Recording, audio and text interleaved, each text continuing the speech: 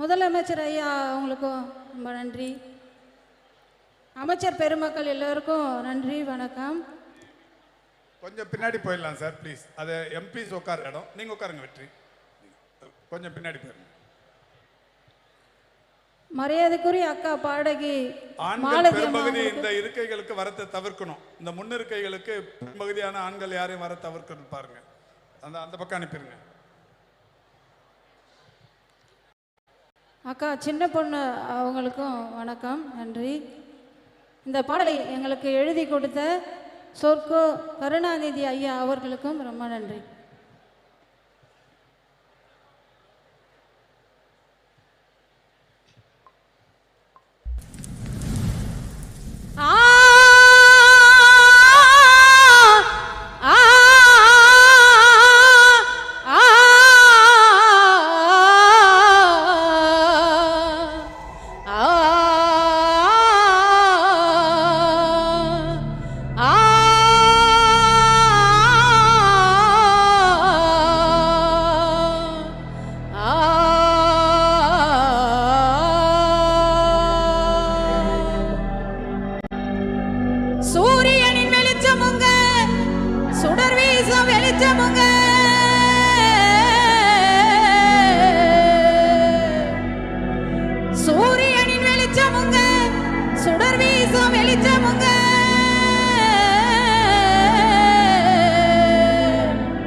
மகளிரின் மதிப்புயர மகத்தான வெளிச்சமுங்க.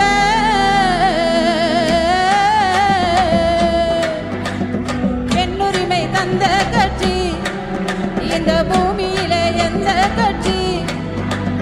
பெண்ணுரிமை போற்றும் கட்சி நம்ம டாக்டர் கலைஞர் கட்சி.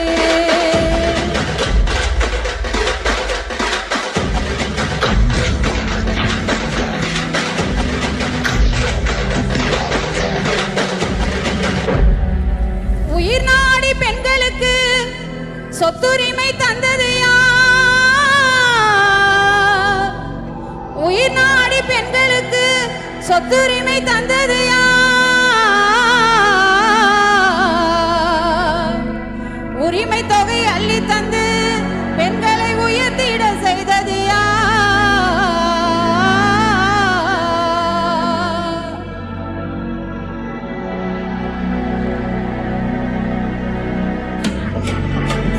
பெண்ணுரிமை தந்த கட்சி இந்த பூமியில எந்த கட்சி? பெண்ணுரிமை போற்றும் கட்சி டாக்டர் கலைஞர் தந்த கட்சி.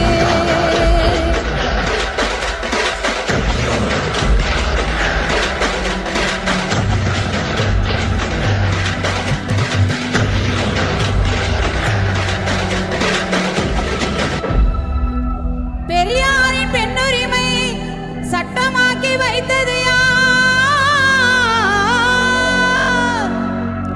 பெரியாரின் பெண்ணுரிமை சட்டமாக்கி வைத்தது யார்? பெற்றெடுத்த தாயை போல பெண்களை காப்பது யார்?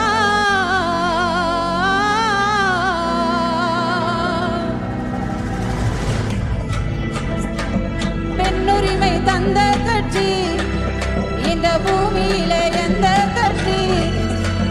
பெண்ணுரிமை போற்றும் கட்சி நம்ம டாக்டர் கலைஞர் கட்சி.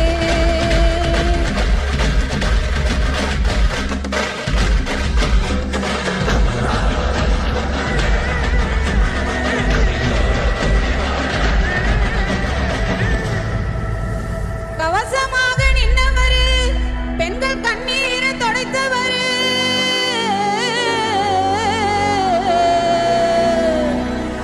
பல நூறு பெண்களால வரலாறு படைத்தவரு,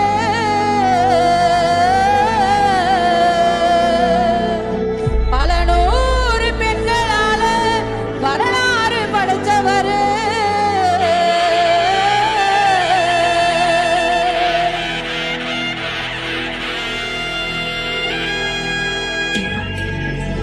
பெண்ணுரிமை தந்த கட்சி இந்த பூமியில எந்த கட்சி?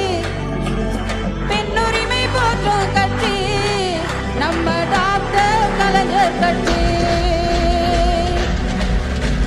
பெண்ணுரிமை தந்த கட்சி இந்த பூமியிலே எந்த கட்சி?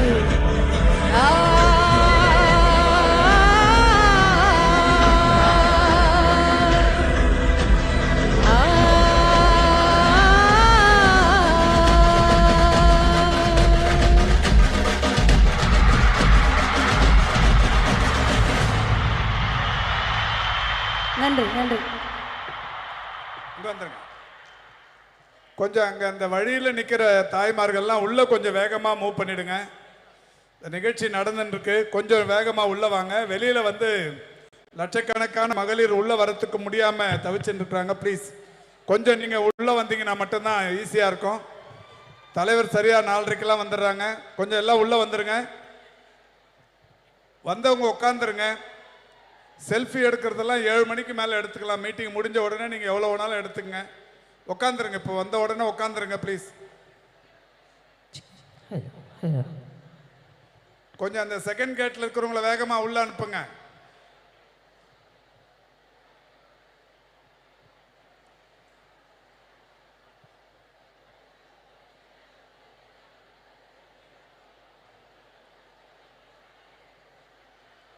இந்த வழியில் நிற்காதுங்கம்மா, உள்ளே உட்காந்துருங்க. உள்ளே போய் வேகமாக உட்காந்துருங்க. வழியில் நிற்காதீங்க, வழியில் நிற்காதீங்க, உள்ளே போயிருங்க.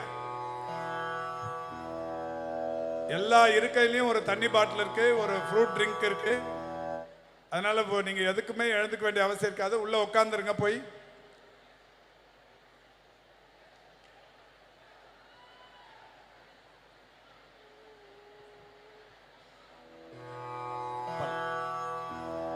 சொல்வதை செய்தவர், செய்வதை சொல்பவர், உலகத்தில் தலைவர் கலைஞர் ஒருவரே. சொல்வதை செய்தவர், செய்வதை சொல்பவர், உலகத்தில் தலைவர் கலைஞர் ஒருவரே. நல்லதை செய்தவர் வல்லவர் தலைவாவும் ஆட்சியிலே செய்ததை பூமியே போற்றிடுமே. உன்னாட்சியிலே செய்ததை வானமே வணங்கிடுமே. தமிழ் தமிழ் தமிழ் தமிழென வந்த கலைஞரே, பராசக்தியாக வந்த எங்கள் தலைவரே. தமிழ் தமிழ் தமிழ் தமிழென வந்த கலைஞரே, பராசக்தியாக வந்த எங்கள் தலைவரே.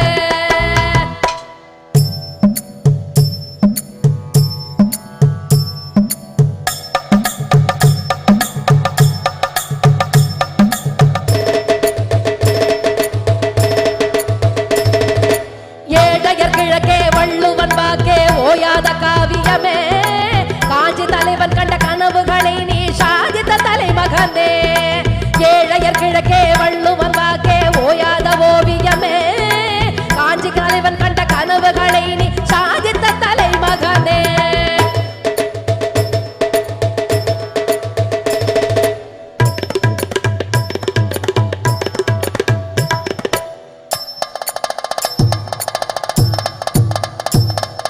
சுட்டு விரல்களில் சூரியன் படைத்திடும் அதிசயம் செய்பவரே, இடியினை தாங்கிடும் இதயமே உதயமே எங்களின் காப்பகமே. சுட்டு விரல்களில் சூரியன் படைத்திடும் அதிசயம் செய்பவரே, இடியினை தாங்கிடும் இதயமே உதயமே எங்களின் காப்பகமே.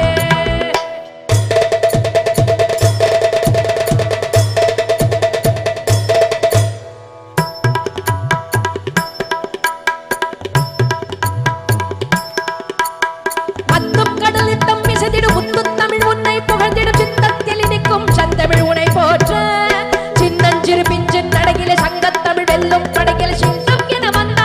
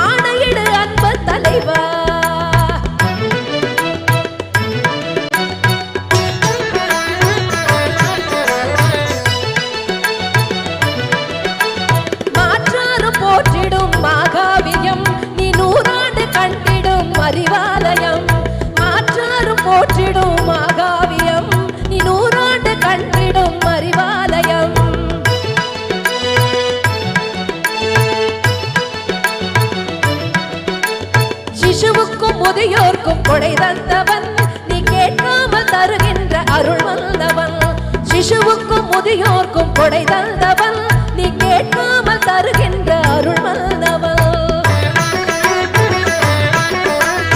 உலகத்து நிதியே சமத்துவ நதியே இதயத்து மொழியே உதயத்து ஒளியே உலகத்து நிதியே சமத்துவ நதியே இதயத்து மொழியே உதயத்து ஒளியே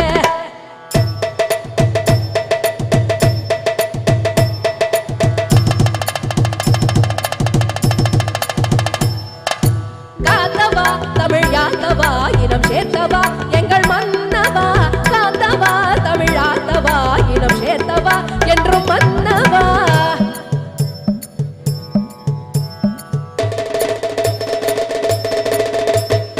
ஆறு போல பூமி எங்கும் ஓடி வெள்ளம் சேர்த்த தாயே ஆறு போல பூமி எங்கும் ஓடி வெள்ளம் சேர்த்த தாயே கொடி உயர்ந்திட படை நடுங்கிட அகிலமே முனை தினம் வணங்கிட கொடி உயர்ந்திட படை நடுங்கிட அகிலமே முனை தினம் வணங்கிட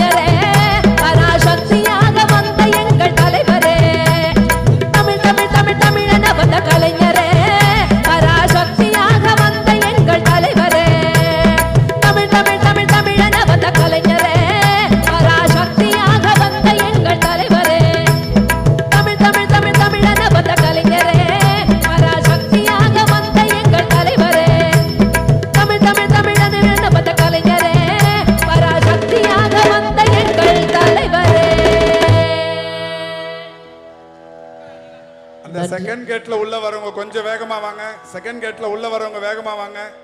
இந்த வழியில் நிக்கிற ஆண்கள் நீங்க எதுக்கு அங்க நிக்கிறீங்க? ஆல்வேல் ஆர்கனைஸ் பண்ற அந்த 2-3 பேரை தவிர்த்து மீதி ஆண்கள் அங்க நிக்க விடாதீங்க. வழியில் ஏன் நிக்கிறாங்க? மற்றவங்க போறதுக்கு இடைஞ்சலா இருக்குல்ல, அவங்கள வெளியில வர சொல்றேங்க. கொஞ்சம் வர்றவங்க எல்லாம் உள்ள வேகமா உட்கார வச்சிருங்க. அந்த செகண்ட் கேட் கொஞ்சம் வேகமா உள்ள வாங்க. கொஞ்சம் வேகமா உள்ள வாங்க. அங்க நிக்காதீங்க, வழியில் நிக்காதீங்க ப்ளீஸ். வழியில் நிக்காம வாங்க, வேகமா வாங்க.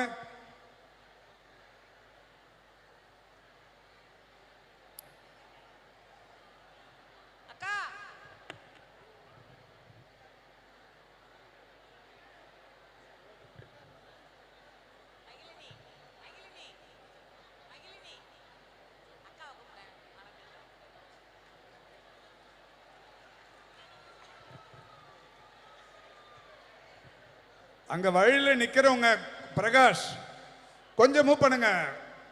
இவங்க கணபதி எம்எல்ஏ என்ன கொஞ்சம் அவங்கள வேகப்படுத்துங்கண்ணே. காரம்பாக்கம் கணபதி சார் கொஞ்சம் வேகப்படுத்துங்க. கொஞ்சம் ஸ்பீட் பண்ணி எல்லாரையும் உள்ள உட்கார வைங்க. வாங்க.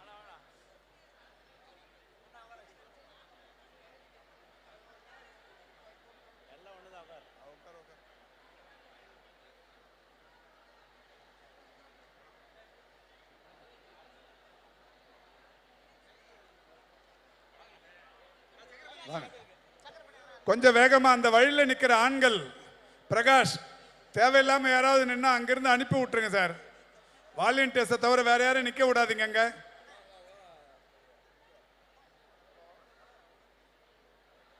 மாதவரம் சுதர்சன வேலு பக்கத்துல சேருக்கு பாருங்க, போங்க.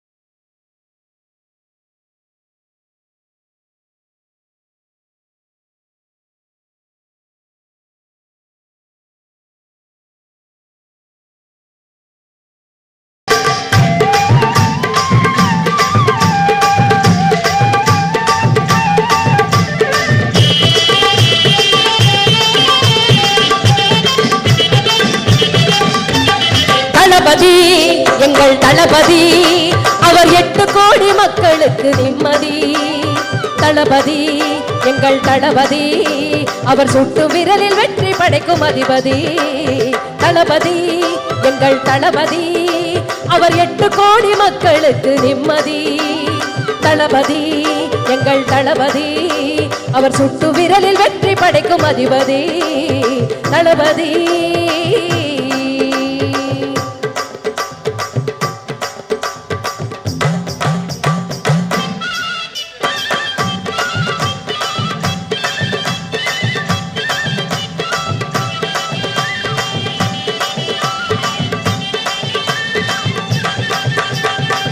சின்னஞ்சிறு வயதினிலே தளபதி தளபதி சிங்கமாக கொடி பிடித்த தளபதி தளபதி சின்னஞ்சிறு வயதினிலே தளபதி தளபதி சிங்கமாக கொடி பிடித்த தளபதி தளபதி செயல் புயல் என்று சொன்னால் தளபதி எங்கள் தளபதி அவர்தான் தளபதி அவர் சிகரம் கூட நிமிர்ந்து பார்க்கும் தளபதி தளபதி எங்கள் தளபதி அவர் 8 கோடி மக்களுக்கு நிம்மதி தளபதி எங்கள் தளபதி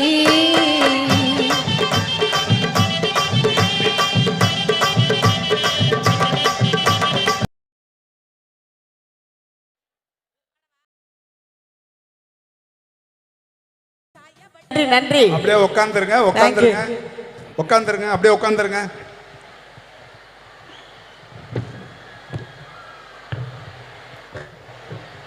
இந்த செகண்ட் கேட்லேயும் தேர்ட் கேட்லேயும் க்ரௌட் அப்படியே ஸ்டாக்னேட் ஆகிடுச்சு. கொஞ்சம் உள்ளே அனுப்புங்க, கொஞ்சம் வேகமாக உள்ளே வரணும்.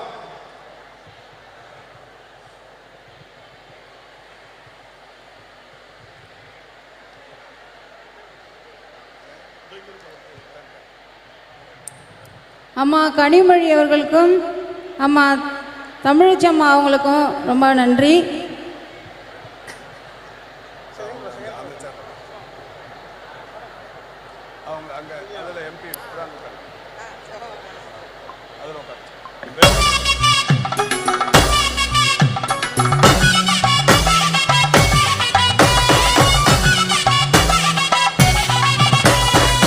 பெண்ணுரிமை போற்றிடுவோம், பெண்களை புகழ்ந்திடுவோம். பெண்ணுரிமை போற்றிடுவோம், பெண்களை புகழ்ந்திடுவோம். கூடுவோம் கூடாவோம் வாங்கம்மா வாங்க, பெருக்கூட்டம் திரண்டு கொண்டாடுவோம். வந்துட்டு போங்க. கூடுவோம் கூடாவோம் வாங்கம்மா வாங்க, பெருக்கூட்டம் திரண்டு கொண்டாடுவோம். வந்துட்டு போங்க. திமுக நடத்துகின்ற மகளிர் அணி நடத்துகின்ற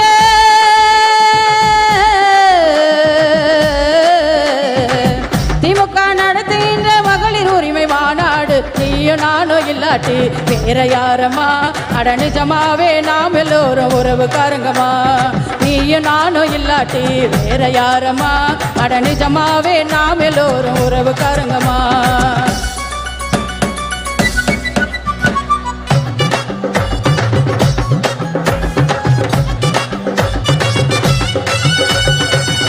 வேறு திட்டங்களை படையாய் தந்ததுங்க, பெண்ணின மேம்படைய பெருகாலம் பிறந்ததுங்க. சொத்தில் சம உரிமை சொன்னது நடந்ததுங்க, வேலை வாய்ப்பினிலே வேறுபாடு கலைந்ததுங்க. பெண்கள் சுய உதவி குழுக்களை அமைத்ததுங்க, பெருந்து பயணத்திலே பெரு நிம்மதி அடைந்ததுங்க. உரிமை தொகை தந்ததில் உயர் வாழ்வு கிடைத்ததுங்க. பெண்ணுரிமை போற்றிடுவோம், பெண்ணுரிமை போற்றிடுவோம், பெண்ணுரிமை போற்றிடுவோம், பெண்களை கூட்டிடுவோம்.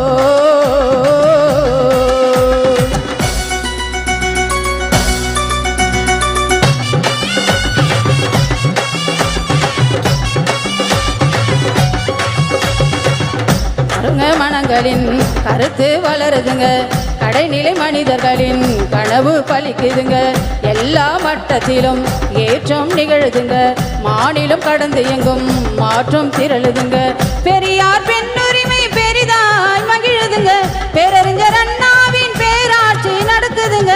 வாழும் கலைஞர் என வாழ்க முழக்கம் ஒலிக்குதுங்க. பெண்ணுரிமை போற்றிடுவோம், பெண்ணுரிமை போற்றிடுவோம், பெண்ணுரிமை போற்றிடுவோம், பெண்களை புகழ்ந்திடுவோம். கூடுவோம் கூடாவோம் வாங்கம்மா வாங்க, பெருங்கூட்டம் திரண்டு கொண்டாடுவோம். வந்துட்டு போங்க. கூடுவோம் கூடாவோம் வாங்கம்மா வாங்க, பெருங்கூட்டம் திரண்டு கொண்டாடுவோம். வந்துட்டு போ மகளிரணி நடத்துகின்ற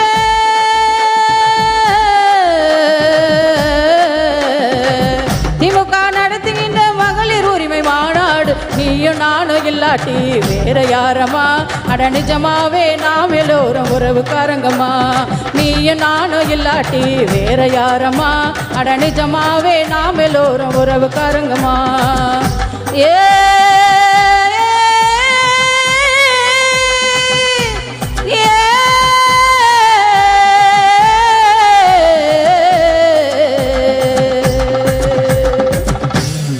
நன்றி நன்றி. இந்த பாடல் புத்தர் கலைக்குழு மணிமாறன் அவர்கள் எழுதியது. நன்றி அவருக்கு. கொஞ்சம் அங்கே முன்னாடி அங்கே நிற்கிறவங்களை அனுப்புங்க. அங்கே யாருக்கிறது? பெருங்குடி ரவிச்சந்திரன், மதியழகன், விசு, கொஞ்சம் அவங்கள வேகமாக உள்ள அந்த பக்கம் அனுப்புங்க. செகண்ட் கேட் வழியாக உள்ள வர சொல்லுங்க. இங்கே செகண்ட் கேட்டில் அங்கே நிற்கிற தோழர்கள் அன்பு கூர்ந்து நம்ம அரவிந்த் ரமேஷும் காரம்பாக்கம் கணபதியை மெயின்டைன் பண்ணி நிற்கிறாங்க. கொஞ்சம் அவங்களெல்லாம் உள்ள வர சொல்லுங்க வேகமாக. அங்க வழியில யாரும் நிக்க விடாம அனுப்புங்க. கொஞ்சம் வேகமா அனுப்புங்க ப்ளீஸ்.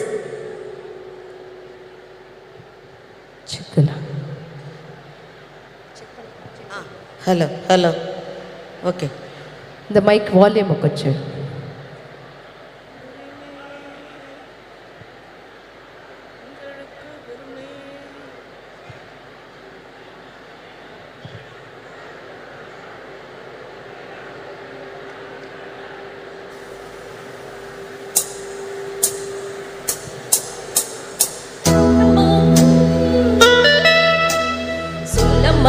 கண்ணு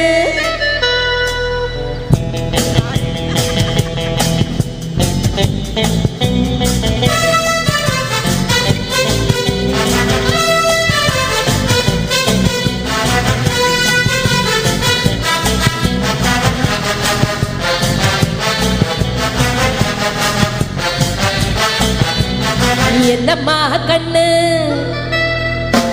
ஆமாக்கா அக்கா. என்னம்மா கண்ணு சௌக்கியமா? ஆமாக்கா அக்கா சௌக்கியந்தா. என்னம்மா கண்ணு சௌக்கியமா? ஆமாக்கா அக்கா சௌக்கியந்தா. பெண்ணுக்கு தந்த தலைவன் யார்? துணிஞ்சு பெண்ணுக்கு உரிமை தந்த வீரன் யார்? யாருக்கும் மஞ்சிடாத சிங்கம் தான், முத்துவேல் அறிஞர் பெற்ற தங்கம் தான். என்னம்மா கண்ணு சௌக்கியமா? ஆமாக்கா அக்கா சௌக்கியந்தா. என்னம்மா கண்ணு சௌக்கியமா? ஆமாக்கா அக்கா சௌக்கியந்தா.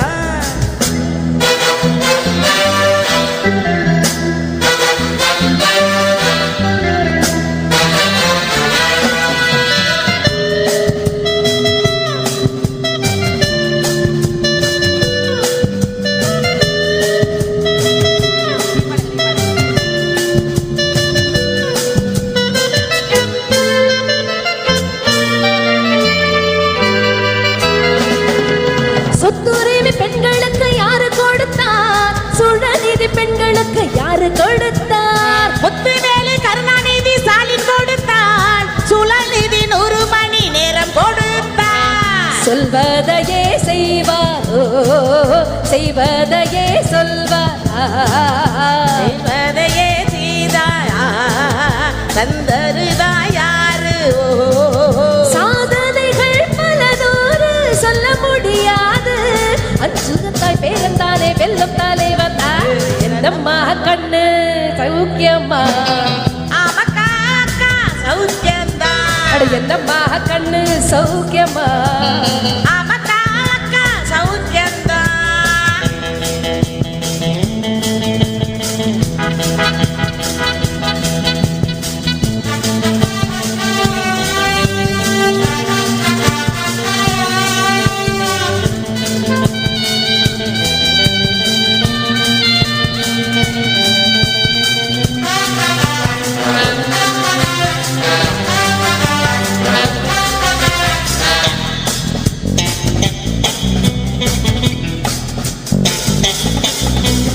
தன்மானம் ஈனமானம் காட்டும் கட்சி திமுகவை போல வேறு எங்கிலும் இல்ல.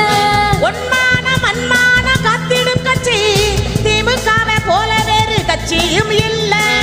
பாரதத்தின் கூட்டம் சூரியனை காட்டும் சூரியனின் கூட்டம் ஓ வெல்லுவது கட்சி ஓ உரிமை முழக்கமாநாடு அடையேதான் திமுகவால் பெண்களுக்கு விடியல் காலம் தான் என்னம்மா கண்ணு சொல்லுங்க அக்கா அட என்னம்மா கண்ணு சௌக்கியமா சொல்லுங்க அக்கா சௌக்கியம்தான் அட என்னம்மா கண்ணு சௌக்கியமா சொல்லுங்க அக்கா சௌக்கியம்தான் பெண்ணுக்கு பெருமை தந்த தலைவன் யார் துணிஞ்சு பெண்ணுக்கு உரிமை தந்த வீரன் யார் முத்துவேல் கருணாநிதி சாலிதான் அனைத தன்னுக யாரித தந்த கட்சிதான் என்னம்மா கண்ணு சௌக்கியமா ஆமக்கா அக்கா சௌக்கியம்தான் அட என்னம்மா கண்ணு சௌக்கியமா ஆமக்கா அக்கா சௌக்கியம்தான் தேங்க்யூ நன்றி. அடுத்து மகிழினி அவர்கள் பாட இருக்கிறார்.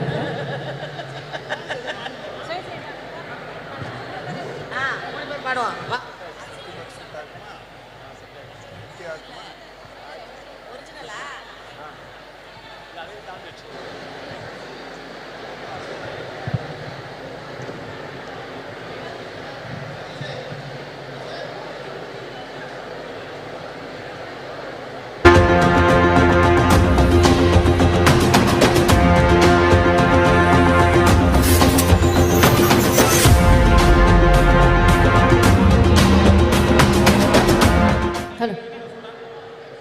பாரதி ராஜா கிருஷ்ணமூர்த்தி கொஞ்சம் வேகமா அனுப்புங்க.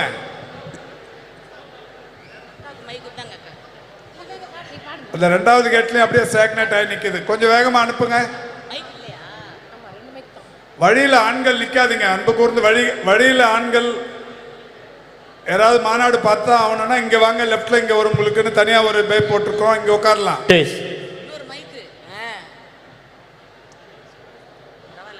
லாஸ்ட் சாங்குமா, லாஸ்ட் சாங், கடைசி பாட்டு.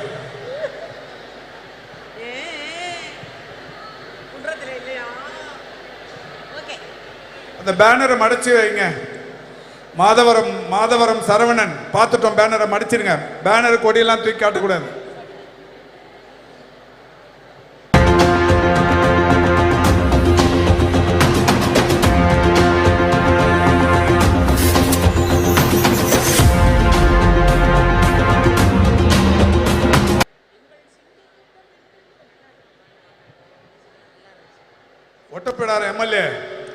ஒட்டப்படார எம்எல்ஏ பார்த்துட்டீங்களா?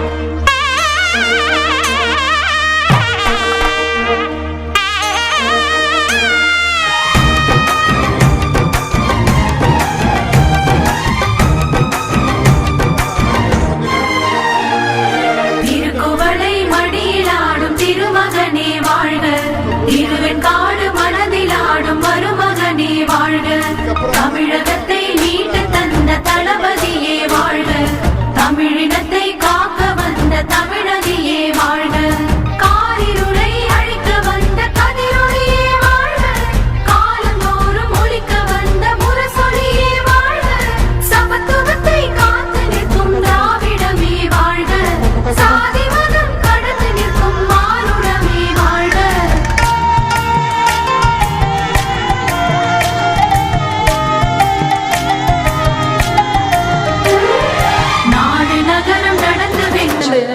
அந்த எம்எல்ஏஸ் 3 பேரு, அன்புக்கூர் எம்எல்ஏக்கள் 3 பேரு பின்னாடி வந்து மாவட்ட செயலாளர் பேர் ஸ்டிக்கர் ஒட்டி இருக்கிறோம். வேலை மெனக்கெட்டா ஒட்டி இருக்கிறோம். வாங்க, உங்களுக்குன்னு பேர் போட்டு ஒட்டி இருக்கிறோம்ல. சிற்றரசு பேர் போட்டிருக்கு, இளையர்னா பேர் போட்டிருக்கு. அதுல போய்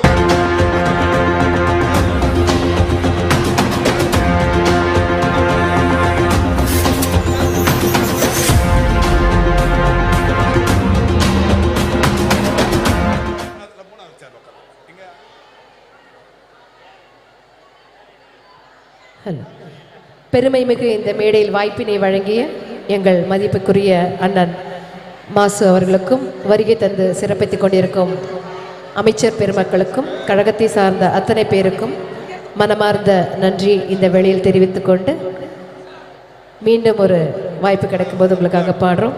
ரொம்ப நன்றி, தேங்க்யூ. எங்கள் மூவர் சார்பாகவும் மனமார்ந்த நன்றியை தெரிவித்துக் கொள்கிறோம். நன்றி.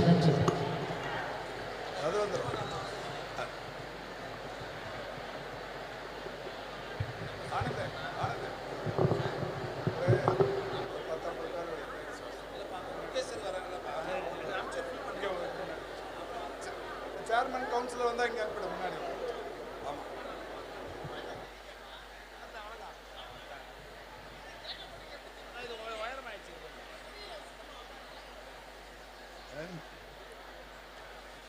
அந்த 2வது கேட்லையும் 3வது கேட்லையும் அங்கேயே நிற்கிறீங்க பாருங்க, கொஞ்சம் உள்ள வாங்க, கொஞ்சம் உள்ள வாங்க. இந்த 2வது கேட்டு 3வது கேட்டு இந்த மேடைக்கு வலது புறத்தில் இருக்கிற தாய்மார்கள் அன்பு கூர்ந்து உள்ள வந்து உட்காருங்க. நமக்கு நாமே திட்டம் தந்த தூயவனே வாழ்க, கழக இளைஞர் அணியை வளர்த்த கதிரவனே வாழ்க, கலைஞர் படைக்கு வலிமை சேர்த்த காவலனே வாழ்க, கொள்கையோடு நாட்டை ஆளும் தென்னவனே வாழ்க, கோட்டை ஏறி கொடியை ஏற்றும் மன்னவனே வாழ்க, பொறுமையோடு காத்திருந்த கோவகனே வாழ்க, பூக்கள் தூவி வாழ்த்துகிறோம் கோபுரமாய் வாழ்க.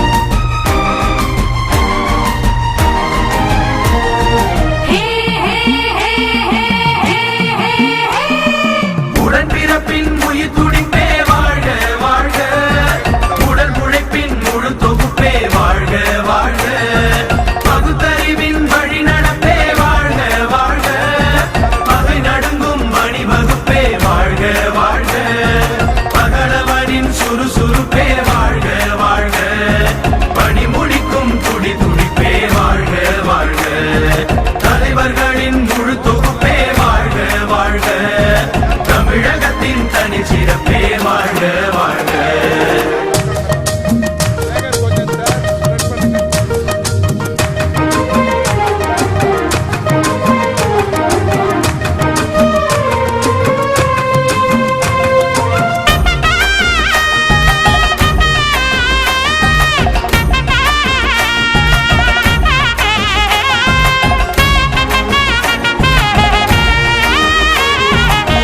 காலத்தின் அருட்கொடையே வாழ்க வாழ்க வாழ்க, கழகத்தின் தனிப்படையே வாழ்க வாழ்க வாழ்க, உழைப்பின் இலக்கணமே வாழ்க வாழ்க வாழ்க, உணர்வின் இருப்பிடமே வாழ்க வாழ்க வாழ்க, கருணையின் பிறப்பிடமே வாழ்க வாழ்க வாழ்க, கடமையின் அடித்தளமே வாழ்க வாழ்க வாழ்க, கலைஞரின் புதல்வரே வாழ்க வாழ்க வாழ்க, தமிழக முதல்வரே வாழ்க வாழ்க வாழ்க, வாழ்க வாழ்க வாழ்க, வாழ்க வாழ்க வாழ்க, வாழ்க வாழ்க வாழ்க, வாழ்க வாழ்க வாழ்க.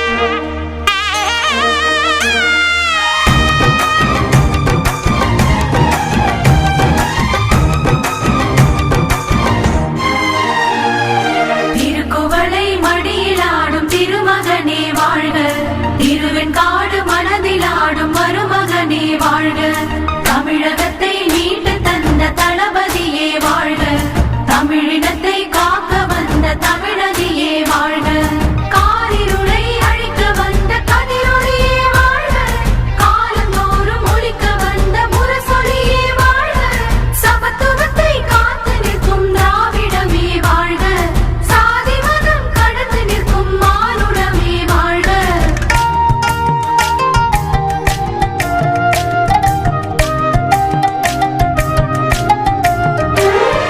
நாடு நகரம் நடந்து வென்ற நாயகனே வாழ்க, நமக்கு நாமே திட்டம் தந்த தூயவனே வாழ்க, கழக இளைஞர் அணியை வளர்த்த கதிரவனே வாழ்க, கலைஞர் படைக்கு வலிமை சேர்த்த காவலனே வாழ்க, கொள்கையோடு நாட்டை ஆளும் தென்னவனே வாழ்க, கோட்டை ஏறி கொடியை ஏற்றும் மன்னவனே வாழ்க, பொறுமையோடு காத்திருந்த கோமகனே வாழ்க, பூக்கள் தூவி வாழ்கிறோம் கோபுரமாய் வாழ்க.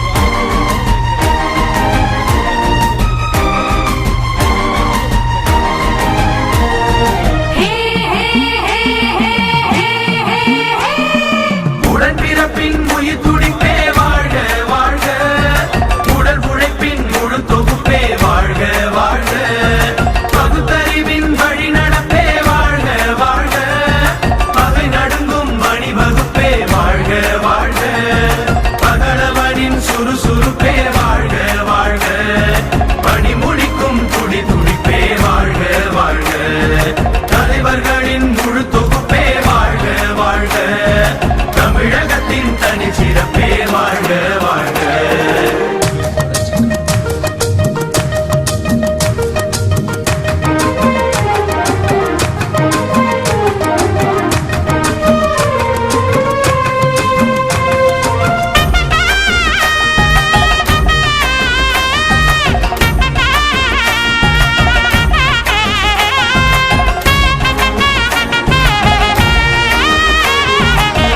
காலத்தின் அருட்கொடையே வாழ்க வாழ்க வாழ்க, கழகத்தின் தனிப்படையே வாழ்க வாழ்க வாழ்க, உழைப்பின் இலக்கணமே வாழ்க வாழ்க வாழ்க, உணர்வின் இருப்பிடமே வாழ்க வாழ்க வாழ்க, கருணையின் பிறப்பிடமே வாழ்க வாழ்க வாழ்க, கடமையின் அடித்தளமே வாழ்க வாழ்க வாழ்க, கலைஞரின் புதல்வரே வாழ்க வாழ்க வாழ்க, தமிழக முதல்வரே வாழ்க வாழ்க வாழ்க, வாழ்க வாழ்க வாழ்க, வாழ்க வாழ்க வாழ்க, வாழ்க வாழ்க வாழ்க, வாழ்க வாழ்க வாழ்க. தமிழை வளர்க்கும் அன்பின் தலைவா, தமிழரின் மனங்களுக்குள் வீற்றிருக்கும் வெற்றி தலைவா, பெரியார் கொள்கை வளர்த்து கோட்டை பிடித்த தங்கத் தமிழா, சுதிரங்கள் உச்சரிக்கும் உந்தன் பேரை தமிழ்நாடே அச்சடிக்கும் தலைவர் பேரை மு.க. ஸ்டாலின் அவர் பேரு, திராவிடத்தின் ஆணி வேறு, சுதிரங்கள் உச்சரிக்கும் உந்தன் பேரை தமிழ்நாடே அச்சடிக்கும் தலைவர் பேரை மு.க. ஸ்டாலின் அவர் பேரு, திராவிடத்தின் ஆணி வேறு.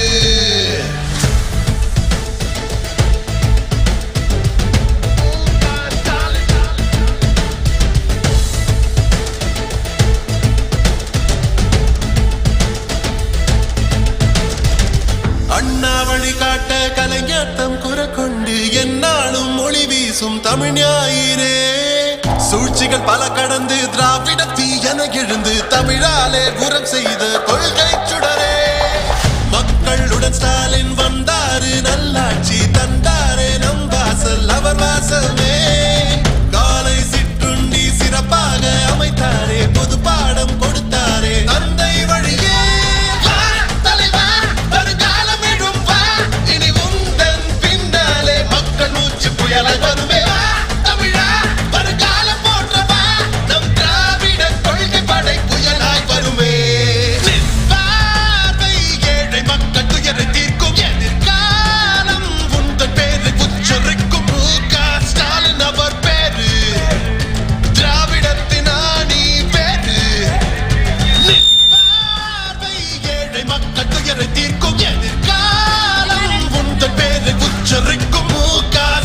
ஸ்டாலின் அவர் பேரு, திராவிடத்தின் ஆணி பேரு.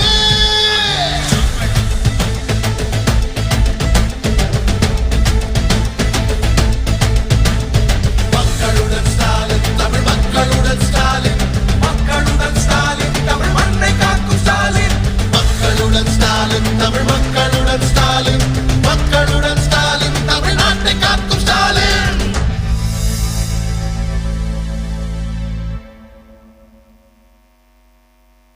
மக்களுடன் ஸ்டாலின் மொபைல் செயலி. இந்த செயலி மூலமா நம்ம கழக அரசு கொண்டு வந்திருக்கிற பல மக்கள் நல திட்டங்களை பத்தி நாம ஒரே கிளிக்ல தெரிஞ்சுக்கிட்டு பயனடைய முடியும். இந்த செயலியில இருக்கிற உங்கள் திட்டங்கள் பிரிவானது உங்களுக்கு பொருந்தக்கூடிய எல்லா திட்டங்களோட பட்டியலையும் ஆட்டோமேட்டிக்காவே காட்டிடும். கூடவே வினாப்பட்டியல் பிரிவின் மூலமா உங்களோட ஃபேமிலி அண்ட் ஃப்ரெண்ட்ஸுக்கு மேட்ச் ஆகிற திட்டங்களை பத்தியும் தெரிஞ்சுக்கலாம். மேலும் உங்கள் தொகுதியை தெரிந்து கொள்ள பிரிவுல நம்ம கழக அரசு 234 தொகுதிகள்லயும் செஞ்சிருக்கிற சாதனைகளை பத்தி தெரிஞ்சுக்கிட்டு கழகத்தின் மேல் வைக்கப்படுகிற வீண் அவதூறுகளுக்கு பதில் அளிக்கலாம். அதோட தகவல் தொடர்பு பிரிவின் வழியா கழக செய்திகளை தலைமையிலிருந்து கடைசி மட்ட தொண்டர் வரைக்கும் சுலபமா ஷேர் பண்ணலாம். அதன் மூலமா கட்சியோட வளர்ச்சியையும் தொடர்பையும் இன்னும் வலுவாக்க முடியும்.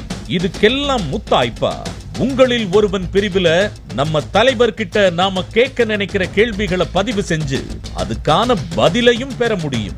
ஒரு அரசோட கடமைங்கிறது திட்டங்களை செயல்படுத்துறது மட்டும் இல்லாம அத சாமானிய மக்கள் பயனடைகிற விதமா சரியான நேரத்திலையும் எளிமையான வழியிலையும் அவங்க கிட்ட கொண்டு சேர்க்கிறது தான். அப்படிப்பட்ட ஒரு தொலைநோக்கு பார்வையோடு உருவாக்கப்பட்டதுதான் மக்களுடன் ஸ்டாலின் செயலி.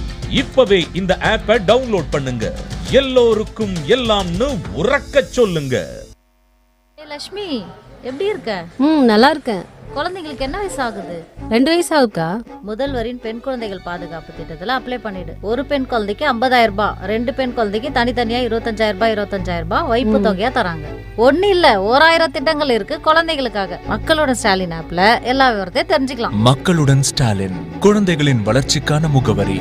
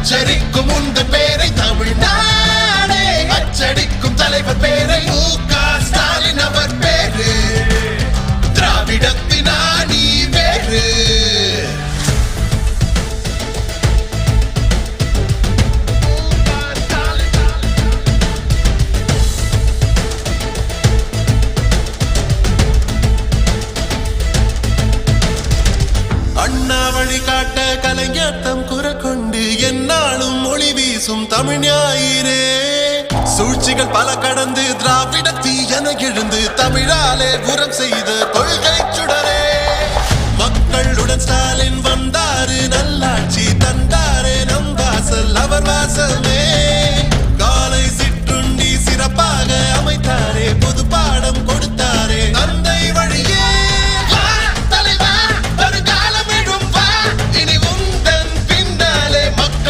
புயலாய் வருமே தமிழா, வருகாலம் போற்றவா.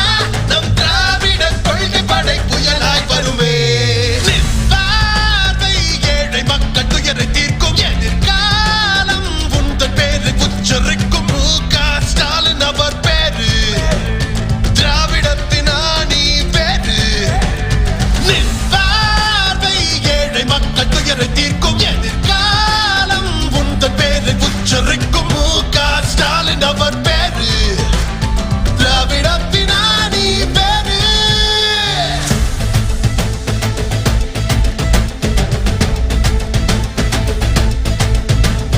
மக்களுடன் ஸ்டாலின், தமிழ் மக்களுடன் ஸ்டாலின், மக்களுடன் ஸ்டாலின், தமிழ் மண்ணை காக்கும் ஸ்டாலின். மக்களுடன் ஸ்டாலின், தமிழ் மக்களுடன் ஸ்டாலின், மக்களுடன் ஸ்டாலின், தமிழ்நாட்டை காக்கும் ஸ்டாலின்.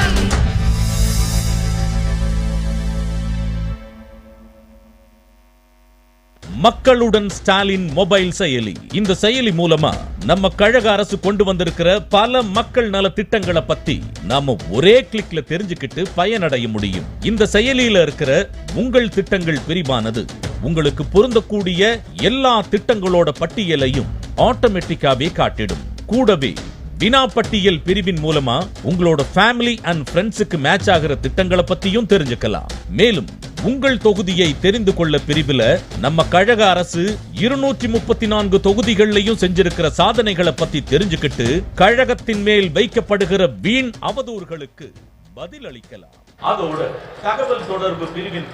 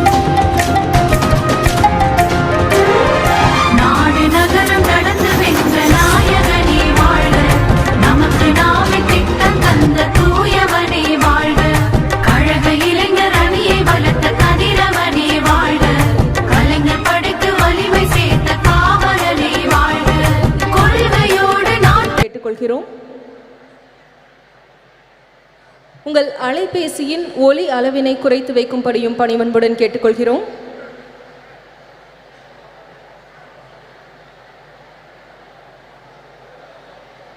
சமூக நீதி மற்றும் மகளிர் உரிமைகளை பாதுகாக்க ஓர் அணியாக இந்த மாநாட்டில் திரண்டிருக்கிறோம். இந்த மாநாடு இன்னும் சில நிமிடங்களில் தொடங்க இருக்கிறது.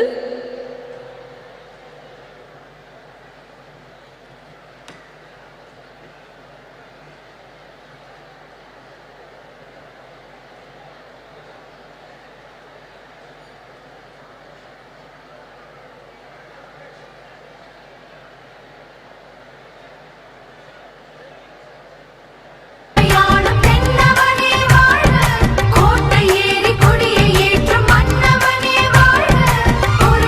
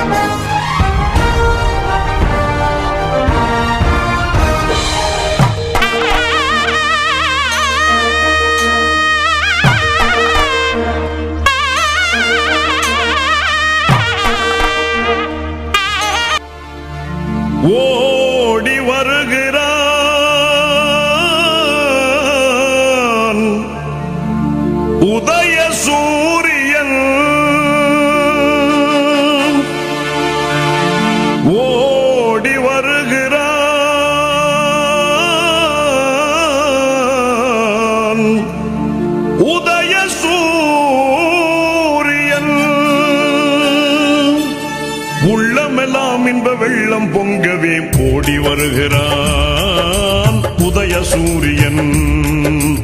ஓடி வருகிறான் உதய சூரியன். ஓடி வருகிறான் உதய சூரியன்.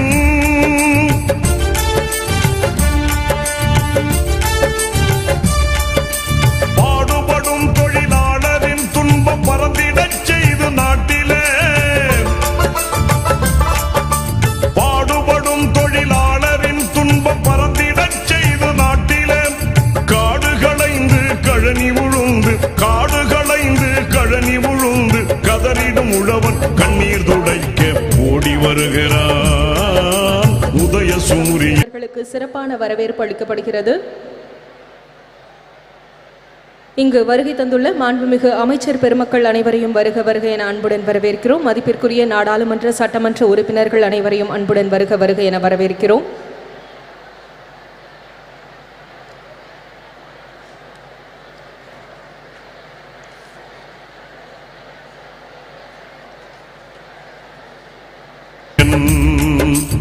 ஓடி வருகிறான் உதய சூரியன்.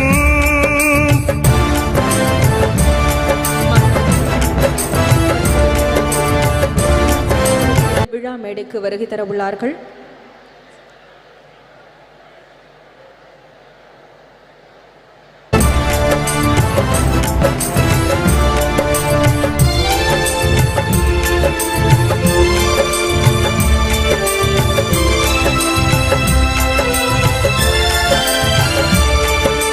நாட்டுக்கு தன்னை அர்ப்பணம் செய்து நலம் பல புரிந்த அறிஞரும், நாட்டுக்கு தன்னை அர்ப்பணம் செய்து நலம் பல புரிந்த அறிஞரும், நானிலம் வியக்க ஆட்சி புரிகிற நமதரும் தலைவர் கலைஞரும்.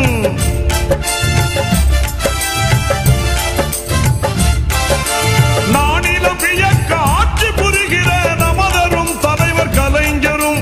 பாட்டுகள் புனைவோர் பைந்தமிழ் கவிஞர் பகுத்தறிவாளர் யாவரும் வாழ ஓடி வருகிறான் உதய சூரியன். ஓடி வருகிறான் உதய சூரியன்.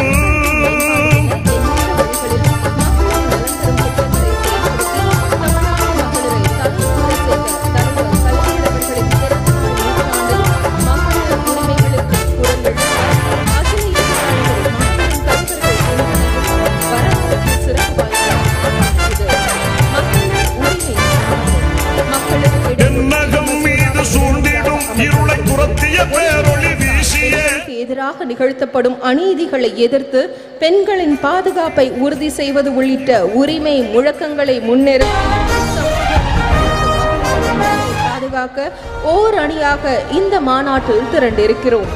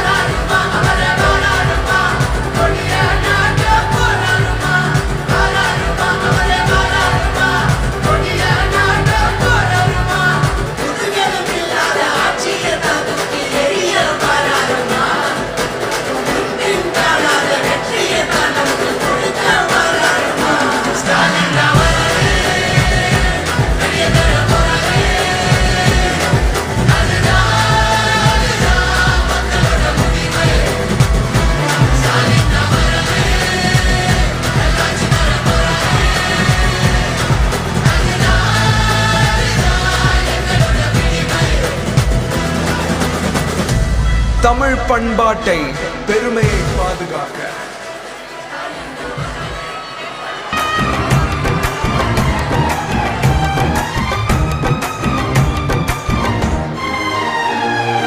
திருக்குவளை மாண்புமிகு தமிழ்நாடு முதலமைச்சர் அவர்களின் பலத்த கரகோஷத்துடன் வருக வருக என அன்புடன் வரவேற்கிறோம். மகளிர் உரிமை மாநாட்டிற்கு வருகை தந்துள்ள அனைத்து தலைவர்களையும் வருக வருக என அன்புடன் வரவேற்கிறோம். பெண்களின் முன்னேற்றமே சமுதாய முன்னேற்றம் என ஓயாது உழைத்த முத்தமிழறிஞர் டாக்டர் கலைஞர் அவர்களின் நூற்றாண்டை கொண்டாடினும் இந்த வேளையில் திராவிட முன்னேற்ற கழக மகளிர் அணி ஒருங்கிணைப்பில் கழக தலைவர் நம் மாண்புமிகு தமிழ்நாடு முதலமைச்சர் அவர்களின் நடைபெறும் இந்த மகளிர் உரிமை மாநாட்டிற்கு வருகை தந்துள்ள உங்கள் அனைவரையும் வருக வருக என அன்புடன் வரவேற்கிறோம். In honor of the centenary celebration of Muthamizhariஞர் Dr. Kalaignar, who dedicated his life to the advancement of women, we, on behalf of the DMK Women's Wing, with the esteemed presence of the DMK President and our Honorable Tamil Nadu Chief Minister, cordially invite you to join us at the Women's Right Conference.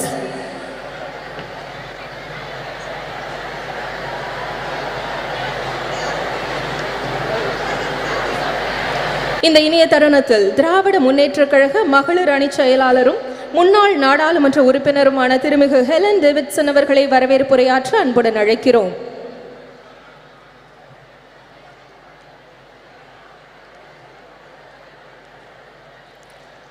பெண்களின் முன்னேற்றமே சமுதாய முன்னேற்றம் என அயராது உழைத்தவர் தமிழக தலைவர் கலைஞர் அவர்கள் தனது 80 ஆண்டுகால பொது வாழ்க்கையில் பெண்களின் உரிமையை மீட்டெடுக்கவும் பெண்களின் பாதுகாப்பை மேம்படுத்தவும் தன் வாழ்வை அர்ப்பணித்தவர் தலைவர் கலைஞர் அவர்கள்.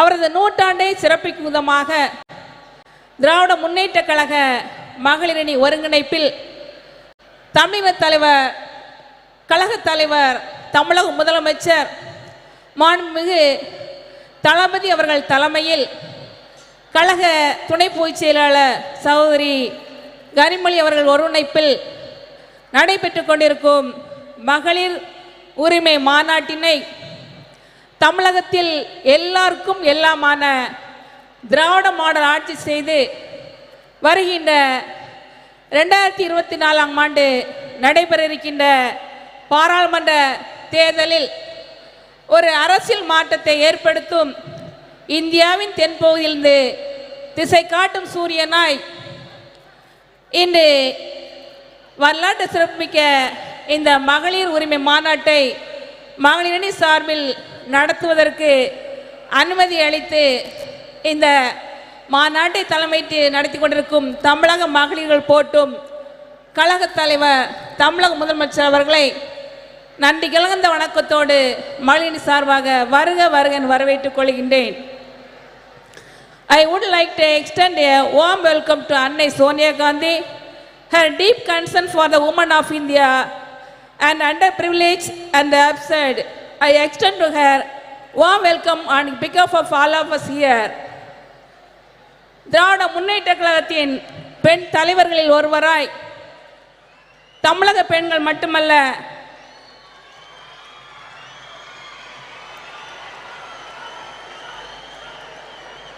இந்திய பெண்களின் உரிமைக்காக பாராளுமன்றத்தில் கர்ச்சிக்கும் சிங்கமாய் மகளிரணிக்கு சிறந்த வழிகாட்டியாக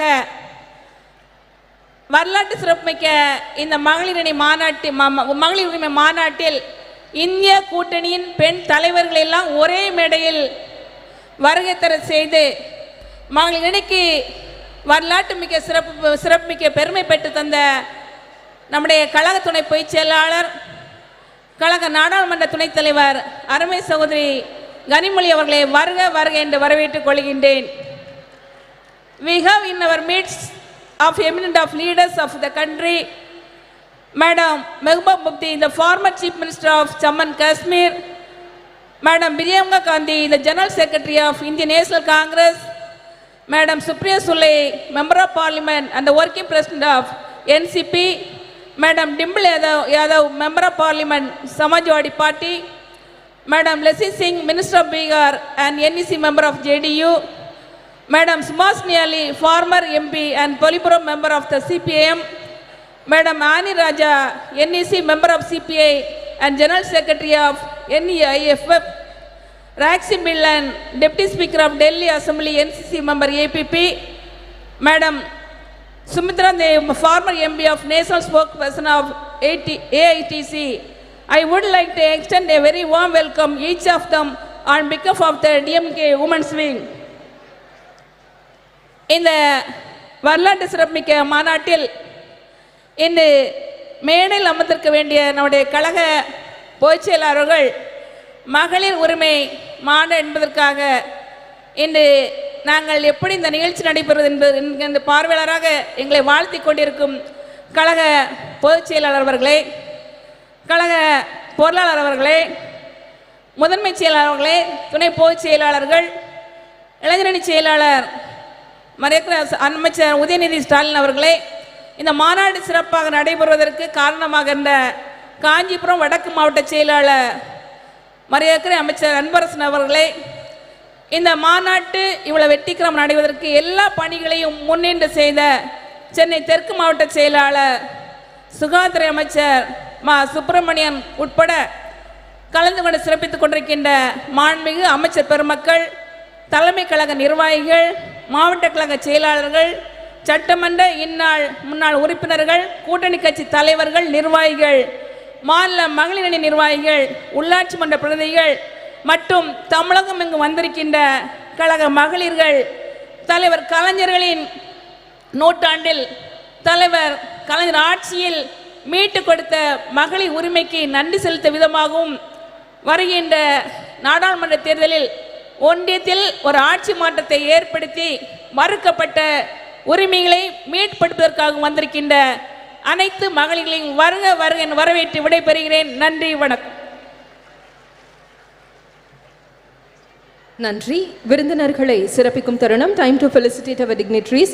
மாண்புமிகு தமிழ்நாடு முதலமைச்சர் அவர்கள் திருமிகு மெஹபூபா முஃப்தி அவர்களுக்கு நினைவு பரிசு வழங்கி சிறப்பிப்பார்கள்.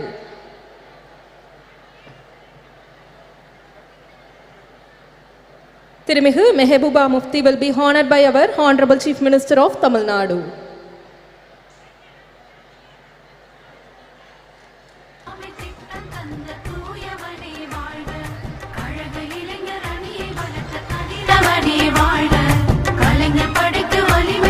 மாண்புமிகு தமிழ்நாடு முதலமைச்சர் அவர்கள் திருமிகு பிரியங்கா காந்தி வத்ரா அவர்களுக்கு நினைவு பரிசு வழங்கி சிறப்பிப்பார்கள். திருமிகு Priyanka Gandhi Vadra will be honored by our Honorable Chief Minister of Tamil Nadu.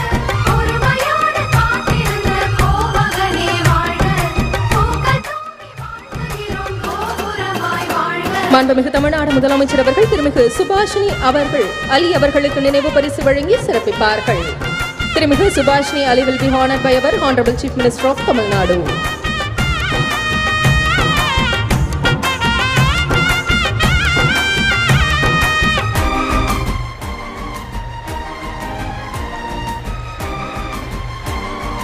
மாண்புமிகு தமிழ்நாடு முதலமைச்சர் அவர்கள் திருமிகு சுப்ரியா சுலே அவர்களுக்கு நினைவு பரிசு வழங்கி சிறப்பிப்பார்கள். திருமிகு Supriya Sule will be honored by our Honorable Chief Minister of Tamil Nadu.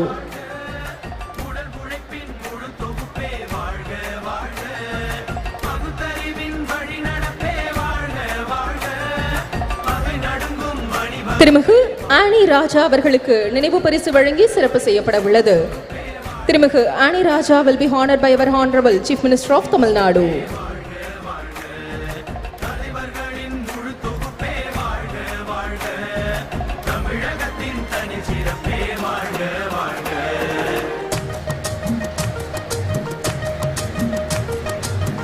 திருமிகு டிம்பிள் யாதவ் அவர்களுக்கு நினைவு பரிசு வழங்கி சிறப்பிக்கும் தருணம். திருமிகு Dimple Yadav will be honored by our Honorable Chief Minister of Tamil Nadu.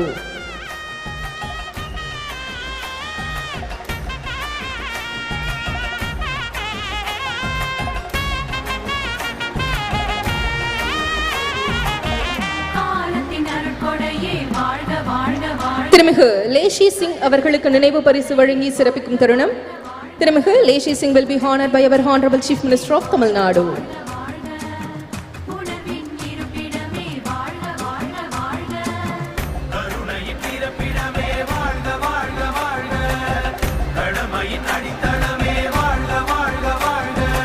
திருமிகு சுஷ்மிதா தேவ் அவர்களுக்கு நினைவு பரிசு வழங்கி சிறப்பிக்கும் தருணம். திருமிகு Sushmita Dev will be honored by our Honorable Chief Minister of Tamil Nadu.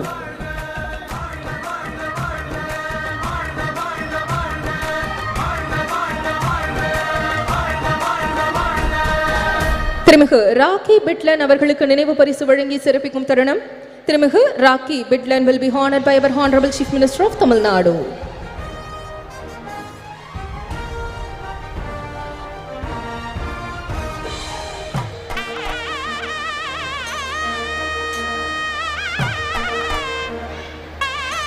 மாண்புமிகு தமிழ்நாடு முதலமைச்சர் அவர்கள் மாண்புமிகு மக்கள் நல்வாழ்வுத்துறை அமைச்சர் அவர்களுக்கு நினைவு பரிசு வழங்கி சிறப்பிப்பார்கள்.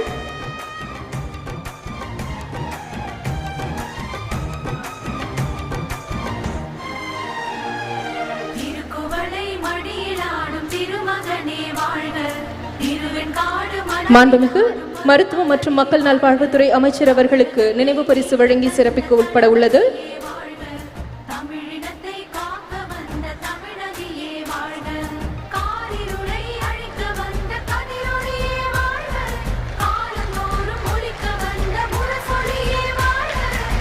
The Honorable Chief Minister of Tamil Nadu honoring Honorable Minister of Health and Family Welfare.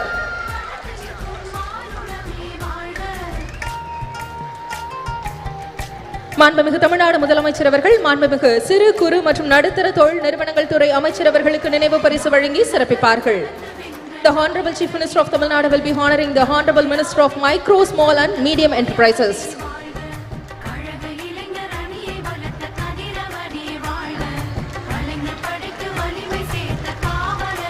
திமுக கழக பொதுச் செயலாளர் திருமிகு கனிமொழி கருணாநிதி அவர்கள் மாண்புமிகு தமிழ்நாடு முதலமைச்சர் அவர்களுக்கு நினைவு பரிசு வழங்கி சிறப்பிப்பார்கள்.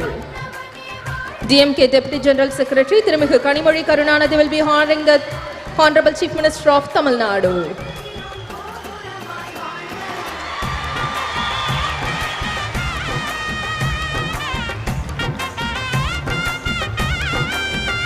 நன்றி.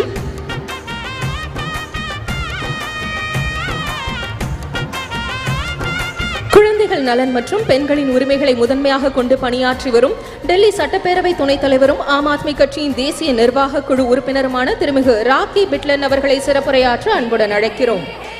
With great pleasure we invite திருமிகு rakhi பிட்லன் for the special address.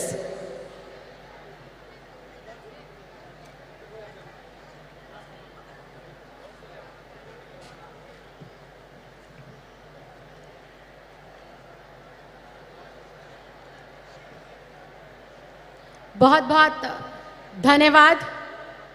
मंच पर उपस्थित समस्त सम्मानित अतिथिगण, मेरे समक्ष बैठे चेन्नई के तमाम सम्मानित मतदाता, आज के इस कार्यक्रम को आयोजित करने से पहले मैं धन्यवाद देना चाहती हूँ तमिलनाडु के मुख्यमंत्री श्री MK स्टालिन जी को, DMK की सांसद सुश्री कनिमोझी जी को, जिन्होंने ये कार्यक्रम को आयोजित किया, और देश भर से अलग अलग पार्टियों का प्रतिनिधित्व करती हुई आए हुए तमाम सम्मानित अतिथिगण जो मंच पर विराजमान है।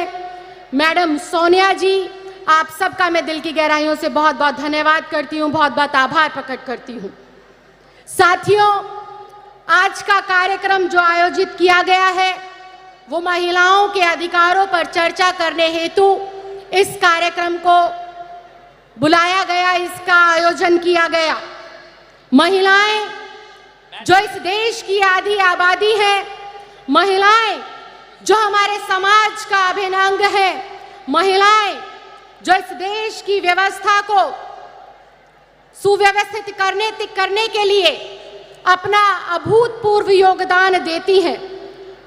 ऐसी महिलाओं के अधिकारों के ऊपर आज चर्चा करने के लिए हमारी जैसी बहनें, हमारी जैसी बेटियां जो दूर दराज गांव में रहती हैं, उन हजारों हजार महिलाओं के अधिकारों पर चर्चा करने से पहले मैं धन्यवाद देना चाहती हूं, मैं श्रद्धांजलि देना चाहती हूं संविधान निर्माता डॉक्टर भीमराव अंबेडकर जी को, जिन्होंने संविधान का निर्माण करते वक्त अपने संविधान के अंदर देश की आधी आबादी को उनके अधिकार दिए, उनके हक दिए।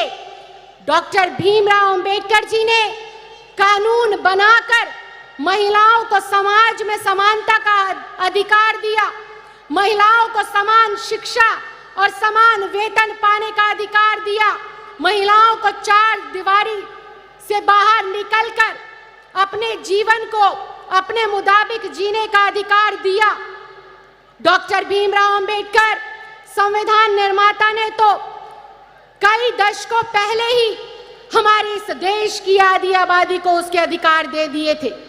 ये देश की आधी आबादी संविधान निर्माता डॉक्टर भीमराव अंबेडकर जी का बहुत बहुत धन्यवाद करती है। और देश की आधी आबादी की ये महिलाएं जो आज देश के अलग अलग हिस्सों में अपना प्रतिनिधित्व करती हैं, चंद्रयान जैसी देश में जब ऐतिहासिक लॉन्चिंग हुई तो उसके अंदर भी जो महत्वपूर्ण योगदान है वो हमारे भारतवर्ष की बेटियों का रहा है, भारत की महिलाओं का रहा है। ये देश की आधी आबादी है जिसने हमारे देश की तरक्की में, उसको आगे बढ़ाने में, चाहे गांव हो, देहात हो, छोटे से छोटा कस्बा हो, घर पे रहकर गृहिणी के रूप में या फिर किसी कामकाजी महिला के रूप में देश को अग्रसर करने के लिए अपनी महत्वपूर्ण योगदान और अपना महत्वपूर्ण भूमिका दी है। डॉक्टर भीमराव अंबेडकर जी का संविधान जहां महिलाओं को अपनी प्रतिभा के अनुसार अपना प्रतिभा का प्रदर्शन करने का मौका मिलता है, और अगर मैं अपनी बात करूं तो डॉक्टर भीमराव अंबेडकर जी के आशीर्वाद से ही मैं उस माँ की बेटी हूं जो दिल्ली के एक सरकारी स्कूल में सफाई कर्मचारी है। लेकिन डॉक्टर भीमराव अंबेडकर जी की वजह से, भारत देश के लोकतंत्र की खूबसूरती की वजह से और आम आदमी पार्टी के राष्ट्रीय संयोजक अरविंद केजरीवाल जी के आशीर्वाद की वजह से आज ये दिल्ली की बेटी अपनी पार्टी का और अपनी सरकार का प्रतिनिधित्व आप लोगों के समक्ष कर रही है। ये देश के लोकतंत्र की ही खूबसूरती है। लेकिन जहां हम देश के संविधान लोकतंत्र की बात करते हैं, महिलाओं के हक और अधिकारों की बात करते हैं, सिर्फ वो संविधान के अंदर लिखे तो गए हैं, लेकिन दुर्भाग्यवश आज भी हमारी एक बड़े तबके की महिलाएं अपने अधिकारों से वंचित है। आज भी उनको उनके अधिकार नहीं मिल रहे हैं। देश की महिलाएं 21वीं सदी के अंदर, आजादी के 75 सालों के अंदर पूरे देश में शिक्षा जो पाती हैं पुरुषों के मुकाबले वो महज 65% है, जो कि बेहद चिंता का विषय है, बेहद सोच का विषय है। पूरे देश में अगर हम कामकाजी महिलाओं की बात करें, जो कि रिकॉर्ड पर मेंटेन होता है, उस काम की बात करें तो उस काम को करने वाली कामकाजी महिलाओं की भी संख्या आज 75 साल पूरे होने के बावजूद भी महज 25 से 27% रह जाती है। भारतीय राजनीति की बात करें, मंच पर बहुत मुझसे भी ज्यादा प्रसिद्ध, मुझसे भी ज्यादा लोकप्रिय, मुझसे भी ज्यादा ताकतवर और जिम्मेदार महिलाएं विराजमान हैं, और मैं इनके समक्ष इस बात को रख रही हूं और ये मेरी बात से सहमति भी जताएंगी कि राजनीति के अंदर महिलाओं का जो प्रतिनिधित्व है वो भारत के लोकतंत्र के लिए, हमारे देश की महिलाओं के लिए बेहद सोच का विषय है। महज 15 से लेकर 17% महिलाएं हमारी भारतीय राजनीति के अंदर अपना प्रतिनिधित्व देती हैं। आज महिलाओं का एक बड़ा तबका, या यूं कहें 30 से लेकर 35% की हमारी जो महिलाएं हैं, अपनी सही स्वास्थ्य की जानकारी ना होने की वजह से काफी गंभीर रोगों से जो है ग्रसित है, जो कि आज एक चिंता का विषय है। कितने संख्या के अंदर गर्भवती महिलाएं जब अपना प्रसव के दौरान अस्पतालों में जाती है, सही स्वास्थ्य की जानकारी ना होने की वजह से उनकी मृत्यु हो जाती है।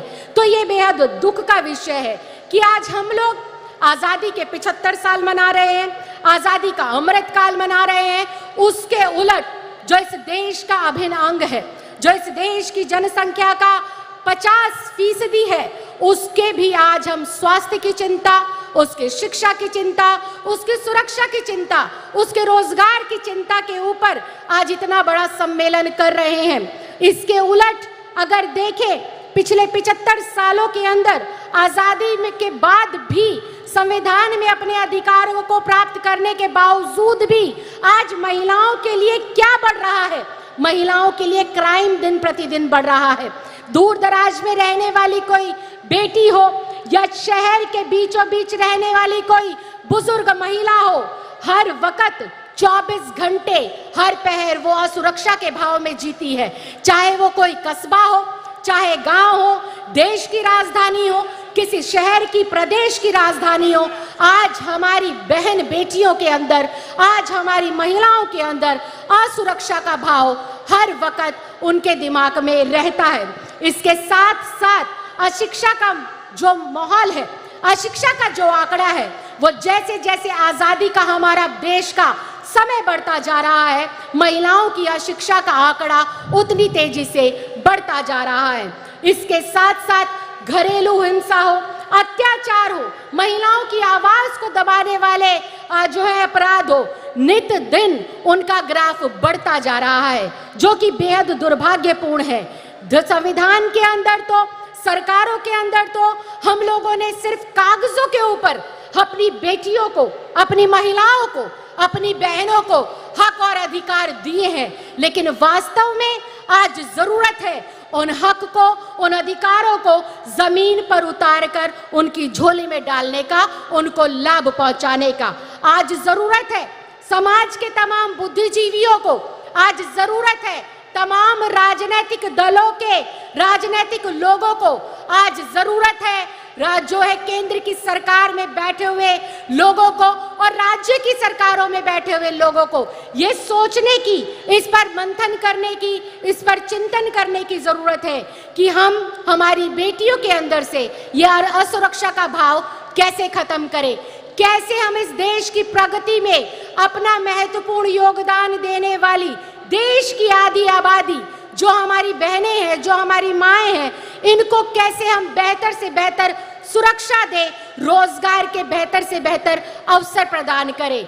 आज राजनीति के अंदर जितनी महिलाओं की जरूरत है, उससे कहीं ज्यादा मुझे लगता है कि उन महिलाओं की जरूरत है जो गलियों में, कस्बों में, गली में, मोहल्लों में जाकर महिलाओं को उनके हक के लिए जागने का काम करे, उनको जागरूक बनाने का काम करे और आगे बढ़ाने का काम करे। मैं एक बार फिर से दिल की गहराइयों से बहुत बहुत धन्यवाद देना चाहती हूँ, बहुत बहुत आभार प्रकट करना चाहती हूँ तमिलनाडु की सरकार का और यहाँ पर आए हुए तमाम लोगों का, तमाम आयोजनकर्ताओं का, कि आपने देश की 75वीं वर्षगांठ जो खत्म हो गई है, अमृत काल के मौके पर इस ज्वलंत मुद्दे को उठाया।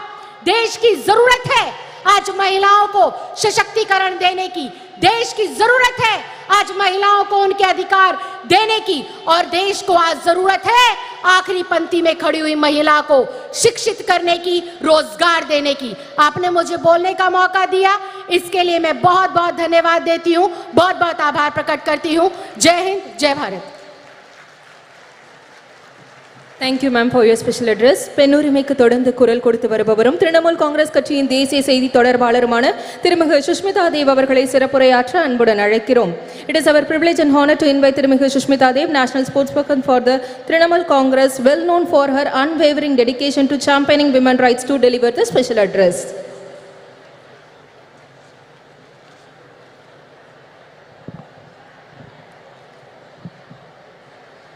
Honorable Chief Minister of Tamil Nadu, Thalapathy M.K. Stalin,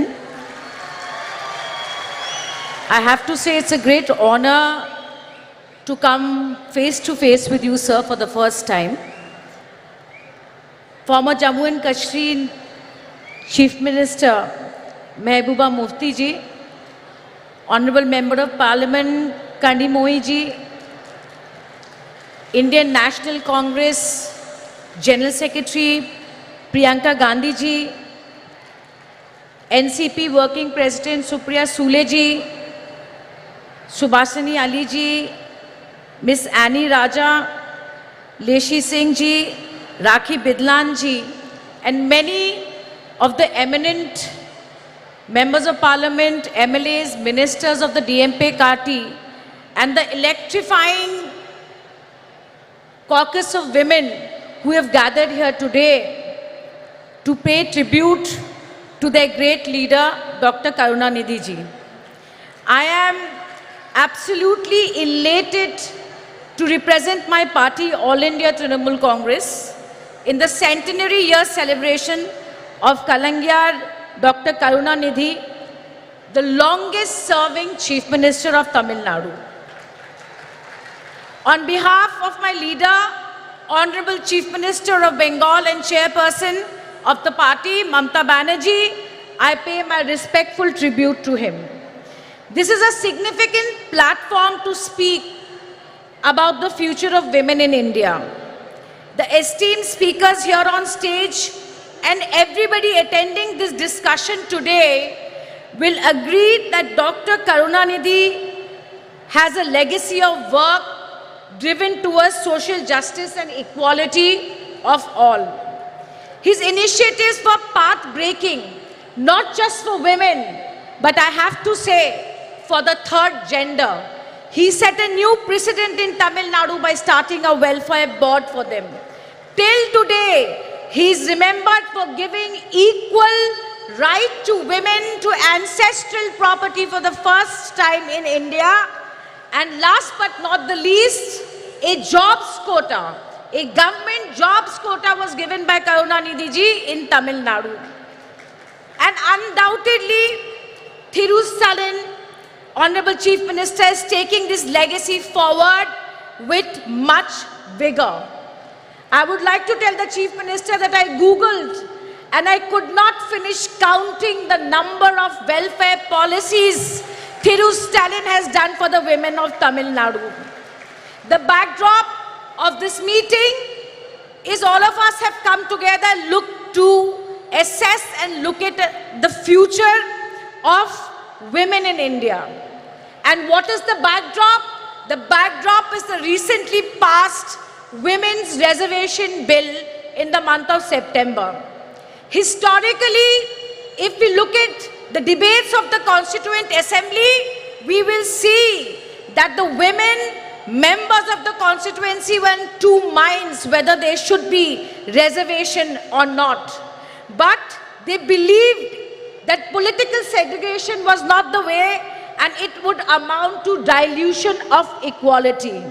But my friends, that we all have to agree that in the last 72 years of electoral and party politics, the trend of women's participation in our great country is rather dismal. Therefore, started the churning for affirmative action. Why affirmative action? Because after independence, despite the role the women of India had played in the independence war and thereafter, we could not rid our societies of gender roles and patriarchy. Women have proved their ability to compete, and if I may say so, they have done but better than men in many aspects. Yet, their economic and political participation is dwindling. I am pained to say that we all today cannot keep repeating that what are the causes, what are the reasons why women of India are behind. But I think we all have to be instrumental in changing this. And may I say that no affirmative action alone can succeed. No affirmative action alone can succeed. I strongly believe that every single political party is a gateway to politics for women of India. The All India Trinamool Congress and my leader, Mamata Banerjee, implemented women's reservation during the 2019 parliamentary elections. She gave 41% nominations to women. And let me tell you, it was not an easy election for her. The 17 women who got tickets, I am proud to say that the 9 of them today are sitting in the Lok Sabha. Now, every 1 in 3 women in the Lok Sabha are from the Trinamool Congress. As the only woman Chief Minister of the country today, her own story, even her critics would admit, is one of resilience and grit. She faced every imaginable challenge, right from physical violence to patriarchy and even poverty, but stood tall through it. Once she succeeded, She used her party's capacity and her popularity to walk the talk and bring women to the forefront. Friends, compare Mr. Narendra Modi, the Prime Minister of India, his Beti Bachao and Beti Padhao campaign is nothing but an advertising and PR excess for Prime Minister Modi. I am sad to say that Nirbhaya shook the nation, but the funds remains unutilized. I am happy that women got the Ujjwala scheme, but the majority have rejected it. BJP, with an absolute majority, has delayed the reservation bill and given us a bill which is shackled in preconditions. It is preconditioned on a fresh census and a delimitation process. I hear on television people saying that women's reservation will be implemented in 2034. But let me tell you today that there is absolutely no guarantee that even if everything goes well, women's reservation will not come into effect till 2037. Not till 2037. The last time the Delimitation Commission was set up, it took 6 years to give a report. 6 years.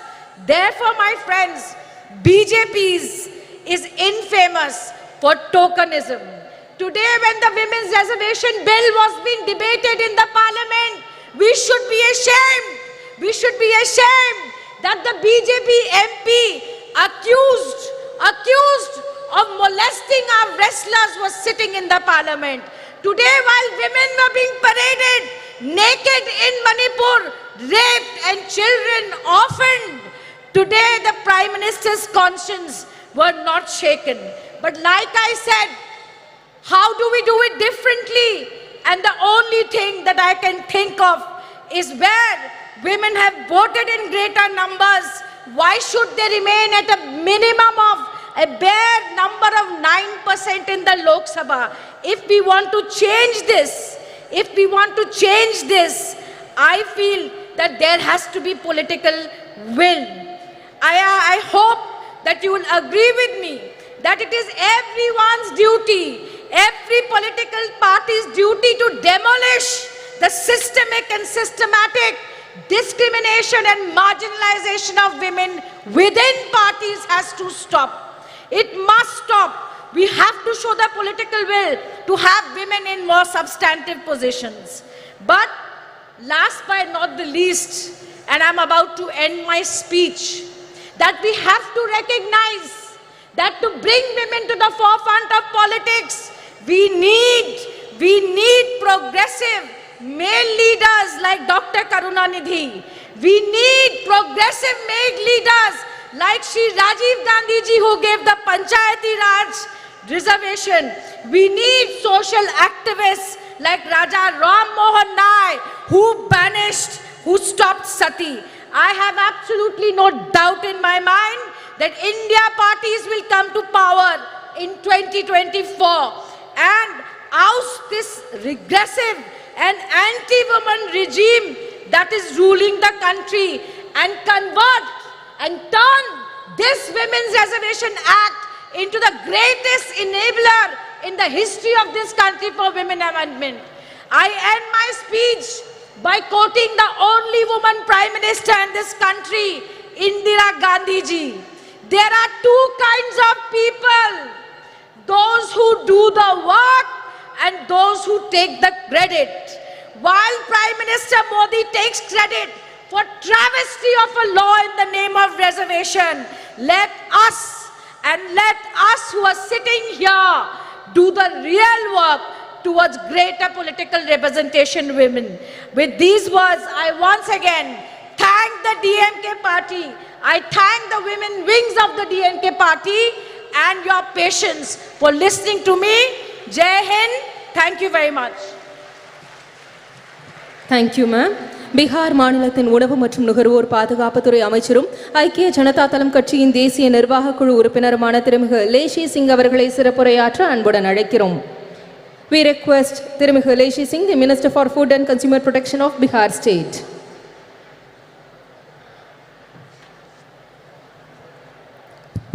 धन्यवाद। आज महिला अधिकार सम्मेलन में सर्वप्रथम मैं party Janata Dal United की ओर से उपस्थित महिला बहनों का हार्दिक अभिनंदन करती हूँ। मैं आभार प्रकट करना चाहती हूँ हमारे माननीय मुख्यमंत्री श्री नीतीश कुमार जी एवं जनता दल यूनाइटेड के राष्ट्रीय अध्यक्ष आदरणीय ललन सिंह जी का, जिन्होंने इस ऐतिहासिक कार्यक्रम में मुझे प्रतिनिधित्व करने का अवसर प्रदान किया। मैं बहुत धन्यवाद देना चाहूँगी देश की चर्चित प्रसिद्ध महिला नेत्री DMK सांसद बड़ी बहन आदरणीय कनिमोझी जी का, जिन्होंने मुझे व्यक्तिगत रूप से दूरभाष पर संपर्क कर इस प्रोग्राम में आने के लिए आमंत्रित किया। मैं जनता दल यूनाइटेड की ओर से इस कार्यक्रम में उपस्थित इस लोकप्रिय मुख्यमंत्री आदरणीय MK स्टालिन जी, कांग्रेस की राष्ट्रीय महासचिव एवं देश की महिला बहनों की प्रेरणा स्रोत आदरणीय बहन प्रियंका गांधी जी, जम्मू कश्मीर की पूर्व मुख्यमंत्री एवं PDP पार्टी की अध्यक्ष महबूबा मुफ्ती जी, देश की प्रसिद्ध वरिष्ठ सांसद एवं NCP पार्टी की कार्यकारी अध्यक्ष बहन सुप्रिया सूले जी, समाजवादी पार्टी की नेता एवं माननीय सांसद बहन डिम्पल यादव जी, पूर्व सांसद एवं CPIM पार्टी की पोलित ब्यूरो सदस्य बहन सुभाषिनी अली जी, पूर्व सांसद एवं ऑल इंडिया तृणमूल कांग्रेस की राष्ट्रीय प्रवक्ता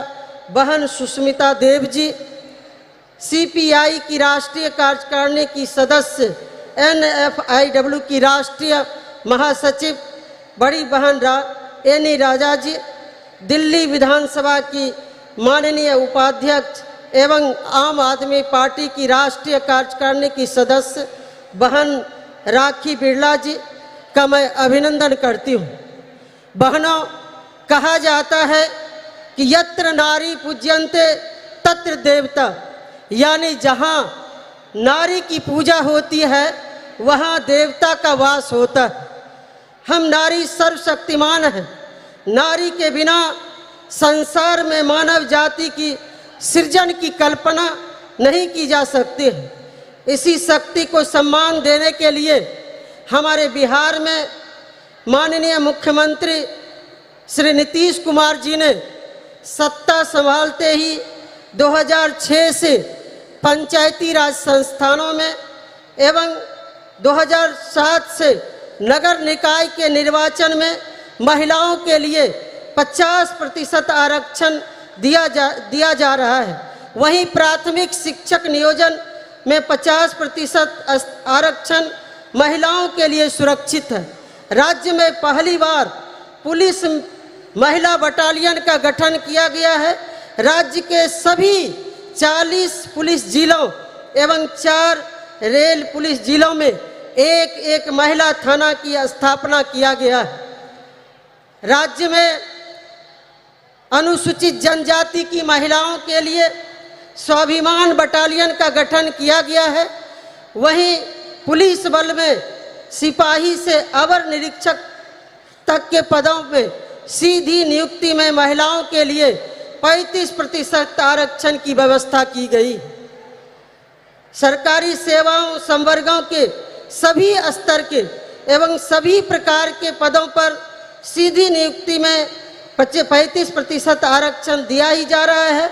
एक उदाहरण मात्र मैं देना चाहूँगी। बिहार राज्य में 1,07,431 पंच के पद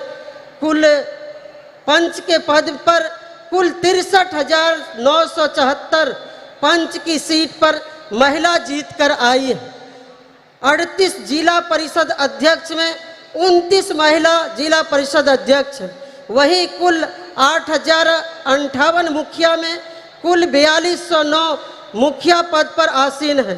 पंचायती राज व्यवस्था में महिलाओं को आरक्षण देने की नेक सोच रखने वाले देश के हमारे भूतपूर्व प्रधानमंत्री स्वर्गीय राजीव जी को भी मैं स्मरण करना चाहूँगी। आज स्वर्गीय राजीव गांधी जी रहते तो महिलाओं को देश की संसद और विधानसभाओं में कब का 1/3 आरक्षण मिल गया होता।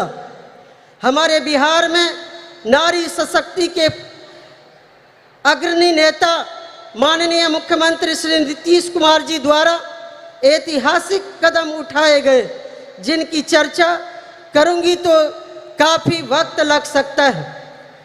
मुख्यमंत्री बालिका पोशाक योजना, छात्रवृत्ति योजना, साइकिल योजना, बालिका प्रोत्साहन योजना, बिहार स्टूडेंट क्रेडिट कार्ड योजना, मुख्यमंत्री किशोरी स्वास्थ्य कार्यक्रम आदि चलाकर महिलाओं को अवसर प्रदान किया गया है। मुख्यमंत्री कन्या उत्थान योजना, लक्ष्मीबाई पेंशन योजना, मुख्यमंत्री नारी शक्ति योजना से महिलाओं को काफ़ी लाभ पहुंचा है। जो महिला को कभी अबला कहा जाता था, उसे सबला बनाने के लिए हमारे माननीय मुख्यमंत्री श्री नीतीश कुमार जी प्रयास कर रहे हैं। मुख्यमंत्री महिला उद्यमी योजना चलाया जा रहा है, वहीं महिलाओं को सरकारी नौकरी में तो 35% आरक्षण दिया ही जा रहा है।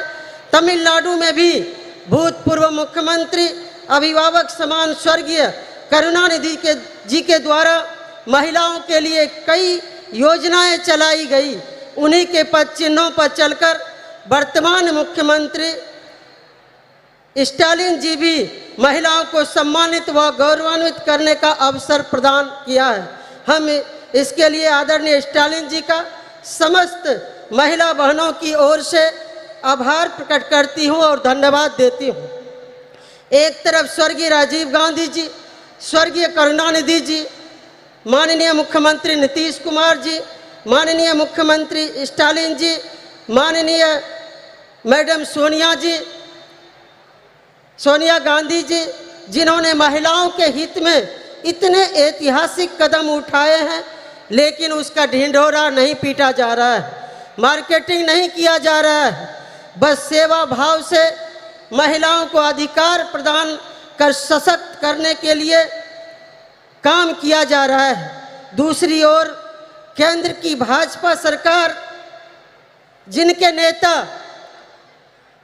नरेंद्र मोदी जी महिलाओं के लिए कुछ नहीं किया, बस योजनाओं को ब्रांडिंग कर अपने चेहरे को बढ़ाने चमकाने का काम किया। अभी हाल ही में महिला आरक्षण बिल को देश की संसद में भाजपा सरकार की ओर से लाया गया। सभी दलों ने मिलकर उसे पारित किया। इससे पहले भी मैडम सोनिया गांधी जी के प्रयास से डॉक्टर मनमोहन जी की सरकार ने प्रयास किया था। इस बिल का नाम नारी शक्ति वंदन अधिनियम रखा गया। बहनों भाइयों, लेकिन ये नारी शक्ति वंदन के बजाय मोदी वंदन बनकर रह गया। इस बिल में कब आरक्षण लागू होगा, कोई समय सीमा नहीं बताया गया। वंचित अति पिछड़े वर्गों का ख्याल नहीं रखा गया है। लेकिन मोदी जी एक जुमला की तरह इस विधेयक पर अपनी पीठ थपथपा रहे। नारी वंदन के बजाय नरेंद्र मोदी महिलाओं से आरती उतरवा रहे हैं, अपना चरण वंदन करवा रहे हैं। उनका इस बिल से कोई लेना देना नहीं है। सिर्फ अपना चेहरा चमकाने के लिए इस तरह का बिल पेश किया गया। माननीय मैडम सोनिया जी, मैं तमाम प्रियंका गांधी जी, तमाम यहाँ पर जितने भी महिला नेत्री हैं, मैं उनको आश्वस्त करना चाहूँगी, मोदी सरकार देश में आने वाली नहीं है। ये बिल शायद आपके और नीतीश कुमार जी, स्टालिन जी, शरद पवार जी, इंडिया के प्रमुख नेताओं के नेतृत्व में बनने वाली सरकार में ही ये संभव हो पाएगा। हम सभी चाहते हैं देश की महिला आरक्षण बिल में बिहार मॉडल को अपनाया जाए, जिसमें आबादी के हिसाब से 50% आरक्षण महिलाओं को बिल मिल सके, बिल में प्रावधान हो। इस कार्यक्रम के माध्यम से देश की महिला बहनों से कहना चाहूँगी कि हम महिलाएं किसी क्षेत्र में पुरुषों से कम नहीं हैं। यहाँ तक कि पुरुषों के तुलना में महिलाएं ज़्यादा ईमानदार, कर्तव्यनिष्ठ हैं।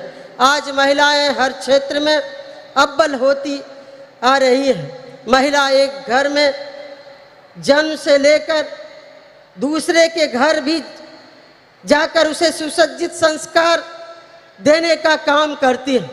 महिलाएं धरती से लेकर अंतरिक्ष तक पहुंची। महिलाओं को केवल अवसर मिलने की आवश्यकता है। महिलाओं को अवसर मिलने पर महिलाओं ने साबित कर दिया है कि पुरुषों से कई ज़्यादा गुना काबिलियत महिलाओं में है। देश की महिला प्रधानमंत्री स्वर्गीय इंदिरा गांधी जी इसका सशक्त उदाहरण है, जिन्होंने अपनी नेतृत्व क्षमता से दुश्मन देश के दांत खट्टे कर अपनी दृढ़ इच्छा शक्ति संकल्प के कारण उन्हें आयरन लेडी कहा जाता है। मुझे विश्वास है जिस तरह से इंडिया के नेतागण, चाहे वो माननीय मुख्यमंत्री नीतीश कुमार जी हो, चाहे मैडम सोनिया जी, मैडम प्रियंका गांधी जी, महबूबा जी, स्टालिन जी, मैडम कनिमोझी जी, सुप्रिया सूले जी एवं समस्त मंचासीन विभिन्न विपक्षी नेताओं के दलों के नेताओं के सभी महिला नेतृगण आदि ने महिलाओं को अवसर और संबल प्रदान कर रहे हैं। वो दिन दूर नहीं, महिला इतनी सशक्त होगी कि वेद पुरानों इतिहास में जो उसे शक्ति प्रदान थी वो शक्ति प्राप्त करेंगी, तभी आरक्षण के लिए मोहताज नहीं होना पड़ेगा।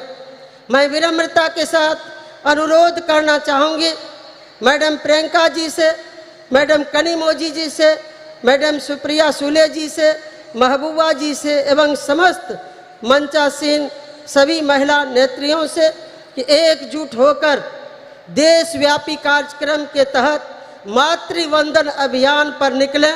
हम सभी साथ मिलकर कदम से कदम मिलाकर चलने को तैयार हैं। देश की महिलाएं आप सबों को पुकार रही है, आप आगे बढ़ें, हम सभी साथ।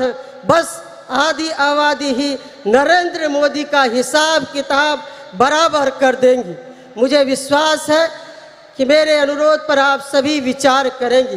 अंत में मैं बिहार के माननीय मुख्यमंत्री श्री नीतीश कुमार जी के ओर से यहाँ उपस्थित महिला बहनों को शुभकामना प्रेषित करती हूँ। उनकी ओर से महिलाओं की अधिकार की हर लड़ाई में सहयोग समर्थन का भरोसा देते हुए यही उनका शुभकामना संदेश है। पुनः इस कार्यक्रम में आयोजनकर्ता मैडम कनिमोझी जी, यहाँ के लोकप्रिय मुख्यमंत्री आदरणीय स्टालिन जी एवं समस्त मंचासीन नेताओं बड़ों से आशीर्वाद लेते हुए अपनी वाणी को विराम देती हूँ। जय हिंद, जय Bharat. Thank you, ma'am. Samajwadi கட்சியை சேர்ந்த நாடாளுமன்ற உறுப்பினர் திருமிகு டிம்பிள் யாதவ் அவர்களை சிறப்புரையாற்ற அன்புடன் அழைக்கிறோம். We are delighted to welcome திருமிகு Dimple Yadav. Member of Parliament has demonstrated that women's parliamentation in politics lead to the empowerment of society to deliver special address. Thalapati MK Stalin ji, Mrs. Kanimozhi MP and Deputy General Secretary of DMK, General Secretary of International Congress Priyanka Gandhi ji, MP and Working President of NCP Mrs. Supriya Sule ji, former Chief Minister of Jammu Kashmir, Chairperson PDP Mrs. Mehbooba Mufti ji, former MP and Pilot Bureau Member of CPI-M Mrs. Subhashini Ali ji, National Congress National Executive Committee Member CPI Mrs. Ani Raja ji, Minister of Food and Consumer Protection Government of Bihar Mrs. Leshi Singh ji, Deputy Speaker Delhi Assembly and National Executive Member of AAP Mrs. Rakhi Bidlanji, former MP and national spokesperson, AITC, Mrs. Shushmita Devji, and all the dignitaries who are present in front of me, all the distinguished guests, and my fellow citizens of India. This day and moment have been 100 years in the making, as today we celebrate the centenary of the DMK patriarch and a great son of soil, a towering leader, a progressive ideologue, a politician par excellence, and the founder of the political movement for the betterment of India and all its people, respected Shri M. Karunanidhi Ji. He was popular as Kalanyar and Muttamind Aranyar. Kalanyar was the title of Tamil politics. His life was marked by a relentless struggle for social justice and the empowerment of the marginalized communities, minorities, OBCs, SC, STs, and especially women. His political journey was an unending quest to eradicate social inequalities. He championed the cause for women's rights, advocating for gender equality in a deeply patriarchal society. He advocated affirmative actions to support oppressed, marginalized communities and minorities. He was a great advocate of increased state autonomy and accountability in the Indian federal structure. He pursued the Rajamanar Committee's report that was accepted by the then Prime Minister, Mrs. Indira Gandhi Ji, and the Chief Ministers got the right to hoist the flags on Independence Day.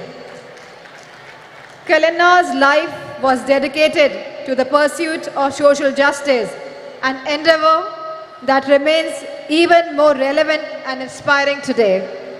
His vision was rooted in the principles of equality, fairness, and inclusivity.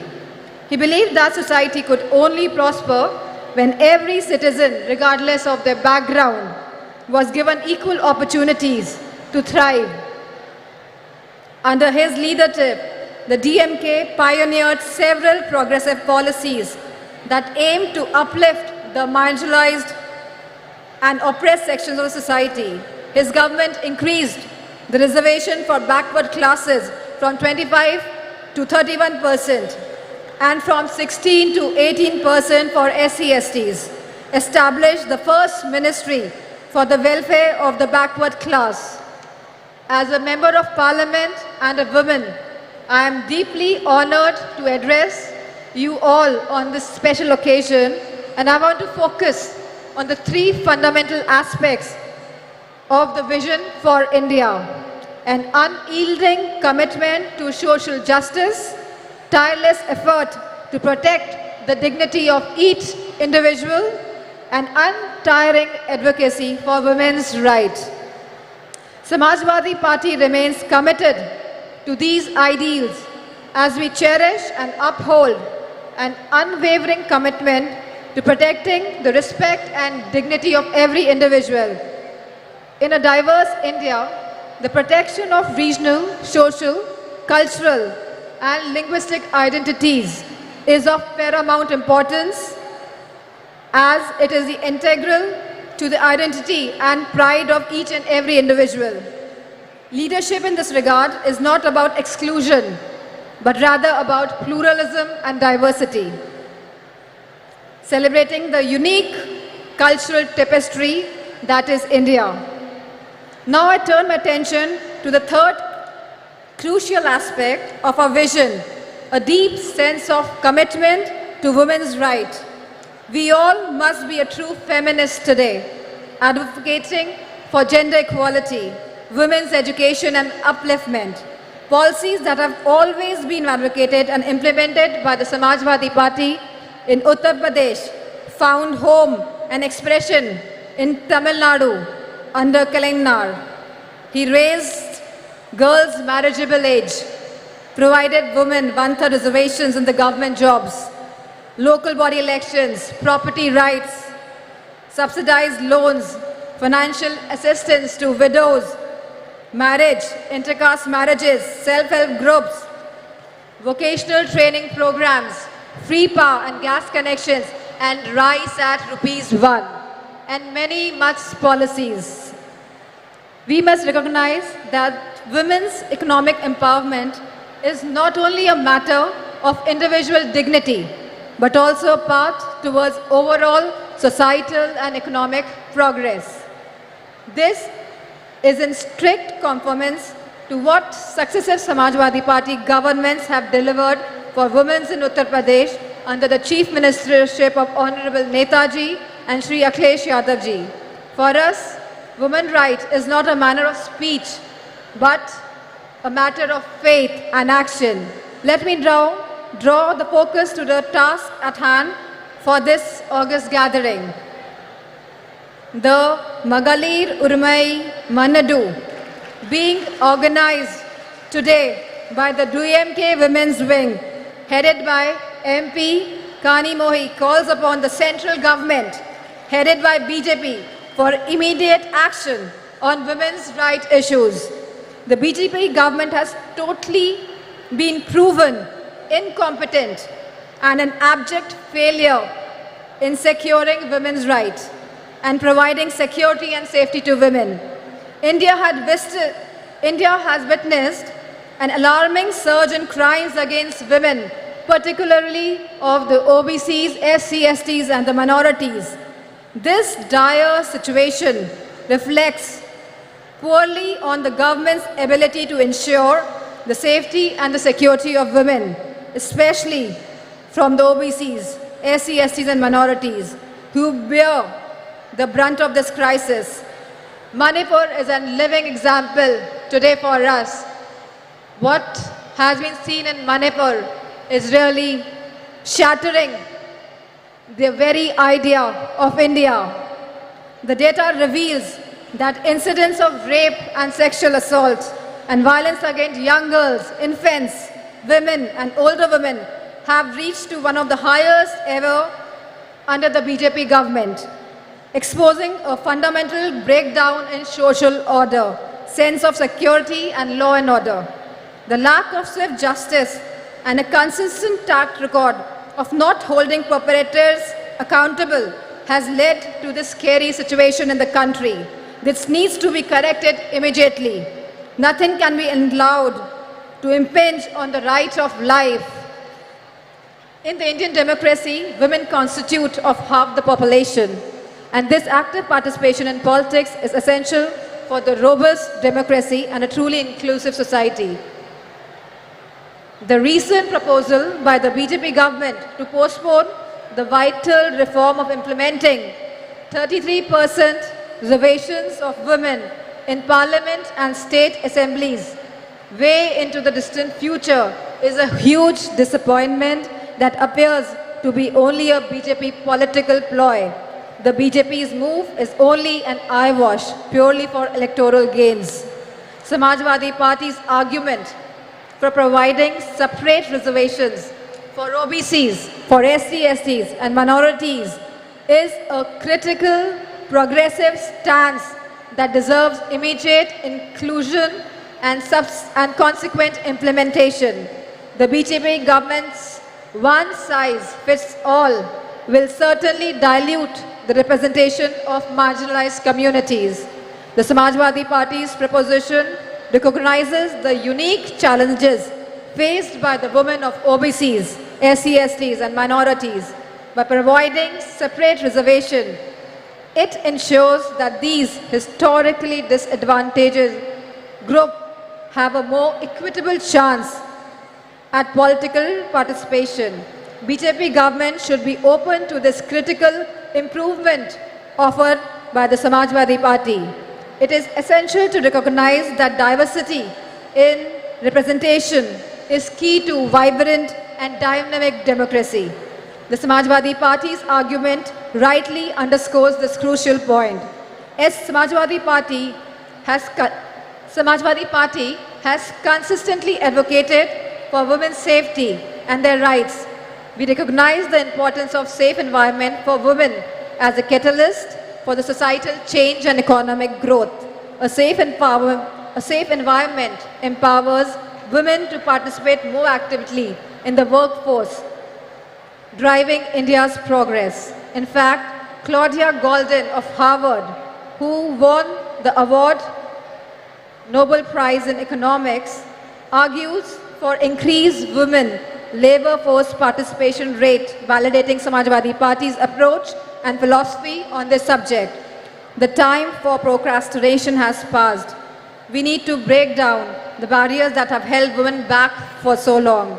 Let us build a society where everyone can live with dignity, freedom, and equal opportunities. We at Samajwadi Party, along with the India Coalition, are committed to making this vision a reality.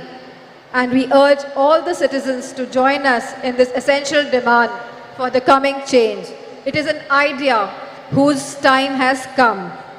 Thank you, DMK, for organizing this wonderful congress, this wonderful conference today, and for giving me this opportunity to present my views, my thoughts on behalf of Samajwadi Party.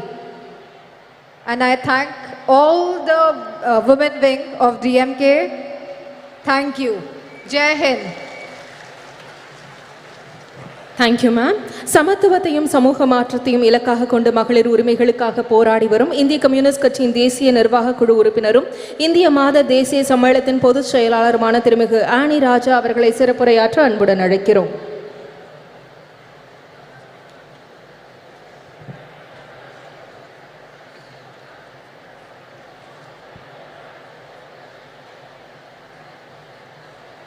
From the depth of my heart, I express my homage to the only one Kalenjar who showed the people and the country that how the words can be transformed into actions and how it can be beneficial to the people and especially to the women and children of the country, particularly the state of Tamil Nadu.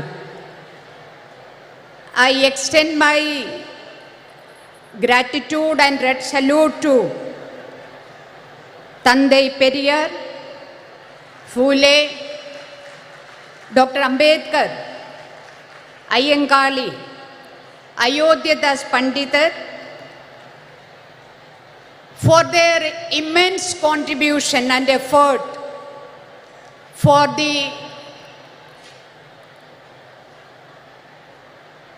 today what we have achieved, and today we are standing before you and the party is organizing a meeting for the women to discuss about their rights.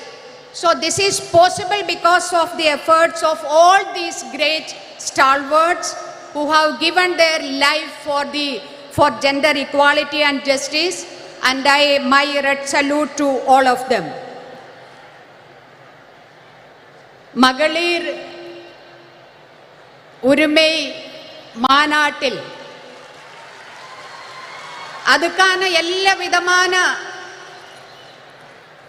ஒர்க்கும் செய்து எல்லா ஹெல்ப்பும் செய்து ஏதாச்சும் குறை இருந்தால் அதை பார்த்து எங்களுக்கு இந்த நல்ல முறையாக இந்த மாநாடு முடிக்கிறதுக்காக எங்களோடு சேர்ந்து இந்த மேடையில் அமர்ந்திருக்கும் இந்த தமிழ்நாடினுடைய முதலமைச்சர் தளபதி அவர்களே,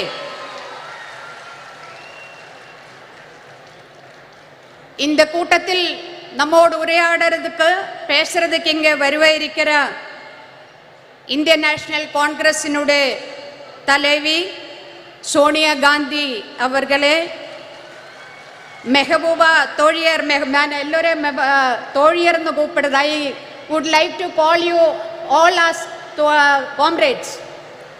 so தோழியர் Mehbooba முஃப்திஜி, தோழியர் Priyanka Gandhiji, தோழியர் கனிமொழிஜி, தோழியர் சுபாஷினிஜி, தோழியர் Supriya சூலேஜி, தோழியர் Dimple யாதவ்ஜி, தோழியர் லஷி Singhji, தோழியர் Sushmita they, தோழியர் rakhi and நம்மளை எல்லோரும் இங்கே வருக வருக என்று வெல்கம் பண்ணி அமர்ந்திருக்கிற தோழியர் ஹெலன் ஜி, உங்களுக்கு எல்லோருக்கும் இந்தியன் கம்யூனிஸ்ட் பார்ட்டி சிபிஐயுடைய இந்திய மாதர் தேசிய சம்மேளனம் NFIWனுடைய நெஞ்சார்ந்த வணக்கத்தையும் வாழ்த்துக்களையும் தெரிவிக்கிறேன்.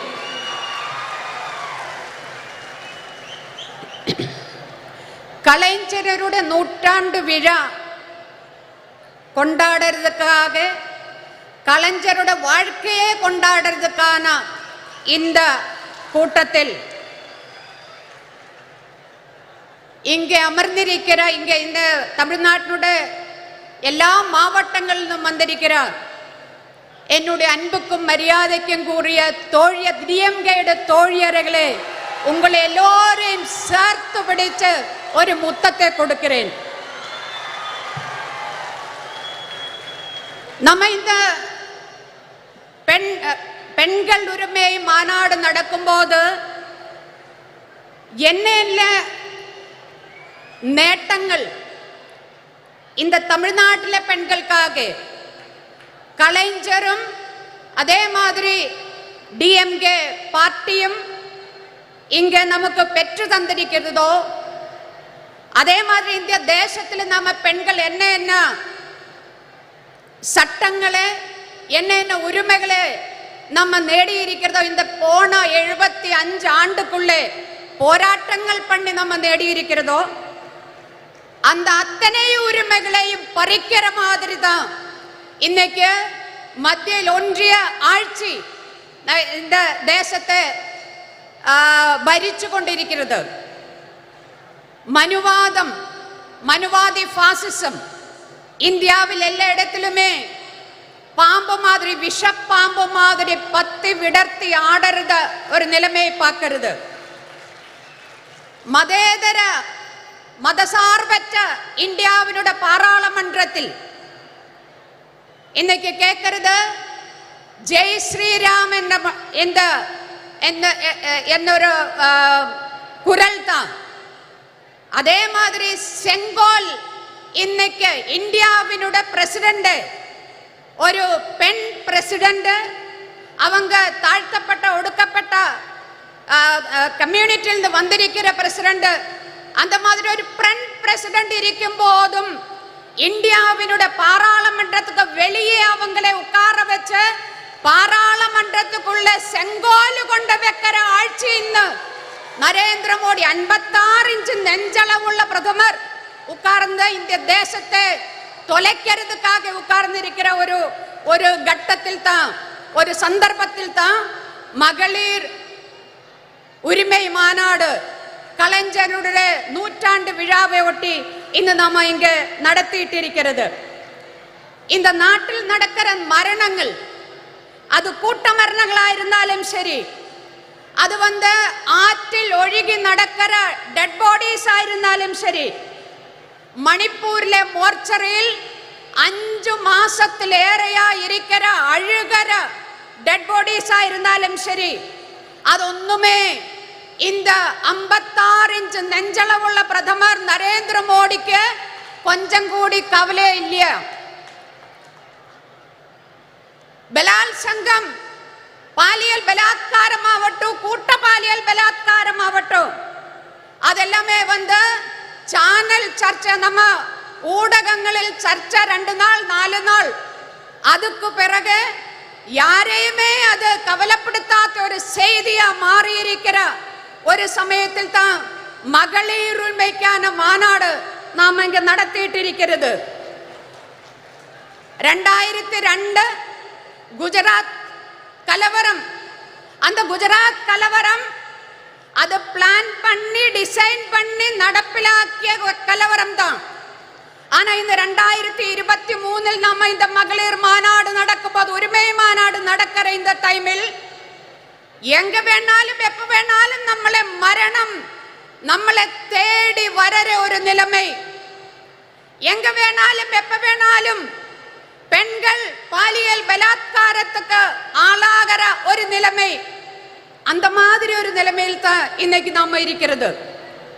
ட்ரெயினில் பயணம் செய்யும்போது அந்த ட்ரெயினில் பயணம் செய்யறவங்களே அவங்களை காப்பாற்றுவதற்காக போலீஸ், ரயில்வே போலீஸ் இருக்கிறது. ஆனா அந்த ரயில்வே போலீஸ் பயனாளிகளை தோக்கெடுத்து துப்பாக்கி எடுத்து சுட்டு கொலை பண்ணற காட்சி நம்ம கண் முன்னாடி இருக்கிறது. அதே மாதிரி ஒரு ஸ்கூலில், பள்ளிக்கூடத்தில் ஒரு டீச்சர் உட்கார்ந்து மற்ற ஒரு முஸ்லீம் ஸ்டூடெண்ட்டை நிக்க வச்சு மற்ற ஸ்டூடெண்ட்ஸோட சொல்றது, நீங்க எல்லாரும் போய் அடியுங்கோ அந்த குழந்தைன்னு சொல்லி குழந்தைகள் தயங்குறது. ஆனாலும் அவங்கள ஃபோர்ஸ் பண்ணி அந்த குழந்தைய அடிக்க வைக்கிறது. இதுவும் நம்ம கண் முன்னாடி பார்த்துட்டு இருக்கிறது. ஒரு சிறுமி, 8 வயசான சிறுமி கூட்ட பாலியல் பலாத்காரത്തിന് இரையாയി அங்கிருந்து தப்பிச்சோடி பல வாதிலும் தட்டி விളിக்கிறது, முட்டறது, என்னை காப்பாற்றுங்கோ. ஆருமே வாதில் துறக்காம அதே அப்படியே ஆட்டி ஓடிக்கிறது. இதும் நம்ம கண் முன்னாடி நடக்கிறது. இந்த மாதிரி ஒரு நிலைமையில் ஏன் இது நடக்காம இருக்குவே? 2014 இந்தியில ஒன்றியத்தில் பிஜேபி தலைமையிலான ஆட்சி வந்ததிலிருந்து அதுக்கு முன்னாடியே பெண்களுக்கு எதிரான வன்கொடுமைகள் நடந்துட்டு இருந்தது. ஆனா 2014 இருந்து பார்த்தா அதனுடைய நம்பர் அது ரொம்ப அதிகமா போயிட்டு இருக்கிறது. நம்பர் அதிகமா போகிறது மட்டும் கிடையாது, அதனுடைய க்ரூரதா எவ்வளவு கொடூரமான விதத்தில் அந்த பெண்கள் அந்த மாதிரி பாலியல் பலாத்காரத்துக்கு ஆளாகிறது. இது மட்டுமல்ல, இந்த மாதிரி பாலியல் பலாத்காரத்துக்கு ஆளான அது கேஸுக்கு போனா, கோர்ட்டுக்கு போனா அங்க குத்தவாளிக்கு தண்டனை கிடைக்குது ரொம்ப ரொம்ப கம்மி. 100 கேஸ் எடுத்தா அதுல 5 கேஸில் கூடி குத்தவாளியை தண்டிக்கிறது கிடையாது. அது மட்டுமா, ரொம்ப ரொம்ப இந்தியாவில் இருக்கிற பெண்கள் இன்னைக்கு போர் முகத்தில் நிற்கிற மாதிரி யுத்த സമാനമായ ഒരു സാഹചര്യത്തിലൂടെ ഇന്ത്യയിലെ സ്ത്രീകൾ കടന്നു പോകുന്നു എന്ന് പറയുന്നതിന് പ്രധാനപ്പെട്ട 2 കാരണങ്ങൾ ഇരിക്കുന്നത്. ഒന്ന്, ഇന്ത്യയിൽ நிறைய சட்டங்கள் இருக்கிறது பெண்களை காப்பாற்றுவதற்காக, பெண்களுடைய உரிமையை உறப்பு கொடுக்கிறதுக்காக, பெண்களை எல்லா விதமான கொடூரங்களிலும் காப்பாற்றுவதற்கான சட்டங்கள். அது எந்த சட்டமும் சும்மா ஏதாச்சும் இந்த நரேந்திர மோடி கொண்ட இங்க தந்தது கிடையாது. எங்களுக்கு எல்லாமே இந்தியாவிலே பெண்கள் போராடி அவங்களுடைய டெட் பாடி மேலே, அவங்களுடைய ரத்தத்தின் மேலே நின்னுதான் நிறைய சட்டங்கள் இந்தியாவினுடைய பாராளுமன்றம் பாஸ் ஆக்கியது. என்ன வருது இன்னைக்கு அந்த சட்டங்கள்?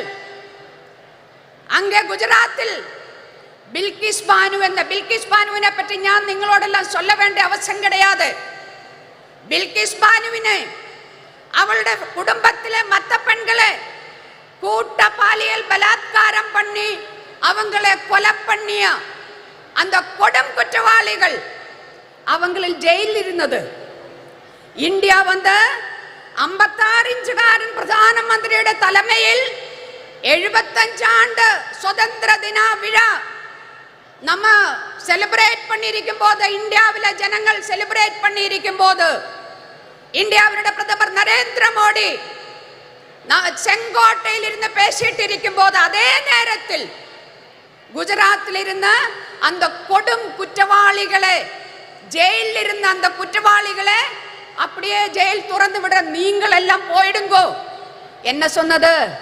சன்ஸ்காரி பிராமின், அவங்களெல்லாம் பயங்கரமான பிராமின்ஸ்.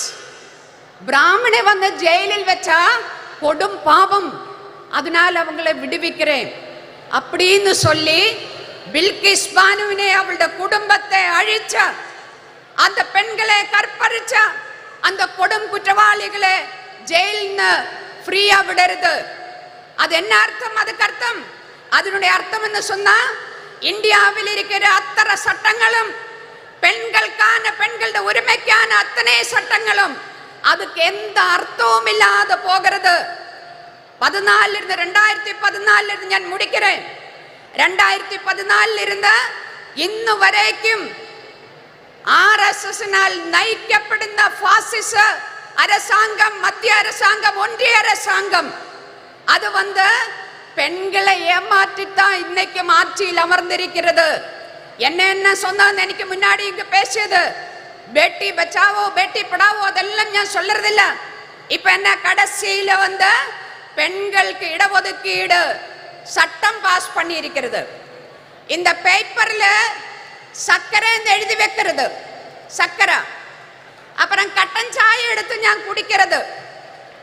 அந்த கட்டன் சாயில விலைவாசினால சக்கரை கிடையாது. இன்னைக்கு சென்டர் அங்கே இருந்தா சக்கரை கொடுக்கறது கிடையாது. இங்க தமிழ்நாட்டில் சக்கரை கொடுக்கறதா என்னன்னு தெரியல எனக்கு. ஆனா இந்த கட்டன் சாயை இப்படி பார்த்து இந்த பேப்பர்ல சக்கரான்னு எழுதி இருக்கிறது இப்படி ஒரு முறை பார்த்து கட்டன் சாயா குடிச்சா மதுரிக்குமா, இனிப்பா இருக்குமா? அதே மாதிரி தான் ஏட்டிலே புக்கிலே பசு புல்லு தின்ன மாட்டே. மகளிருக்கு இடஒதுக்கீடு சட்டம்னு சொல்லி பாஸ் பண்ணிது தெய்வம் ஆறு? நரேந்திர மோடி. ஆனா இது எப்ப அமல்படுத்துவே? ஏதாச்சும் சொல்லி இருக்கிறதா? இன்னைக்கு அமல்படுத்ததா? நாளைக்கு அமல்படுத்துறதா? 2024 அமல்படுத்துறதா? எதுவுமே சொல்லுறதில்ல. நரேந்திர மோடியோட வாழ்வில இது பார்க்க முடியுமா என்னன்னே சொல்லுறதில்ல. பெண்களை ஏமாற்றி ஆட்சியில் அமர்ந்திருக்கிற நரேந்திர மோடி அரசாங்கத்தை ஒழிச்சு கட்டுறதுக்காக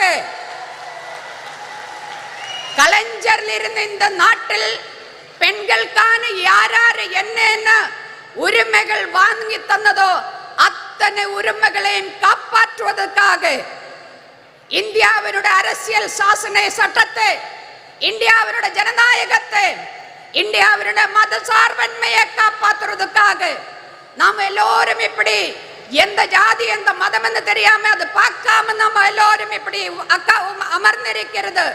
அந்த மாதிரி நாளைக்கும் நமக்கு எல்லோருக்கும் சேர்ந்து அமர்ந்திருக்கிறதுக்காக, இந்தியை காப்பாற்றுவதற்காக, நம்மளை நாமே காப்பாற்றுவதற்காக இந்த மாநாடு நரேந்திர மோடி ஆட்சியினுடைய முற்றுப்புள்ளி வைக்கிற மாநாடா மாற வேண்டதா இருக்குன்னு சொல்லி விடைபெறுகிறேன். நன்றி, வணக்கம். இன்குலாப் சிந்தாபாத். சிறப்புரையாற்றியமைக்கு நன்றி அம்மா. தேர்ந்த அரசியல்வாதியும் ஒப்பற்ற போராளியுமான தேசியவாத காங்கிரஸ் கட்சியின் செயல் தலைவர் நாடாளுமன்ற உறுப்பினர் திருமிகு சுப்ரியா சூலே அவர்களை சிறப்புரையாற்ற அன்புடன் அழைக்கிறோம்.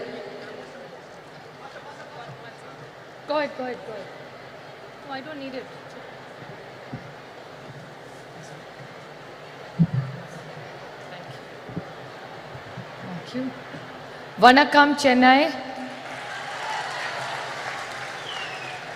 Women's Rights Conference. Talapati MK Stalin Anna, Durga Anni, Mehbooba Mufti ji, Priyanka Gandhi ji, Dimple Yadav ji, Subhashini Ali ji, Annie Raja ji, Leshi Singh ji, Rakhi Bidlan, Sushmita Dev, Anubi Sadagiri, Kanimozhi, Helen Davidson, Namakkal Rani, all the honorable MPs, ministers, media, DMK leaders and policy makers. I thank the DMK for hosting this most wonderful event today here. And when I stand here, I must, when I start my speech, pay great honors and respect to Periyar, Annadurai, Kalingnar, Karunanidhi ji on his centenary year, Chhatrapati Shivaji, Shahu Phule Ambedkar, which is the legacy we work, and a very special moment. Sena Tamila Enuma Podinile Imbatetan Vanda Payuda Kadanile. What I have been told this means is Tamil is a very sweet language and it's like sweet honey when you get. So Tamil, which is a beautiful language, which I fortunately in Parliament am surrounded by DMK. There is Baluji, our leader, who sits in the front. Soniya ji who sits in the front. Then I have Raja, I have Daya, I have all Sumati, my friend who sits right behind me, Jyoti Mani. I have all my other friends. I was listing them out. Shabir who sits right next to me, my younger brother who's sitting right next to you, all of them, Karti Chidambaram. So sometimes I'm confused whether I'm in NCP or I'm in DMK because I'm surrounded only by DMK. And I'm going to request Stalin Anna that we are fighting for our party and symbol in Maharashtra. So if Maharashtra doesn't get a ticket, I know one ticket I will get is from DMK in the Tamil Nadu here. But it's really wonderful to be here because Tamil Nadu has a rich legacy. It's a state which has done social justice. The state which I come from, of Shahu Phule Ambedkar's, you have the same rich legacy of Periyar, Annadurai, and of Karunanidhi ji. So we feel very proud, and I was very blessed and lucky to meet Karunanidhi ji whenever he came to Delhi. So I had the opportunity to take his blessings and learn few things, and the opportunity to work with his children who have such a big legacy of the DMK party. So it's an honor for us to be here. And the beauty of DMK and Tamil Nadu is that here I asked somebody today before coming here, what are the few things the Tamilian pride is? They said our pride is of social justice. We are proud of our language. There is no caste, no religion. It's only our language which fills us together. And I would like to tell Talapati Stalin Anna one thing. That's one thing that the entire DMK in India's parliament stands for is their proud Tamil legacy that they're proud of. Whatever issues are raised, always Honorable Balaji is always leading, be it the MBBS exam, he's always first leading and fighting with the BJP. He's always fighting, no forcing Hindi on us. We are proud Tamilians, we like our language. Hindi is welcome, English is welcome, but you cannot take the Tamil away from the Tamilians. So I think it's a very proud community with a rich legacy. And there is one most big contribution which you all have done, which Kalingar has done, is they have not only taken Tamil language ahead, but even the technical words in schools used were started by Kalingar. So there are technical language. So you have really brought it down to the basics. So you all are really proud of your language. And it's so wonderful to see that there is no caste, no religion. It's only what unites Tamil Nadu is the love for their language. So the way you are proud Tamilians, I am a proud Maharashtrian who has a lot of pride. And right now the way the invasion from Delhi, that I call Adrushya Shakti, means it's an invisible power of Delhi which is attacking the cooperative federalism of this country. The way Tamil Nadu is fighting, so are we fighting in Maharashtra, and unitedly Tamil Nadu and Maharashtra will make sure that nobody will go against our cooperative federalism and take away our rights from us. I would like to quote Kanimozhi ji has orchestrated this most beautiful evening and a special session for all of us. But she is lucky to have the complete great legacy since 1929. In Chengapolpet, there was Periyar who did the first women's conference of self-respect conference, which Periyar started and I think led this entire country. And I would like to compliment Talapati Stalin Anna for this most wonderful thing which his father did. And I think it's wonderful that the son takes the legacy of the Samavat Puranam, which every woman who left together. And not did she just live together, the house is not in the husband's name, the house is in the woman and the wife's name. So I really compliment this for this wonderful work that they have done. And this conference is about women. I don't look at myself as a woman MP. I'm a member of parliament. But I would definitely like to put something on record which actually I would not like to call my friend Kanimozhi a victim. But this time when the speeches started, about the women's reservation bill. Kanimozhi, which actually means sweet language, and she's exactly sweet language. So when Kanimozhi stood up to give her speech in Parliament, she stood up, and the bullies of the Bharatiya Janata Party who claim they want to wish women, before Kanimozhi started her speech, started heckling her. And I must say, the entire DMK team with the entire NCP, we fought. They are 300, we are only 100. But I am sure Sumati, Baluji, Daya, Raja, all of us who were there, Kadir, you were there, we all shot those 300 BJP men down because we felt that Kanimozhi was fighting for the rights of every woman of the state. And she, in a most articulate way, put up the points of the DMK. So I really congratulate her for all the efforts that she has done. Well, Tamil Nadu and Maharashtra have a deep relationship. For me personally, Tamil Nadu is very, very special. For the reason that my youngest sister Ashwini is married to a Tamilian boy and they live in here. Kartikeyan, my brother-in-law, is born in a place called Erode. And she's more Tamilian than most Tamilians. She has the most beautiful thali that she wears. And all the women in our family now started wearing thali because of my sister who's married in Chennai. So we have a deep connection of architecture, food, saris, textile, jewelry, music, dance. So I think the rich heritage of Tamil has come to Maharashtra, and we feel closer to Tamil Nadu because our daughter has been given here and she's so well treated by Tamilians. So I'm eternally grateful for Tamil Nadu to accept my Maharashtrian daughter here and teach her all the good things that the Tamilians and make her a richer and a nicer person being here. She was quite nice when she was with us, but she's become a better person after she's moved here. So we are eternally grateful to you for looking after my sister. And it's really interesting that how languages bring us together. There are two common things between Maharashtra and Tamil. You have L, you have L, and you have L. We have only L and you have L. It's like Malai is mountain, Palli is school, and Kanimozhi is sweet language. So it's L, L and Modi. So these are all interesting things that bring us all together.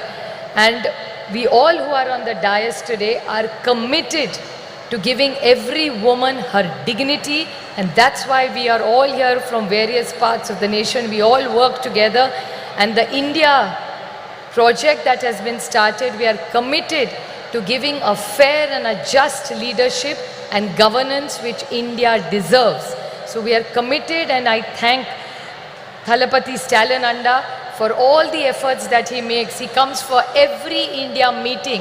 The first leader to come to the meeting is Baluji and Anna. Most punctual, most eager. Sometimes people are talking in Hindi.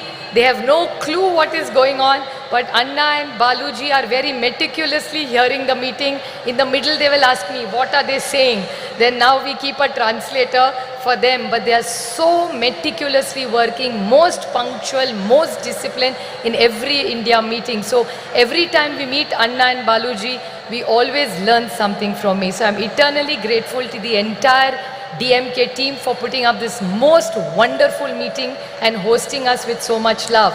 Just a last note I would like to remain. When I see so many women, my most favorite thing in the world and the most favorite flower of mine is jasmine. And the Mallipu is most beautiful, which is Mallipu is the best quality Mallipu you get is in Chennai. And every time I come to Chennai, I take 2 kilos of Mallipu for my mother. It's the most precious gift that I can give my mother. And while I was walking, when I came to meet Anni, I saw in the audience, I could smell this beautiful fragrance of happiness, joy and celebration. The whole power of this positive energy of the women of Chennai. I'm eternally grateful for us to be here together, to celebrate life, to celebrate freedom, to celebrate joy, to bring it, because I think women have a huge power behind, and it's not about genders. I think the great teamwork that we have done, and like Kanimozhi always says in Parliament, don't put us on a pedestal and glorify us as women. We are gender equal, we are as equal as the men. We don't want glorification. We only want equal rights, which we have deserved. And I think with the legacy of Periyar, Anna and Kalingar, I think Tamil Nadu leads the way to all of us for a better India. Thank you very much. சிறப்புரைக்கு மனமார்ந்த நன்றி. அரை நூற்றாண்டிற்கு மேலான பொது வாழ்வில் ஒடுக்கப்பட்ட மக்களின் உரிமை குரலாய் ஒலித்துக் கொண்டிருக்கும் முன்னாள் நாடாளுமன்ற உறுப்பினராகவும் மார்க்சிஸ்ட் கம்யூனிஸ்ட் கட்சியின் இந்நாள் பொலிட் பீரோ உறுப்பினராகவும் திகழும் திருமிகு சுபாஷினி அலி அவர்களை சிறப்புரையாற்ற அன்புடன் அழைக்கிறோம்.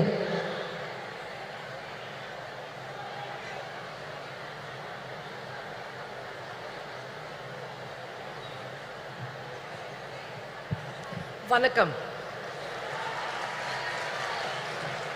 Honorable Chief Minister Stalin Anna and my dear younger sister Kanimozhi, all the women leaders of India who are on the stage, Mehbooba ji, a woman Chief Minister of Jammu and Kashmir, we should really pay our respects to her, Priyanka ji, Supriya Sule ji, Dimple Yadav, Annie Raja, Leshi Singh, very, very outspoken Rakhi ji, Sushmita Dev ji, Sayogi Sahodadal, all my Annas and all my Akkas, Neriya Akka, Neriya Anna.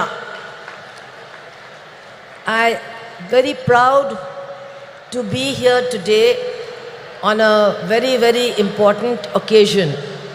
Of course, today we are here to remember Kalanyar M. Karunanidhi.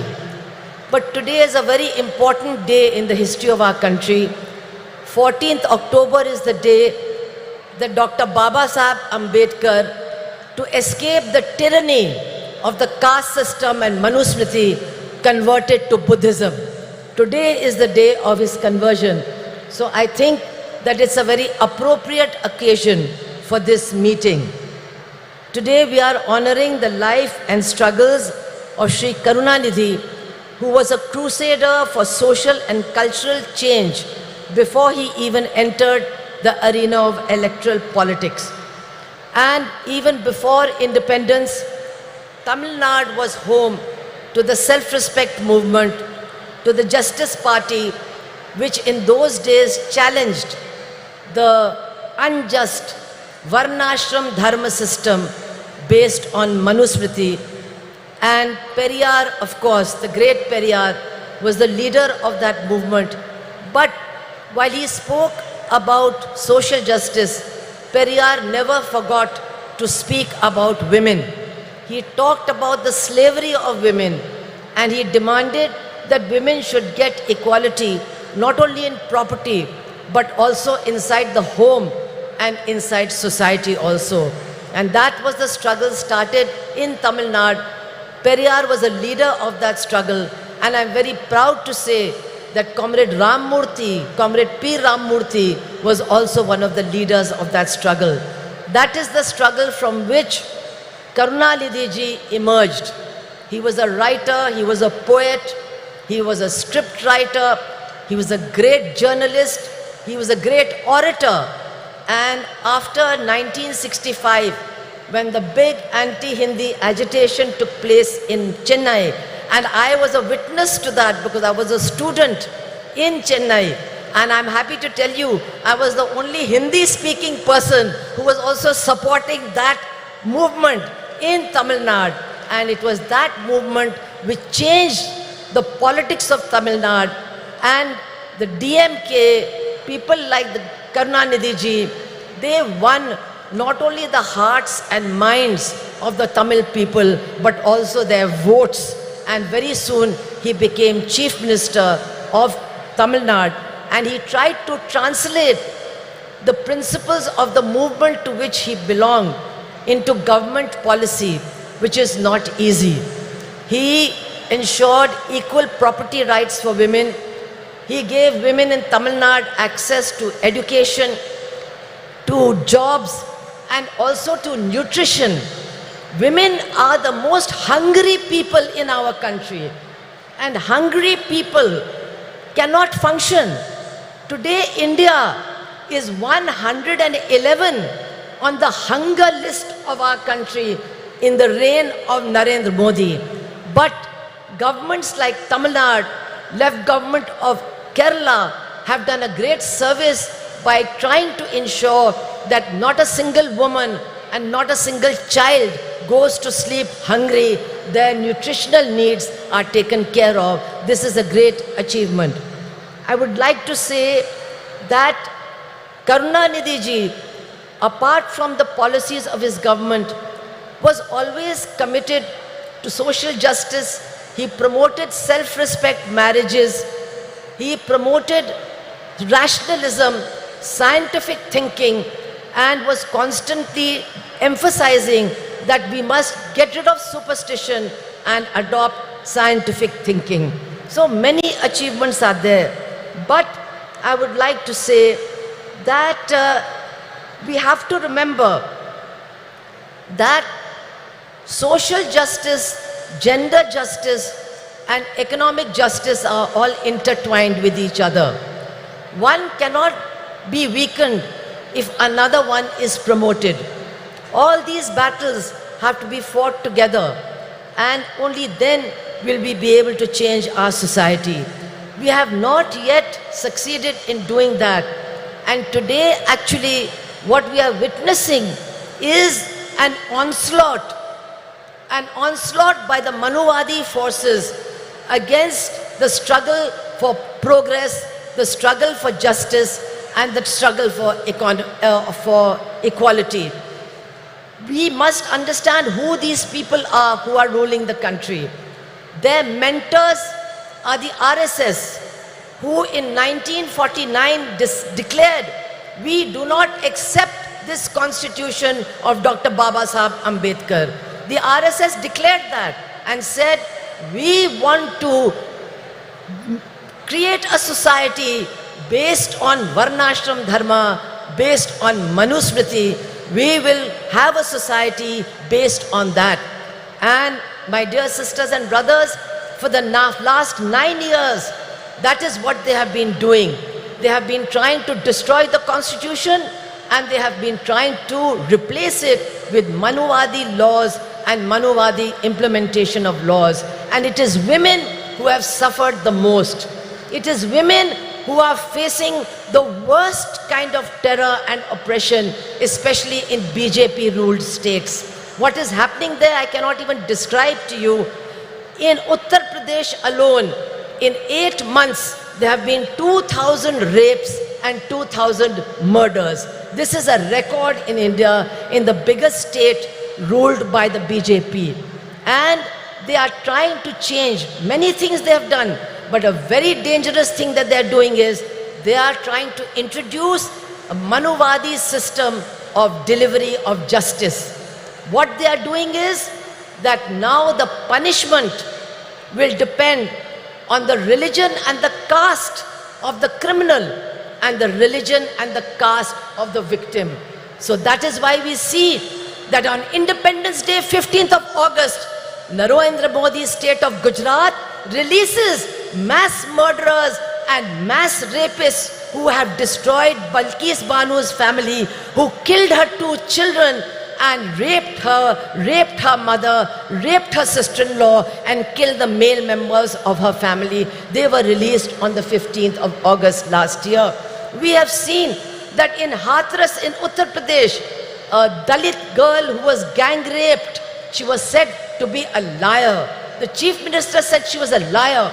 When she died, her body was taken away by the police and burnt in the middle of the night. And the 4 people who were arrested, 3 of them have been released because they belong to the same caste as the chief minister of Uttar Pradesh, and the judge says there was no rape. We are seeing that a wrestler, the chief of the wrestling federation, who has been accused by the Delhi police of being a continuous sexual offender, he is sitting in that new building of parliament, and the BJP party, the government is not ready to take any action against him in spite of the struggle of the women wrestlers. We are seeing that after what happened in Manipur, which we have never seen in our country, that women were handed over by the police to a mob. They were stripped, they were gang raped, and our Chief Minister of Manipur and the Prime Minister of India, who are running a double-engine government, they did not have one word to say about the women and their suffering. And now after 5 months, those women are still crying for justice. Nobody is there to listen to them. This is what is happening in our country as far as women are concerned. And now, to try and get the women's votes, what does the BJP do? They pass the Women's Reservation Bill. It is now an act. But how do they pass it? Just like they give free gas cylinders. They give you three free gas cylinders and then they say, now you go and buy one for 1,200 rupees. This is how they implement their policies. So, Women's Reservation Act has come. But when will it be implemented? Nobody knows. Teriyada. Araka teriyada. Nobody knows. When is this Women's Reservation Act going to come? 24? Illa. 29? Illa. After that, no. I want to tell you, brothers and sisters of Tamil Nadu, to get the Women's Reservation Act implemented, you have to throw out this BJP government, otherwise it will never be implemented. And now, I want to say in the end, that change is coming. There is no doubt about it, change is coming. We can feel the winds of change. And once again, not the BJP agenda, but the agenda of social justice, economic justice, gender justice, they are emerging to occupy center stage in this battle against the BJP. And here, the alternative policies of the left front government in Kerala, the strong Dravidian movement of Tamil Nadu, they are giving strength and inspiration to this movement so that we can all combine and defeat the BJP. I would only like to appeal to all my women, sisters over here, all the women over here, that yes, we are struggling for social justice, but we must remember, we must insist that social justice is not complete without gender justice. Without justice for women, social justice cannot be complete without economic justice, without justice for the poor and for the exploited workers and peasants of this country. The whole battle has to be fought together. Only then can we change the face of India. And definitely, Karunanidhi ji's memories will inspire us in this struggle. I want to end by saying, many of you remember that Karunanidhi ji was not only a poet and an administrator, he was also a great journalist. How can you forget his fiery articles in Murasoli, which created a storm in the state of Tamil Nadu? He was a great journalist. If he had been alive today, he would be very sad. He would be very sad to see that India is going to the bottom as far as press freedom is concerned. He would have been sad, but he would have been leading the struggle against what is happening to journalists and journalism in our country. He would have led the... I think Soniya ji has come. We can all welcome her and then I'll complete.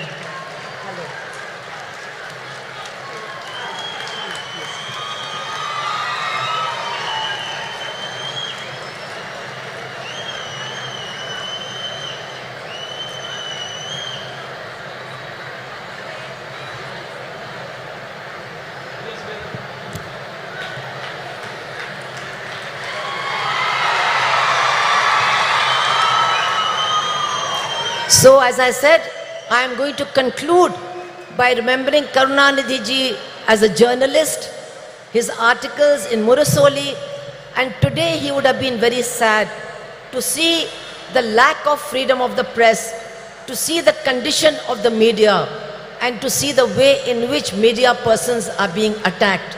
But I am sure that if he was alive today, Karunanidhi ji would be leading the battle for those of our journalists who have been killed, who have been wounded, and for our friends of NewsClick who are being arrested on completely false charges. Karunanidhi ji would have been leading this battle. And so I would like to end by saying that in our struggles for a different future, for a future of equality and social justice and gender justice, we are certainly getting inspiration from Karunanidhi ji. His memory is inspiring us to struggle, and his memory will inspire us to win. Thank you all very much. Inqilab Zindabad. Thank you, ma'am. மகளிர் உரிமை மாநாட்டிற்கு வருகை தந்துள்ள காங்கிரஸ் மூத்த தலைவர் திருமிகு அன்னை சோனியா காந்தி அவர்களை வருக வருக என உங்களின் பலத்த கரகோஷங்களுடன் மீண்டும் ஒரு முறை அன்புடன் வரவேற்கிறோம். மாண்புமிகு தமிழ்நாடு முதலமைச்சர் அவர்கள் அன்னை சோனியா காந்தி அவர்களுக்கு நினைவு பரிசு வழங்கி சிறப்பிப்பார்கள். அன்னை Sonia Gandhi will be honored by the Honorable Chief Minister of Tamil Nadu.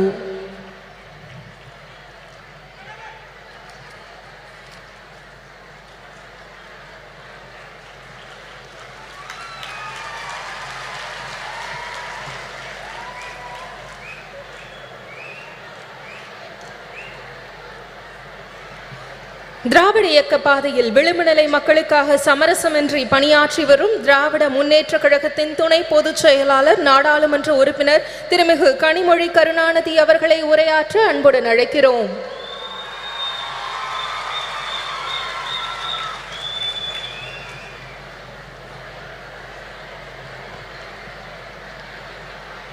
சகோதரர்களே, சகோதரிகளே என்று அழைத்தால் அதில் கூட பாகுபாடு வந்துவிடும் என்று உடன்பிறப்பே என்ற ஒற்றை சொல்லால்,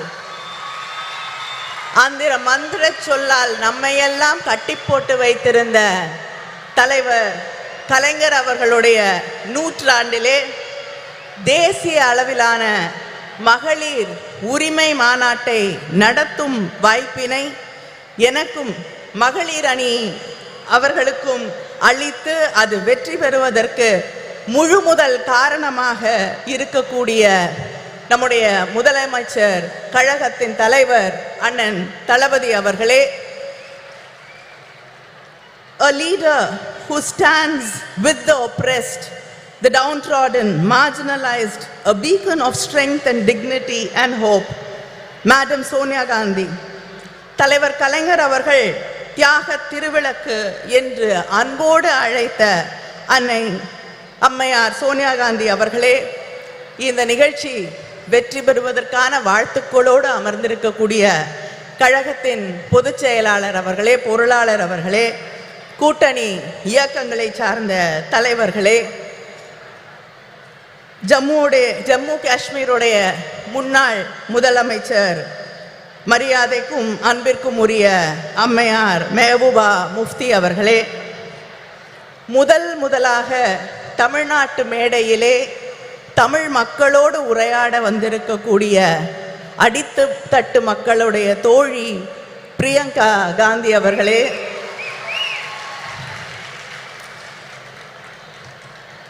my friend and my sister, நாடாளுமன்றத்திலே எல்லோருடைய மரியாதையும் அன்பையும் பெற்றிருக்கக்கூடிய போராளி சுப்ரியா சூலே அவர்களே, சமூக மாற்றம், பொருளாதார நீதி இவற்றுக்காக தன் வாழ்நாளெல்லாம் சுழன்று பணியாற்றக்கூடிய தோழியர் சுபாஷினி அலி அவர்களே, தோழியர் ஆனி ராஜா அவர்களே, சமூக நீதிக்காக தன் வாழ்நாளெல்லாம் பாடுபட்ட முலாயம் சிங் அவர்களுடைய குடும்பத்தை சேர்ந்த டிம்பிள் யாதவ் அவர்களே, சாதிவாரி கணக்கெடுப்பில் புரட்சி செய்திருக்கக்கூடிய முதலமைச்சர் நிதிஷ்குமார் அவர்களின் கட்சியின் அமைச்சர் லேஷி சிங் அவர்களே, டெல்லி சட்டமன்றத்தின் துணை சபாநாயகர் ராக்கி பிட்லன் அவர்களே, திரிணாமுல் காங்கிரஸிலிருந்து வந்து ஆணித்தரமாக அழுத்தமாக உரையாற்றி அமர்ந்திருக்கக்கூடிய சுஷ்மிதா தேவ் அவர்களே, மகளிர் அணியுடைய செயலாளர் ஹெலன் டேவிட்சன் அவர்களே, தொண்டரணியின் செயலாளர் நாமக்கல் ராணி அவர்களே, இந்த நிகழ்ச்சியிலே கலந்து கொண்டிருக்கக்கூடிய அமைச்சர் பெருமக்களே, மாவட்ட கழகத்தின் செயலாளர்களே, இந்த கூட்டம் இவ்வளவு வெற்றிகரமாக நடைபெறுவதற்கு அத்தனை உதவிகளையும் செய்து இந்த கூட்ட ஏற்பாடுகளை எல்லாம் முன்னின்று நடத்தி தந்திருக்கக்கூடிய அமைச்சர் மா சுப்பிரமணியம் அவர்களே, அமைச்சர் தாமு அன்பரசன் அவர்களே, இந்த நிகழ்ச்சியிலே லேட்டாக வந்தாலும் லேட்டஸ்டாக வந்து கலந்து கொண்டிருக்கக்கூடிய இளைஞரணியின் செயலாளர்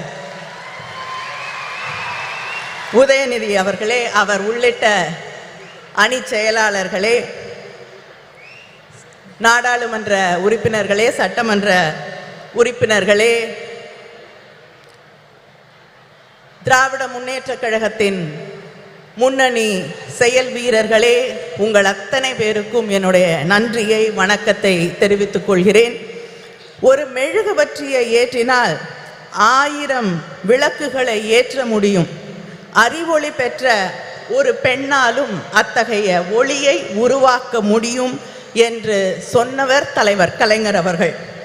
அப்படி அறிவொளி பெற்ற தீபங்களாக இந்த நிகழ்ச்சியிலே கலந்து கொண்டிருக்கக்கூடிய எங்கள் மகளிர் அணியின் சகோதரிகள் அத்தனை பேருக்கும் என்னுடைய வாழ்த்தை, வரவேற்பை, நன்றியை தெரிவித்துக் கொள்கிறேன். மகளிர் மாநாடுகள் என்பது, மகளிர் உரிமை மாநாடுகள் என்பது நம்முடைய திராவிட இயக்கத்திலே 100 ஆண்டு வரலாற்றை கொண்டிருக்கக்கூடிய ஒன்று. தந்தை பெரியார் அவர்கள் நடத்திய மாநாட்டிலே கண்ட கனவுகள் தான் தலைவர் கலைஞரின் ஆட்சி காலத்திலே பெண்களின் கல்வியாக, பொருளாதார முன்னேற்றமாக, வேலை வாய்ப்பாக, அரசு பணிகளிலே வாய்ப்புகளாக மாறி பெண்களுடைய வாழ்க்கையையே மாற்றி காட்டி இருக்கக்கூடிய சாதனைகளாக மிளிர்ந்தது. அதுபோல இந்த சமூகத்திலே பேசக்கூடியவர்கள் எல்லோரும் ஒன்றை குறிப்பிட்டு சொல்லுவார்கள், ஒரு பெண்ணுக்கு ஆண் தான் பாதுகாப்பு. சொல்லுவாங்களா இல்லையா? பெண்களுக்கு ஆண் இருந்தால் தான் பாதுகாப்பு என்று. ஆனால் இந்தியாவிலே முதல் முறையாக காவல்துறையிலே பெண்களுக்கு வாய்ப்பளித்து ஆணுக்கும் பெண்ணால் பாதுகாப்பு அளிக்க முடியும் என்பதை நிரூபித்து காட்டிய தலைவர் நம்முடைய தலைவர் கலைஞர் அவர்கள். நம்முடைய தலைவர் கலைஞர் அவர்களின் ஆட்சியின் நீட்சியாக இன்று நம்முடைய அண்ணன் தளபதி அவர்களுடைய அரசு தொடர்ந்து பெண்களுக்கான வாய்ப்புகளை, பெண்களை பேணி காக்கக்கூடிய ஒரு ஆட்சியாக இன்று மிளிர்ந்து கொண்டிருக்கிறது. ஆட்சி பொறுப்பேற்று கொண்ட அதே நாளிலே பெண்களுக்கான இலவச பயணம், பேருந்து பயணத்தை விடியல் பயணமாக அறிவித்து யாரும் பெண் வீட்டை விட்டு வெளியில போகக்கூடாதுன்னு சொல்ல முடியாத ஒரு நிலையை உருவாக்கி காட்டியவர் நம்முடைய முதலமைச்சர் அவர்கள். அதே போல கல்விக்காக பெண் படிக்க வேண்டும் என்ற ஒரு கனவோடு இருக்கக்கூடிய பெண்ணின் கனவை எதுவுமே சிதைத்து விடக்கூடாது என்பதற்காக நீ எவ்வளவு படித்தாலும் உன்னோடு ஒரு அண்ணனாக, தந்தையாக நான் நிற்கிறேன் என்று அவள் படித்து முடிக்கும் வரை 1000 ரூபாய் வழங்கக்கூடிய ஆட்சி திராவிட முன்னேற்ற கழக ஆட்சி, நம்முடைய அண்ணன் தளபதி அவர்களுடைய ஆட்சி. அதே போல வீட்டிலே இருக்கக்கூடிய சகோதரிகளை பற்றி யாராவது கேட்டா வீட்டில் என்ன பண்ணுறாங்கன்னு கேட்டால் சொல்லுவாங்க சும்மா இருக்காங்கன்னு. யாராவது சும்மா இருக்கீங்களா? இல்லை. எல்லாரும் எழுந்துக்கிறதுக்கு முன்னாடி எழுந்து அந்த வேலையெல்லாம் நான் சொல்லி முடித்தேன்னா 10 நிமிஷம் ஆயிரும். பெருக்கி, சமைச்சு, துணி துவைச்சு என்று ஓடிக்கொண்டே இருந்து எல்லோரும் தூங்கிய பிறகு உறங்க செல்லக்கூடிய உழைப்பின் சிகரங்களாக இருக்கக்கூடிய உங்களுக்காக உங்கள் உழைப்பை நான் மதிக்கிறேன், நான் ஏற்றுக்கொள்கிறேன், கொண்டாடுகிறேன் என்று சொல்லக்கூடிய வகையிலே கலைஞர் உரிமை தொகை, உதவித்தொகை இல்லை என்று சொல்லி உரிமை தொகை என்று சொன்னவர் நம்முடைய முதலமைச்சர் அண்ணன் தளபதி அவர்கள். இதுதான் திராவிட மாடல் ஆட்சி. இந்த ஆட்சியிலே தான் இங்கே வந்திருக்கக்கூடிய சகோதரிகளிலே தமிழ்நாட்டிலே 11 பெண் மேயர்கள் இருக்கிறார்கள். இங்கே இருக்காங்க 11 பெண் மேயர்கள் இருக்கக்கூடிய மாநிலம் தமிழ்நாடு. இப்படிப்பட்ட வாய்ப்புகளை எல்லாம் உருவாக்கி தந்து கொண்டிருக்கக்கூடியவர்கள் நாம். ஆனால் ஒன்றிய அரசாங்கத்திலே நம்முடைய பிரதமர் இருக்கிறார். நாரி சக்தி, பெண் சக்தி என்று சொல்லி பெருமையாக பேசுவார். அவருடைய உரையாடல்கள் எல்லாம் பெண் சக்தியை, நாரி சக்தியை நாங்கள் கொண்டாடுகிறோம் என்று பொய் புரட்டுகளை எல்லாம் சொல்லி கொண்டிருப்பார்கள். இங்கே பேசியவர்கள் எல்லாம் குறிப்பிட்டு சொன்னது போல ஒரு மகளிருக்கான மசோதாவை கொண்டு வந்தார்கள். யூபிஏ ஆட்சியிலே 2010 அம்மையார் சோனியா காந்தி அவர்கள் வலியுறுத்தலிலே நம்முடைய ஆதரவோடு மகளிர் மசோதா நிறைவேற்றப்பட்டது ராஜ்யசபாவில். அதுக்கு எந்த கண்டிஷனும் கிடையாது. இதெல்லாம் இருந்தாதான் அதை நடைமுறைக்கு கொண்டு வருவோம் என்ற நிலை இல்லை. ஆனால் பிஜேபி மார்த்தட்டி கொள்கிறார்களே, நாங்கள் மகளிர் மசோதாவை கொண்டு வந்து விட்டோம் என்று. அந்த மகளிர் மசோதா இப்ப இல்லை, 10 ஆண்டுகள், 20 ஆண்டுகள், 50 ஆண்டுகள் ஆனால் கூட அந்த மகளிர் மசோதா நடைமுறைக்கு வர முடியாத ஒரு மசோதாவை அவர்கள் கொண்டு வந்து தேர்தலுக்காக பெண்களை ஏமாற்ற துடித்துக் கொண்டிருக்கிறார்கள். இந்த ஆட்சியில, ஒன்றியத்திலே இருக்கக்கூடிய பிஜேபி ஆட்சியிலே எந்த பெண்ணுக்காவது பாதுகாப்பு இருக்கிறதா என்று நீங்கள் சிந்தித்து பார்க்க வேண்டும். மணிப்பூர் பற்றி எரிந்து கொண்டிருக்கிறது. 50,000 பேருக்கு மேல் தன் வீடுகளை விட்டு நூற்றுக்கணக்கான முகாம்களிலே வாழ்ந்து கொண்டிருக்கிறார்கள். நானும் சுஷ்மிதா தேவ் அவர்களும் அந்த முகாம்களை சென்று பார்த்த பொழுது அங்கே பெரும்பாலும் பெண்களும் குழந்தைகளும் வாழ முடியாத நிலையிலே சொல்லுனா துயரோடு வாழ்ந்து கொண்டிருக்கிறார்கள். அவர்கள் இன்று வரை மாதக்கணக்கிற்கு பிறகும் இன்றும் வீட்டிற்கு போக முடியாத நிலை. இதே பிஜேபி குஜராத்திலே செய்த அட்டூழியங்களை, அநியாயங்களை, பெண்கள் எந்த அளவிற்கு பாதிக்கப்பட்டார்கள் என்பதை நாம் இன்று வரை மறந்து விட முடியாது. மத கலவரங்கள், காழ்ப்புணர்வு அரசியல், வெறுப்பு அரசியல் என்று வரும் பொழுது மிகப்பெரிய அளவிலே பாதிக்கப்படுவது பெண்கள் தான் என்பதை இங்கே இருக்கக்கூடிய சகோதரிகள் உணர்ந்து கொள்ள வேண்டும். மணிப்பூரிலே இந்த நிலை. இந்த நாட்டின் முதல் குடிமகள் என்று சொல்லக்கூடிய குடியரசுத் தலைவர், அவங்க இல்லாம அவங்களை அழைக்க கூடாது என்ற அந்த நிலைப்பாட்டோடு பெண், ஒடுக்கப்பட்ட சமூகத்தை சேர்ந்த ஒரு பெண் என்ற ஒரே காரணத்திற்காக அந்த அம்மையார் கோயிலுக்குள்ள போக முடியாது, பாராளுமன்றத்திற்கு வர முடியாது என்று அவமானப்படுத்தப்படக்கூடிய ஒரு நிலை இந்த நாட்டினே முதல் குடிமகளுக்கு நடந்து கொண்டிருக்கிறது என்பதை நாம் மறந்துவிட முடியாது. அதே போல பக்கத்திலே பாண்டிச்சேரியில பிஜேபி கூட்டணியிலே இருக்கக்கூடிய ஒரு அரசாங்கத்திலே ஒரு அமைச்சர், பெண் அமைச்சர் ராஜினாமா கடிதம் கொடுக்க வேண்டிய நிலைக்கு தள்ளப்பட்டிருக்கிறார். அந்த ராஜினாமா கடிதத்திலே அவர் குறிப்பிட்டு சொல்லுகிறார், நான் ஒரு பெண், ஒரு தலித் என்பதால் இன்று இந்த நிலைக்கு ஆளாக்கப்பட்டிருக்கிறேன், ராஜினாமா செய்ய வற்புறுத்தப்பட்டிருக்கிறேன், எனக்கு வேறு வழி இல்லை என்று ஒரு அமைச்சர் சொல்லக்கூடிய நிலை. அதே போல டெல்லியிலே விளையாட்டு வீராங்கனைகள் தங்களுடைய நியாயத்திற்காக மாதக்கணக்கிலே போராடினார்கள். இந்த ஆட்சியிலே அவர்களுக்கு நியாயம் கிடைத்ததா? இல்லை.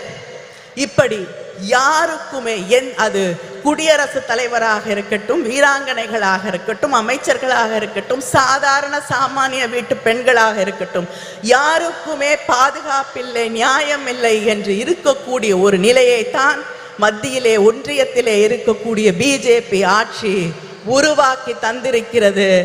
இந்த நிலை இந்த நாட்டிலே நீடிக்க வேண்டுமா?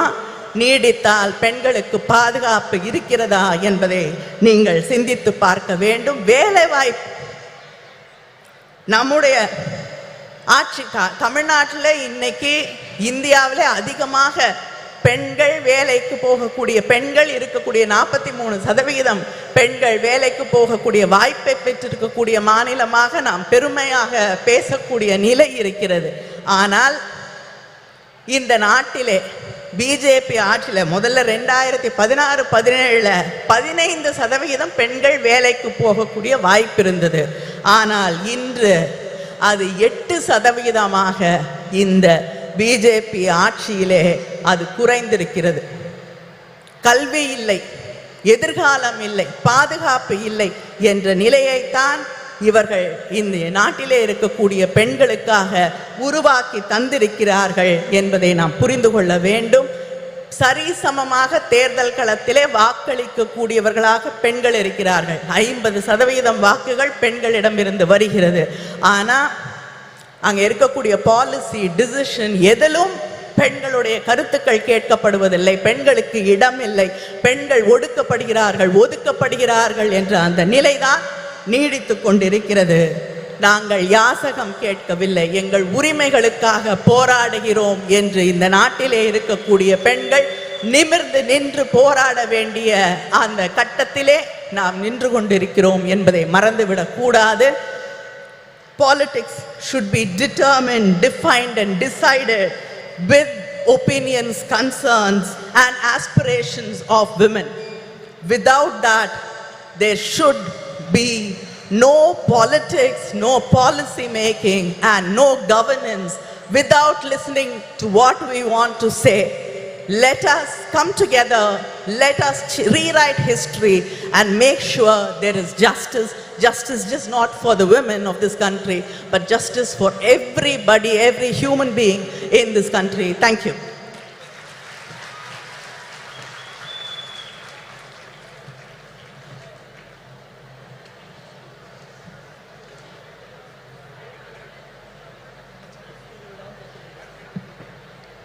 சிறப்புரைக்கு மனமார்ந்த நன்றி. இந்தியாவின் எந்த மூலையில் அநீதி இழைக்கப்பட்டாலும் அதற்கு எதிராக குரல் கொடுப்பவர், ஒடுக்கப்பட்ட மக்களின் உரிமைகள் பறிக்கப்படும் போது களத்தில் நின்று போராடுபவர். இந்திய தேசிய காங்கிரஸ் கட்சியின் பொதுச் செயலாளர் திருமிகு பிரியங்கா காந்தி வத்ரா அவர்களை சிறப்புரையாற்ற அன்புடன் அழைக்கிறோம். முதன்முறையாக தமிழ்நாட்டின் மேடையில் திருமிகு பிரியங்கா காந்தி வத்ரா அவர்கள்.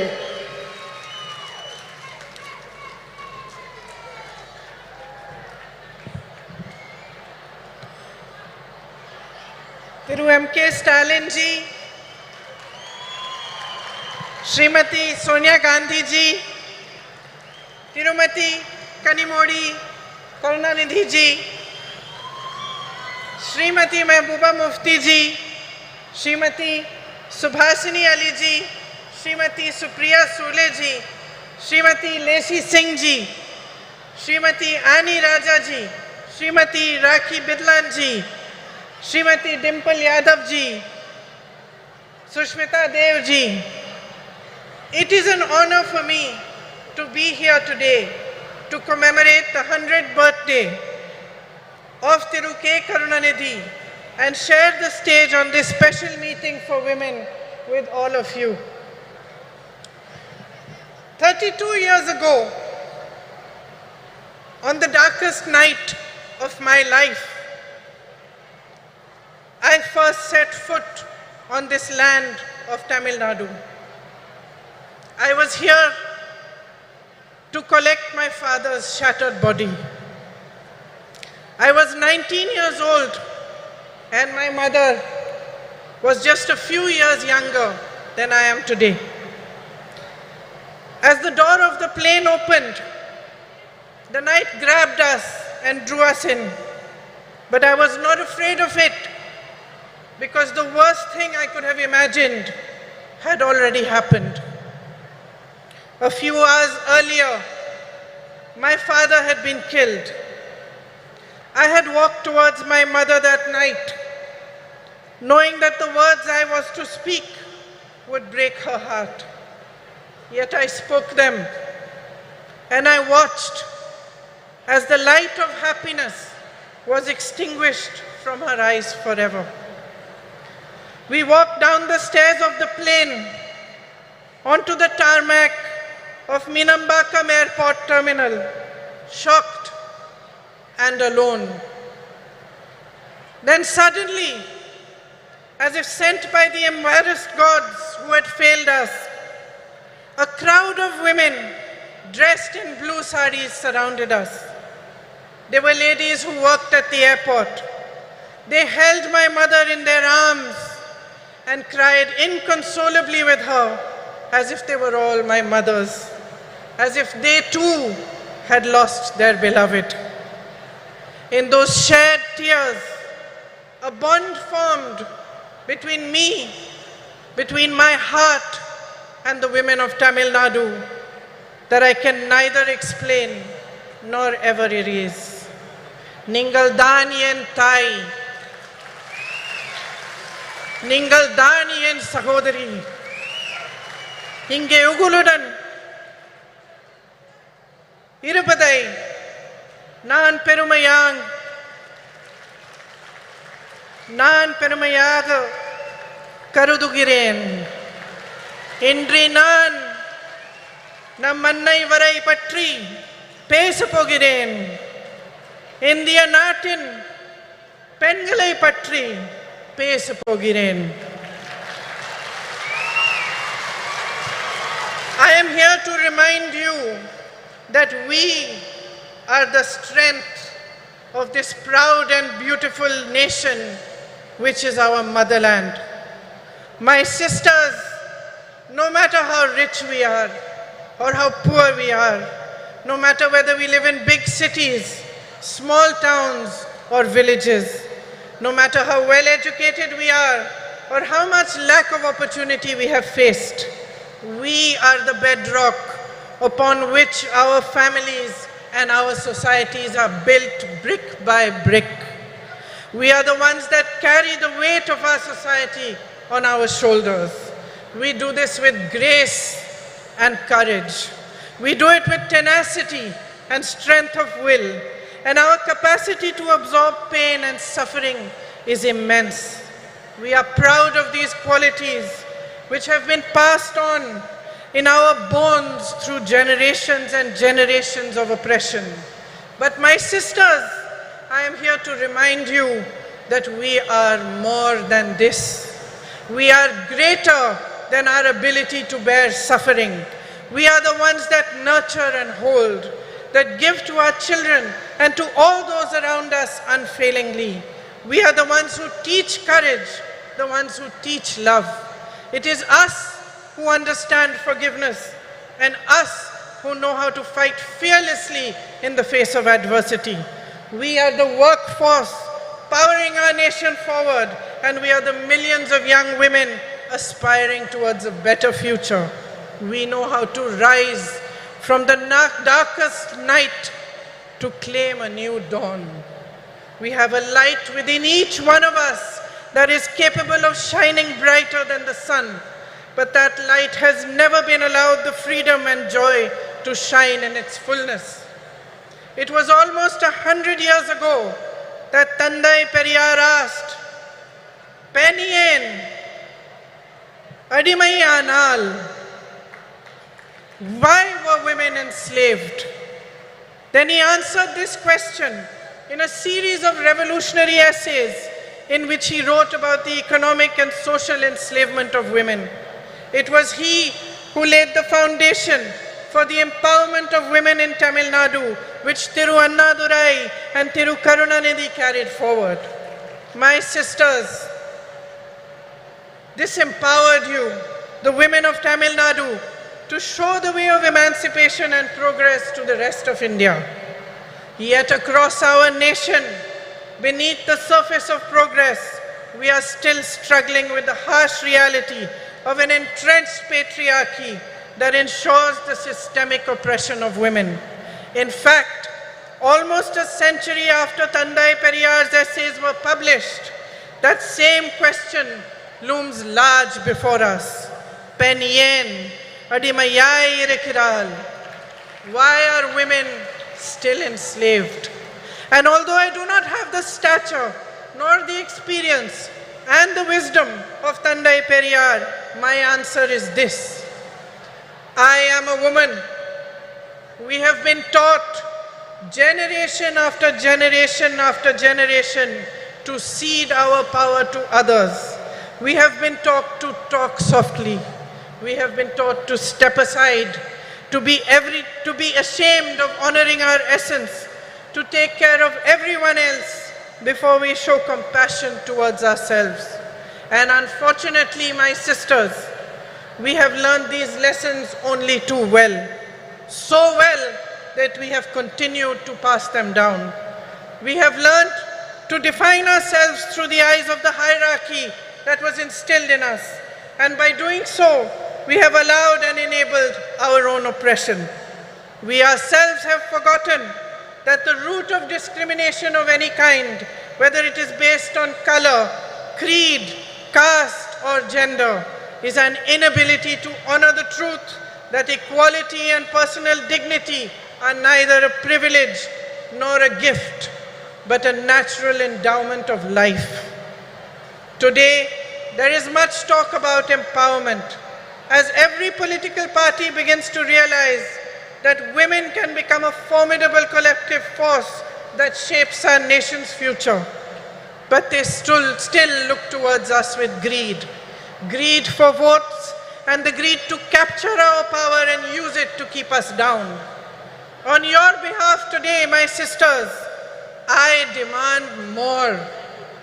I demand that we own our power. On your behalf, I demand the immediate implementation of the Women's Reservation Bill. We, the women of India, have no more time to waste. It is our right to be counted in the political process. I demand that our worth is valued and respected. As a political instrument for our own empowerment, I demand that we put an end to the glorification of our tolerance for injustices which are committed against us day after day after day. I demand the rejection of any system, societal, religious, or political, which thrives on our oppression and forces us to collude with it. Every woman holds the right to express and embody her own power, and she should be free to exercise it. You are the essence of humanity. Each one of you, standing exactly where you are today, have the power to change your lives, but only if you deeply understand the unbridled potential of your sisterhood. Only if you see in each other the great value of coming together, of helping and holding each other and rising in solidarity with one another. My sisters, nothing can hold back the power of women when we stand as one. We are half the population of this country, half, no less. It is for us to set the barriers of caste, religion, state, language, and society aside. It is for us to recognize ourselves first and foremost as sisters who can unify into an unstoppable momentum for change. Today, as we stand here to commemorate Thirukarunanidhi ji, a leader who understood the power of women, let us awaken to a new dawn. Let us create our own destiny. Thank you. Jai Hind.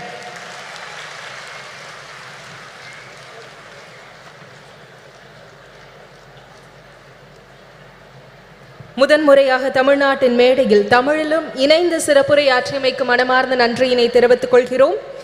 ஜனநாயக பற்றாளரும் ஜம்மு காஷ்மீர் மக்களின் பாதுகாப்பிற்காக அயராது பணியாற்றி வரும் முன்னாள் முதலமைச்சரும் மக்கள் ஜனநாயக கட்சியின் தலைவருமான திருமிகு மெஹபூபா முஃப்தி அவர்களை சிறப்புரையாற்ற அன்புடன் அழைக்கிறோம். It is great pleasure to extend a warm invitation to திருமிகு Mehbooba Mufti to deliver her special address.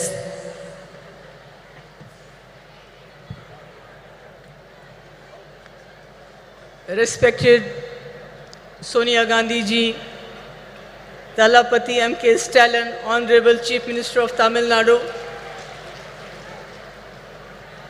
Kanimozhi, Karunanidhi ji, Priyanka Gandhi ji, Supriya Sole ji, Dimple Yadav ji, Subhasini Ali ji, Annie Raja ji, Miss Lesh Singh ji, Miss Rakhi Bidlan ji, and Miss Sushmita Dev ji, and all my brothers and sisters. I don't know whether I should call Akka and Anna. Is that right? This is for the first time I am making a speech by reading a script, because since I don't know Tamil, you don't know Urdu, so I'll try to be do my best. It's an honor for me to attend the 100th birth anniversary of Kalaingar Karunanidhi ji, and to speak on a subject that is incredibly close to my heart, not just because I am a woman, but because I have gone through all that a woman has to endure during the life since the time she is born. Most people assume that women from privileged backgrounds like me have it easy, but that's not the case. Every woman, regardless of her religion, social status, caste, creed and color, undergoes tremendous challenges, sometimes simply to survive, let alone thrive, and I am sure the galaxy of women here will vouch for that. Even though born with privileged backgrounds, we have to work very, very hard, you know. Female infanticide, child abuse, discrimination at home, discrimination at workplace, dowry deaths, rape, violence, and other atrocities keep happening to all of us. And one cannot simply state enough the huge role Karunanidhi ji played towards the emancipation and upliftment of women. His crusade in this direction started much before he entered politics. Even as a writer, blessed with a razor-sharp intellect, his scripts were ahead of his times. They strongly advocated equal rights for females and also helped in removing social stigmas and taboos associated with women by renouncing religious patriarchy. The empowerment of women was an integral and crucial part of his idea of social justice. Some of the path-breaking reforms that he introduced were free education for girl child, encourage remarriage of women, rehabilitate widows, encourage their remarriage, induct them into police force, reservation in local governance and government jobs, and also setting up self-help groups. Such was his vision and compassion that he went a step further in his efforts to bring in social security schemes for transgenders who are looked down upon in our society. I am pleased that his son and current Chief Minister, Stalinji and Kanimozhi are carrying forward their father's legacy.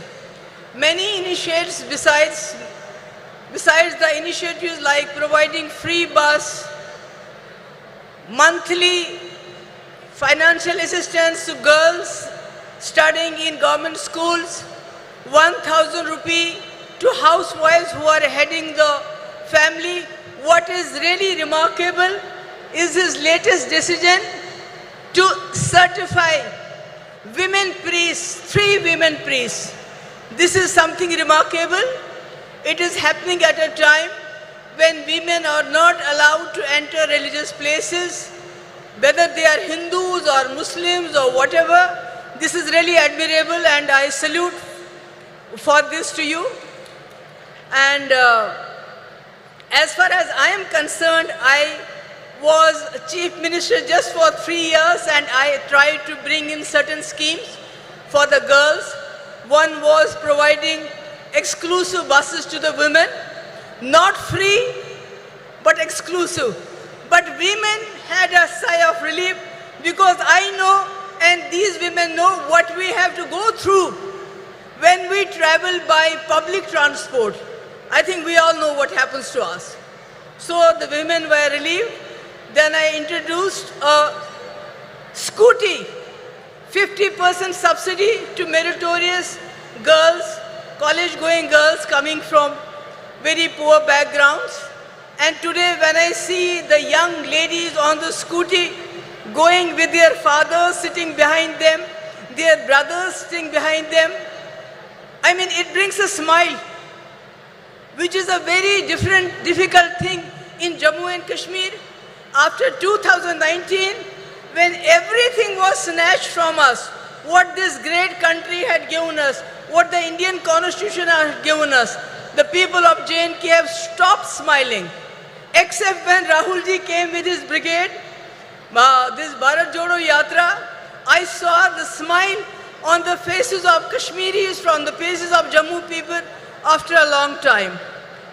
And then one more thing which I did during my tenure was to waive off stamp duty on the land that was purchased in the name of women. Can you imagine how many people started purchasing land in the name of their wives, their daughters, their sisters, instead of their sons? It was something, that 95% of the land was purchased in the name of women. But after I was gone, all these schemes were overturned and nothing is left today. Today when I am talking, making a speech at this point of time, there are conflicts going around the world. There are wars going in many parts of the world, like Palestine, Israel, Ukraine, Russia, and not to forget what is happening in our backyard, Manipur. And women are the worst sufferers when these wars take place, because not only do they suffer during these conflicts, they are left to pick up the pieces afterwards. So, when I look at our country today, I feel the women in our country are not in a good place. They are suffering because the government and the center, the economy is going down, the inflation is going up, unemployment is going up, everything is breaking the backbone of the housewife who has to make the two ends meet. She has to provide for the family, and to add to all this, the government at the center, which has failed to fulfill the promises they had made. During UPA, there was 450 rupees for cylinder. Now it is 1200 rupees. Petrol has gone 100 rupees above. Who is suffering the most? The housewife. And to add to all of this, the present government, the Modi government, is trying to divert the attention from all these problems by their sinister design of injecting hatred, venom into the society through the youngsters of the poorest of poor. These poor boys are encouraged. They are provoked to lynch the people of other communities. They are garlanded. The people, the sons, the daughters of the ruling party are studying good education in and abroad. They are having good jobs, lucrative jobs. They are getting good contracts. And if they don't have a job, then they go and head the sports bodies of our country. But what about the poor children? They are pushed into implementing their sinister agenda of divide between Hindus and Muslims. And this is really tearing apart our society. And again, it has a very, very drastic effect on the women folk. Because any person who commits a crime, he is a criminal. Whether he goes to jail or not, so they are criminalizing the whole society at this point of time. So, my point is that if and when, inshallah, I hope that the India Alliance will come to power, and Rajiv Gandhi ji has already sown the seeds of 33% reservation in panchayats. We have a huge number of women who are ready to take their place in assemblies and parliaments, and I am hopeful once India Alliance comes to power, Rajiv Gandhi's dream will come alive. It will be fulfilled, not like a joke which our Prime Minister played. He signed a check, kept it in his pocket, and told the women folk, we'll cash it sometime in 2047. So, but we're not going to do that. Inshallah, I am hopeful. And at the last, I would like to thank once again Stalin ji, Kanimozhi ji, who was personally invited us. And I'm so happy that Soniya ji is here to grace the occasion. And thank you so much for bearing with me. I know I have not been able to, make you understand every word I said, but thank you so much. Thank you ma'am. மதச்சார்பின்மைக்கும் ஜனநாயகத்திற்கும் நம்பிக்கை ஒளியாய் திகழ்பவரும் தலைவர் கலைஞர் அவர்கள் பெரிதும் மதித்த தலைவருமான காங்கிரஸ் கட்சியின் மூத்த தலைவர் அன்னை சோனியா காந்தி அவர்களை வரலாற்று சிறப்பு வாய்ந்த இந்த நிகழ்வில் மாநாட்டு பேருரையாற்ற அன்புடன் அழைக்கிறோம். அன்னை சோனியா காந்தி அவர்களின் உரையை மொழியாக்கம் செய்ய காங்கிரஸ் மூத்த தலைவரும் தமிழ்நாடு சிறுபான்மை ஆணைய தலைவர் திரு பீட்டர் அல்மோன்ஸ் அவர்களை அன்புடன் அழைக்கிறோம்.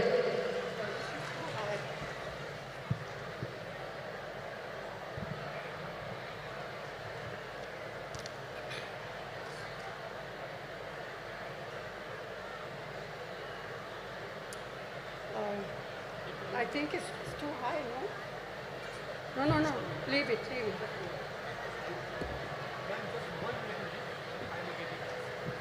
Then it will be too low. Thiru MK Stalin ji, Tirumati Kanimozhi Karunanidhi ji,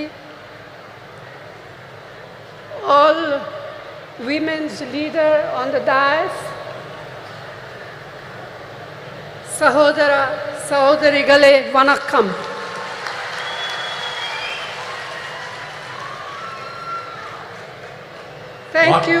Thank you, Chief Minister of Tamil Nadu, Thiru MK Stalin, for inviting me to this Women's Rights Conference.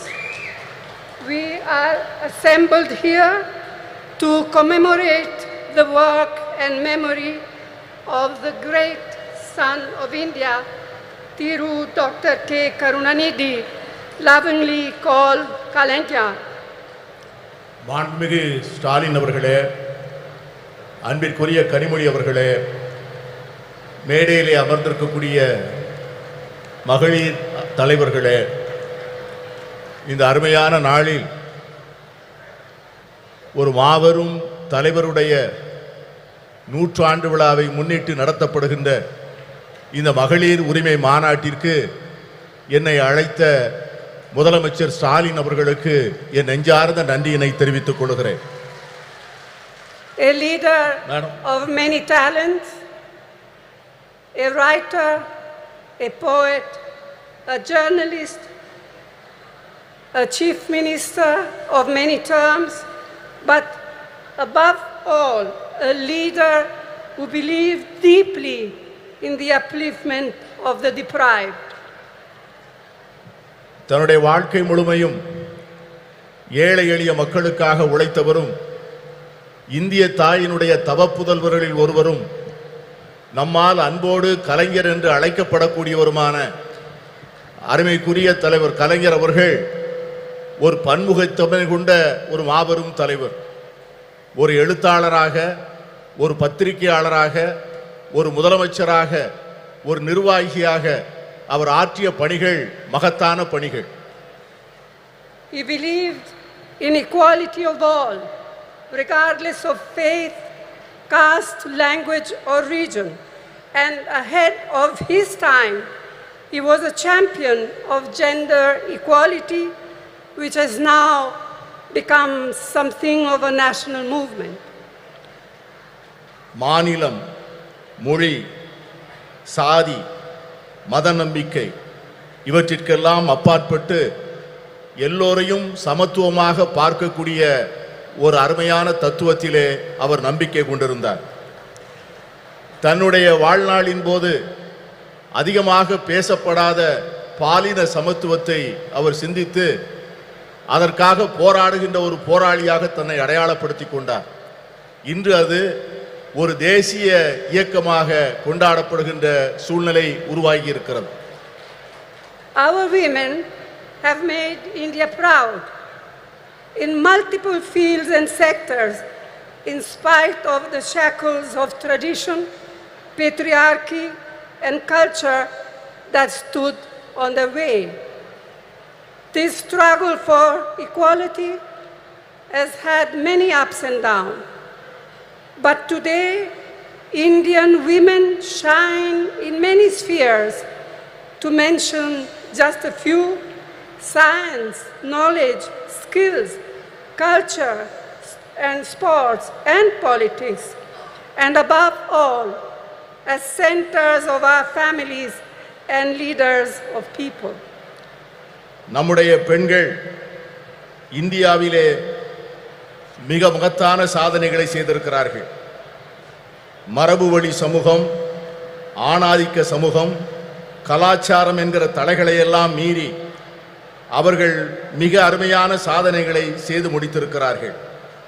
இந்த நீண்ட நெடிய போராட்டத்தில் ஏற்றங்களும் இருந்திருக்கின்றன, இரக்கங்களும் இருந்திருக்கின்றன. ஆனால் இன்று இந்திய பெண்கள் பல்வேறு துறைகளிலே ஒளிர்கிறார்கள். சிலவற்றை சொல்ல வேண்டும் என்று சொன்னால், விஞ்ஞானத்திலே, அறிவிலே, ஆற்றலிலே, கலாச்சாரத்திலே, விளையாட்டிலே, இவை எல்லாவற்றிற்கும் மேலாக நம்முடைய குடும்பத்தினுடைய மைய பொருளாக, மக்களுடைய தலைவர்களாக அவர்கள் ஆற்றுகின்ற பணி மகத்தானது. இருந்தாலும் கூட இந்த போராட்டம் இன்னும் நீண்ட தூரம் பயணிக்க வேண்டும், இன்னும் பல்வேறு தடைகளை தாண்ட வேண்டும். Yet we all know this struggle continues and there are many more frontiers to cross, especially for our disadvantaged sisters. இருந்தாலும் நம்முடைய ஏழை எளிய சகோதரிகள் இன்னும் ஏராளமான தடைகளை தாண்டித்தான் இந்த சமத்துவத்தை பெறுவதற்கான சூழ்நிலை உருவாகி இருக்கிறது. The remarkable non-violent freedom struggle led by Mahatma Gandhi placed a strong emphasis on gender equality. In 1928, the draft constitution was being crafted under the chairmanship of Motilal Nehru, and the Karachi Resolution of 1931, framed by Jawaharlal Nehru. Both these documents championed women's rights, advocating for equal voting rights, political and economic rights, and fair wages. They laid the foundation for women to play an equal role in our nation's building. They embodied the promise of universal suffrage, gender equality, and the socialist equitable society. And this spirit continued when the Constitution of India, under the leadership, chairmanship of Dr. B.R. Ambedkar, was ultimately framed. Mahatma காந்தியினுடைய தலைமையிலே ஏற்றுக்கொள்ளப்பட்ட சாத்வீகமான வன்முறையற்ற சுதந்திர போராட்டம் மகளிர் சமத்துவத்தை முன்னிலைப்படுத்தியது.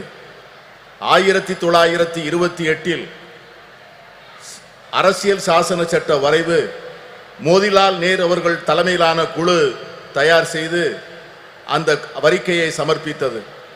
அதற்கு பிறகு கராச்சியிலே நடந்த அகில இந்திய காங்கிரஸ் மாநாட்டில் இந்த தேசத்தினுடைய முதல் பிரதமர் ஜவஹர்லால் நேரு அவர்கள் கராச்சி தீர்மானம் என்கிற பெயரிலே வடிவமைக்கப்பட்ட தீர்மானங்கள், இந்த இரண்டு ஆவணங்களும் பெண்களுடைய உரிமைகளை கொண்டாடுவதிலும் அவர்களுக்கு வாக்குரிமை அளிப்பதிலே சமத்துவம் வழங்கப்பட வேண்டும் என்பதையும், பொருளாதாரத்திலும் அரசியலிலும் செயல்பாடுகளிலே அவர்களுக்கு சரியான பங்கு தரப்பட வேண்டும் என்பதையும் வலியுறுத்தியது.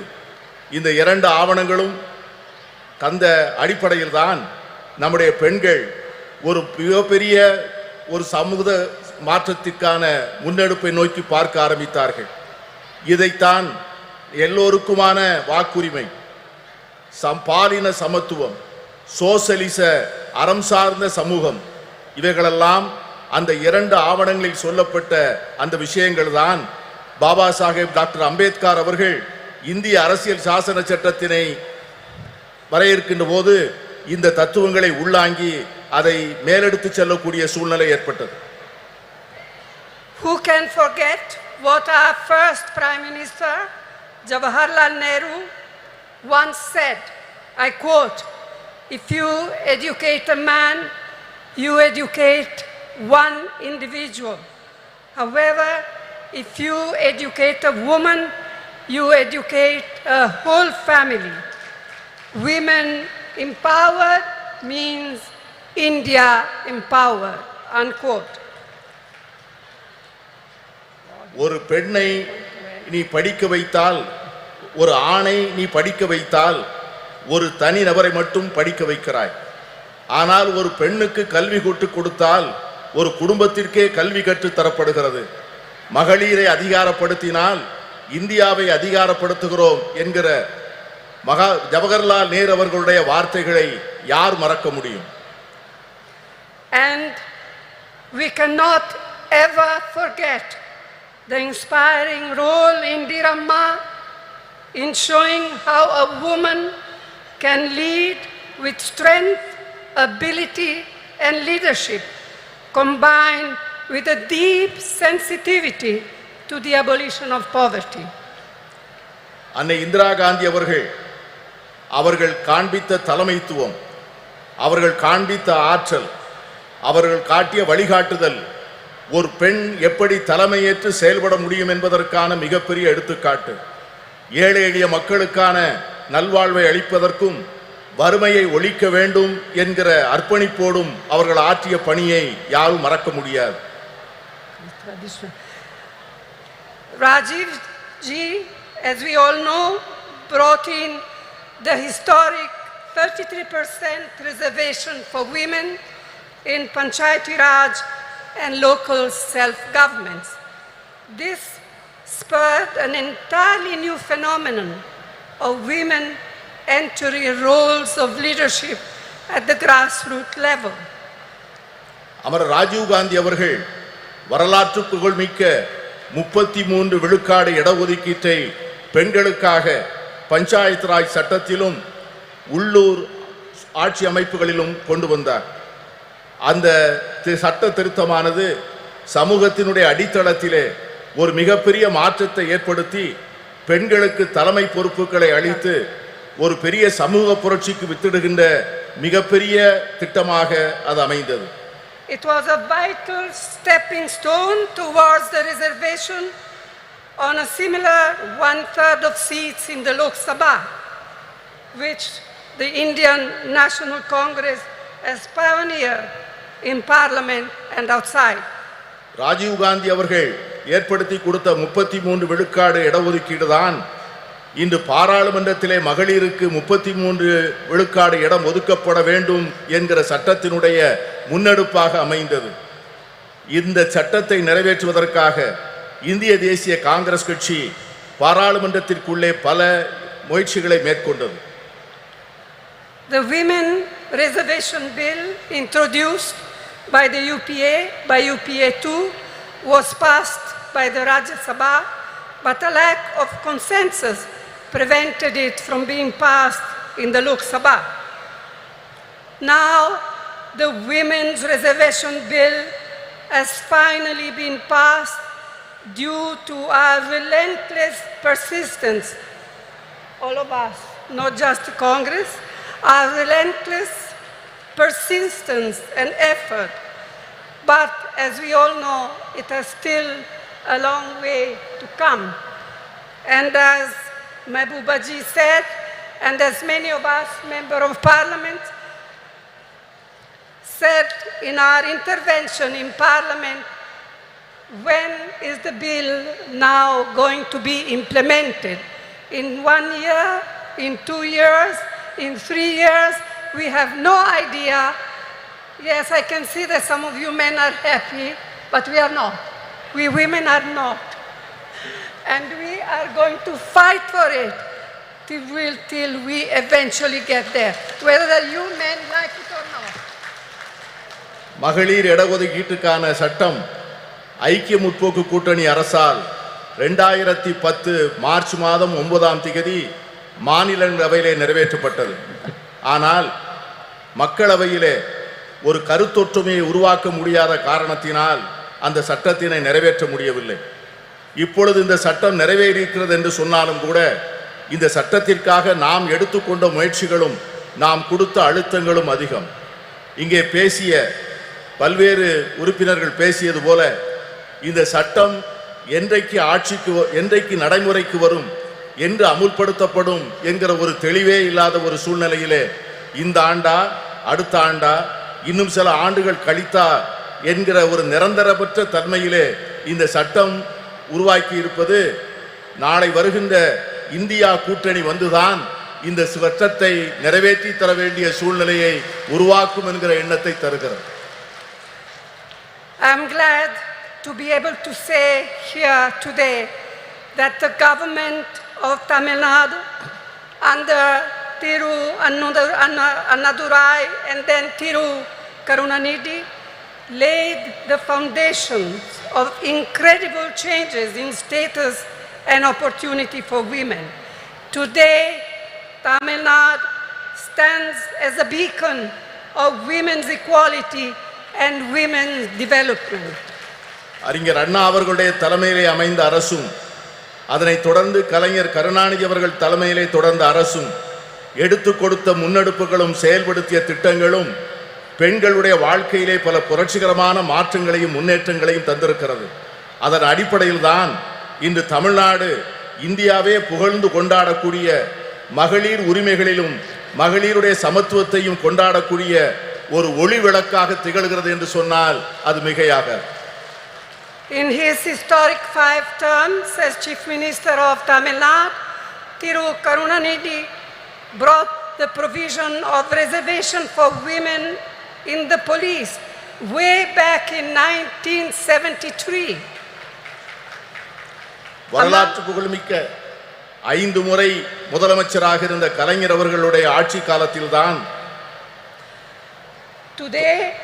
பெண்களுடைய காவல்துறையிலே பெண்களுடைய பங்கை அவர்கள் உறுதி செய்தார்கள்.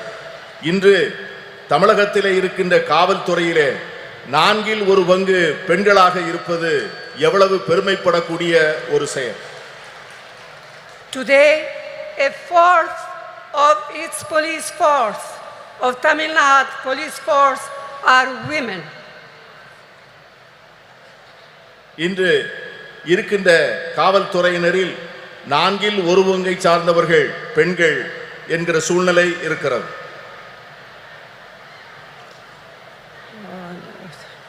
Another very important initiative brought in by Karunanidhi was the reservation for women in government positions. Today, women's participation in government services exceeds 30%.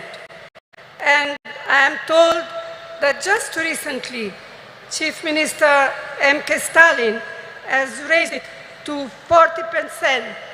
And I commend your Chief Minister for this. கலைஞர் கருணாநிதி அவர்கள் செய்த முக்கியமான மற்றொரு சீர்திருத்தம் என்னவென்று சொன்னால் அரசு பணிகளிலே பெண்களுக்கான இடஒதுக்கீட்டை செய்தது. அதன் விளைவாக அரசு பணிகளிலே 30 விழுக்காட்டை சார்ந்தவர்கள் பெண்களாக இருந்தார்கள். இன்று நம்முடைய முதலமைச்சர் ஸ்டாலின் அவர்கள் தலைமையிலே செயல்படுகின்ற அரசு அந்த 30 விழுக்காட்டை 40 விழுக்காடாக உயர்த்தி பெண்களை பெருமைப்படுத்தி இருக்கிறது. And it comes at no surprise that through initiatives like the midday meal program, the promotion of women empowerment, and encouragement of female education, Tamil Nadu boasts today of some of the most impressive maternal and infant mortality rates in India. பெண்களுடைய நல்வாழ்வுக்காக தமிழக அரசால் எடுத்துக்கொள்ளப்பட்டிருக்கின்ற பல்வேறு திட்டங்கள், சத்துணவு திட்டங்கள், பெண்களுடைய நல்வாழ்வுக்காக எடுத்துக்கொள்ளப்படுகின்ற மருத்துவத்துறையிலே செயல்படுத்தப்படுகின்ற திட்டங்கள், தாய்மார்களுக்காகவும் பால் குடிக்கும் சேய்களுக்காகவும் அரசாங்கம் நிறைவேற்றுகின்ற பல்வேறு திட்டங்கள் மிக சிறப்பாக செயல்படுகின்ற காரணத்தினால்தான் இன்று தமிழ்நாட்டிலே தாய் சேய் இறப்பு விகிதம் இந்தியாவிலேயே மிக குறைந்த நிலையிலே இருப்பதற்கு காரணம் அதுதான். It is unfortunate that many of these efforts and programs to help to empower women have not been reflected at the national level. In fact, instead of mitigating problems faced by women, the last 9 years have seen a sustained effort on part of the Modi government to turn our women purely into symbols, to be counted and appreciated only in their restricted traditional roles in a patriarchal framework. கடந்த சில ஆண்டுகளாக கடந்த 9 ஆண்டுகளாக மோடி அரசினுடைய நடவடிக்கைகள், இந்த நாம் ஏற்றுக்கொண்டிருக்கின்ற திட்டங்கள், நாம் பெற்றுத்தந்த உரிமைகள், கடந்த 70 ஆண்டுகளிலே நாம் செய்த நல்ல முயற்சிகளை எல்லாம் சீரழிக்கின்ற வகையிலே செயல்படுவது நமக்கு ஏற்பட்டிருக்கிற மிகப்பெரிய துரதிர்ஷ்டம். பெண்களை ஒரு அடையாள சின்னமாக மாற்றி பழமையிலும் மரபு வழியிலும் ஏற்கனவே பின்பற்றி வருகின்ற பாரம்பரிய சூழ்நிலையில் மட்டும்தான் பெண்கள் இருக்க வேண்டும் என்று எண்ணுகிறது இந்த அரசை ஒழிய அவர்களுக்காக ஒரு புதிய சுதந்திரத்தையும் உரிமைகளையும் அளிக்க அவர்கள் தயாராக இல்லை. இதை போலத்தான் எல்லா துறைகளிலும் எல்லா சுதந்திரத்திற்கும் சமத்துவத்திற்கும் அறம் சார்ந்த சமுதாயத்திற்குமாக நாம் பெற்ற அனைத்து உரிமைகளையும் கடந்த 9 ஆண்டுகளாக அவை அனைவரும் தொடர்ந்து முறையாக சீரழிக்கப்பட்டு வருவதை நான் சுட்டிக்காட்ட விரும்புகிறேன். I am confident that we, the like-minded parties of the India Alliance, can and will take urgent steps needed to make women's equality a reality. நான் உறுதியாக நம்புகிறேன், நாம் ஏற்பாடு செய்திருக்கிற இந்தியா கூட்டணி என்கிற இந்த அற்புதமான ஏற்பாடு இதை போன்ற சமச்சீரற்ற தன்மைகளை எல்லாம் நீக்கி பெண்களுக்கு உண்மையாகவே அவர்களுக்கு ஒரு சமத்துவ உலகை உருவாக்கி கொடுப்பதற்கான மிக அவசரமான நடவடிக்கைகளை நிச்சயம் மேற்கொள்ளும் என்று நான் உறுதியாக நம்புகிறேன். And it is my fervent hope that we in the India Alliance will see to it that the bill will be implemented as soon as possible. We will all work together to see to it that it happens. நான் உறுதியாக சொல்லுகிறேன், India கூட்டணி என்பது நிச்சயமாக இந்த மகளிர் இடஒதுக்கீட்டுக்கான சட்டத்தை நிறைவேற்றிய தீரும். அதை நிறைவேற்றி ஒரு நல்ல சூழ்நிலையை நாம் ஏற்படுத்திய தீர்வோம்.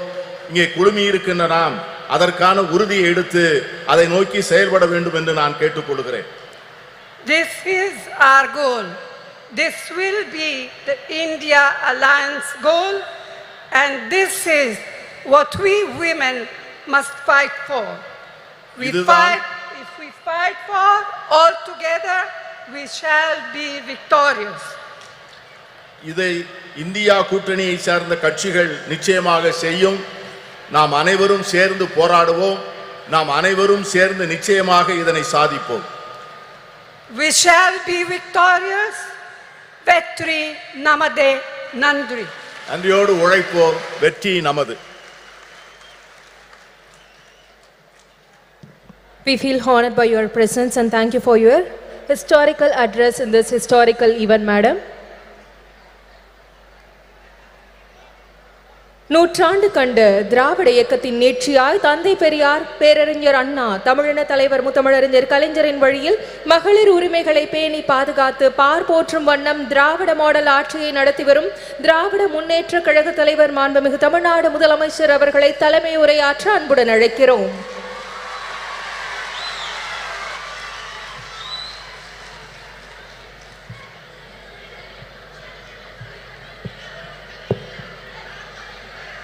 அன்புள்ள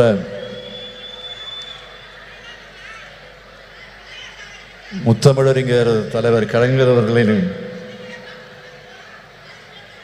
நூற்றாண்டு விழாவை ஒட்டி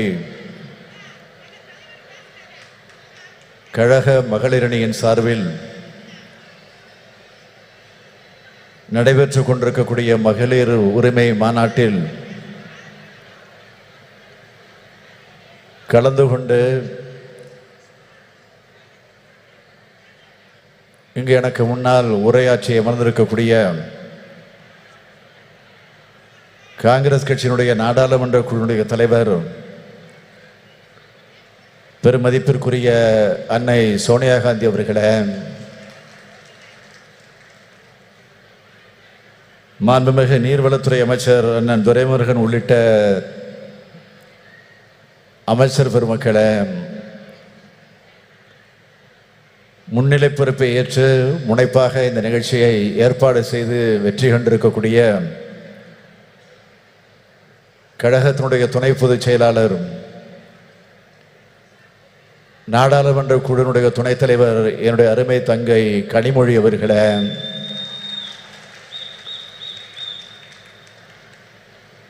சிறப்பு விருந்தினர்களாக வருகை தந்து சிறப்பித்து உரையாற்றி அமர்ந்திருக்கக்கூடிய மரியாதைக்குரிய திருமதி பிரியங்கா காந்தி அவர்களே, முன்னாள் முதலமைச்சர் திருமதி மெஹபூபா முஃப்தி அவர்களே, திருமதி சுப்ரியா சுலே எம்பி அவர்களே, மாண்புமிகு பீகார் மாநிலத்தினுடைய அமைச்சர் திருமதி லெஷி சிங் அவர்களே, திருமதி சுபாஷினி அலி அவர்களே, திருமதி டிம்பிள் யாதவ் எம்பி அவர்களே, திருமதி ஆனி ராஜா அவர்களே, திருமதி ராக்கி பிட்லன் அவர்களே, திருமதி சுஷ்மிதா தேவ் அவர்களே, திருமதி சுகேஷ் சிங் அவர்களே, நாடாளுமன்ற சட்டமன்ற முன்னாள் இந்நாள் உறுப்பினர்களே, நம்முடைய தோழமை கட்சிகளை சார்ந்திருக்கக்கூடிய முன்னோடிகளே, தலைவர் பெருமக்களே, கழக மகளிர் அணியின் செயலாளர் திருமதி ஹெலன் டேவிட்சன் அவர்களே, மகளிர் அணியினுடைய தொண்டரணி செயலாளர் திருமதி நாமக்கல் ராணி அவர்களே, திரளாக திரண்டிருக்கக்கூடிய மகளிர் அணியை சார்ந்த சகோதரிகளே, உள்ளாட்சி அமைப்பு பிரதிநிதிகளே, அருமை பெரியோர்களே, தாய்மார்களே, இளைஞரணியின் செயலாளர் தம்பி உதயநிதி ஸ்டாலின் அவர்களே, மற்றும் பல்வேறு அணிகளை சார்ந்திருக்கக்கூடிய அமைப்பாளர்களே, துணை அமைப்பாளர்களே, பெரியோர்களே, தாய்மார்களே, தொலைக்காட்சி பத்திரிகை உலக நண்பர்களே, என் உயிரோடு கலந்திருக்கக்கூடிய தலைவர் கலைஞர் அவர்களின் உயிரினும் உயிரான அன்பு உடன்பிறப்புகளே, உங்கள் அனைவருக்கும் என்னுடைய அன்பான வணக்கம்.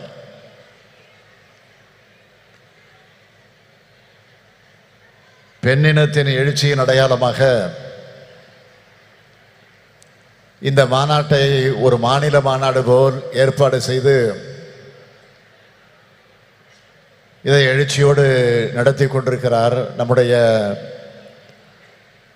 தங்கை கனிமொழி அவர்கள். அவர் கர்ஜனை மொழியாக, கனல் மொழியாக இப்போது நாடாளுமன்றத்தில் முழங்கி வருவதை பார்க்கும்போது கழக தலைவராக மட்டுமல்ல, அண்ணனாகவும் இருந்து நான் மிகுந்த பெருமைப்படுகிறேன். இந்த மகளிர் உரிமை மாநாட்டை தடையின்றி ஓடக்கூடிய மாரத்தான் ஓட்டம் போல நம்முடைய மாசு அவர்கள் இதை துணை நின்று ஏற்பாடு செய்திருக்கிறார். அவர் மட்டுமல்ல, நம்முடைய அமைச்சர் செயல் வீரர் தாமு அன்பரசன் அவர்களும் துணை நின்று தன்னுடைய கடமையை நிறைவேற்றி தந்திருக்கிறார். அதற்காக நான் முதலில் அவர்களை எல்லாம் வாழ்த்துகிறேன். மகளிர் அணியின் செயலாளர் எல்என் டேவிட்சன், மகளிர் தொண்டரணியின் செயலாளர் நாமக்கல் ராணி உள்ளிட்ட மகளிர் அணி நிர்வாகிகள் அனைவருக்கும் என்னுடைய வாழ்த்துக்களை தெரிவித்துக் கொள்கிறேன். காஷ்மீர் முதல் கன்னியாகுமரி வரை இருக்கக்கூடிய பெரும்பாலான மாநிலத்தை சார்ந்திருக்கக்கூடிய பெண் தலைவர்களை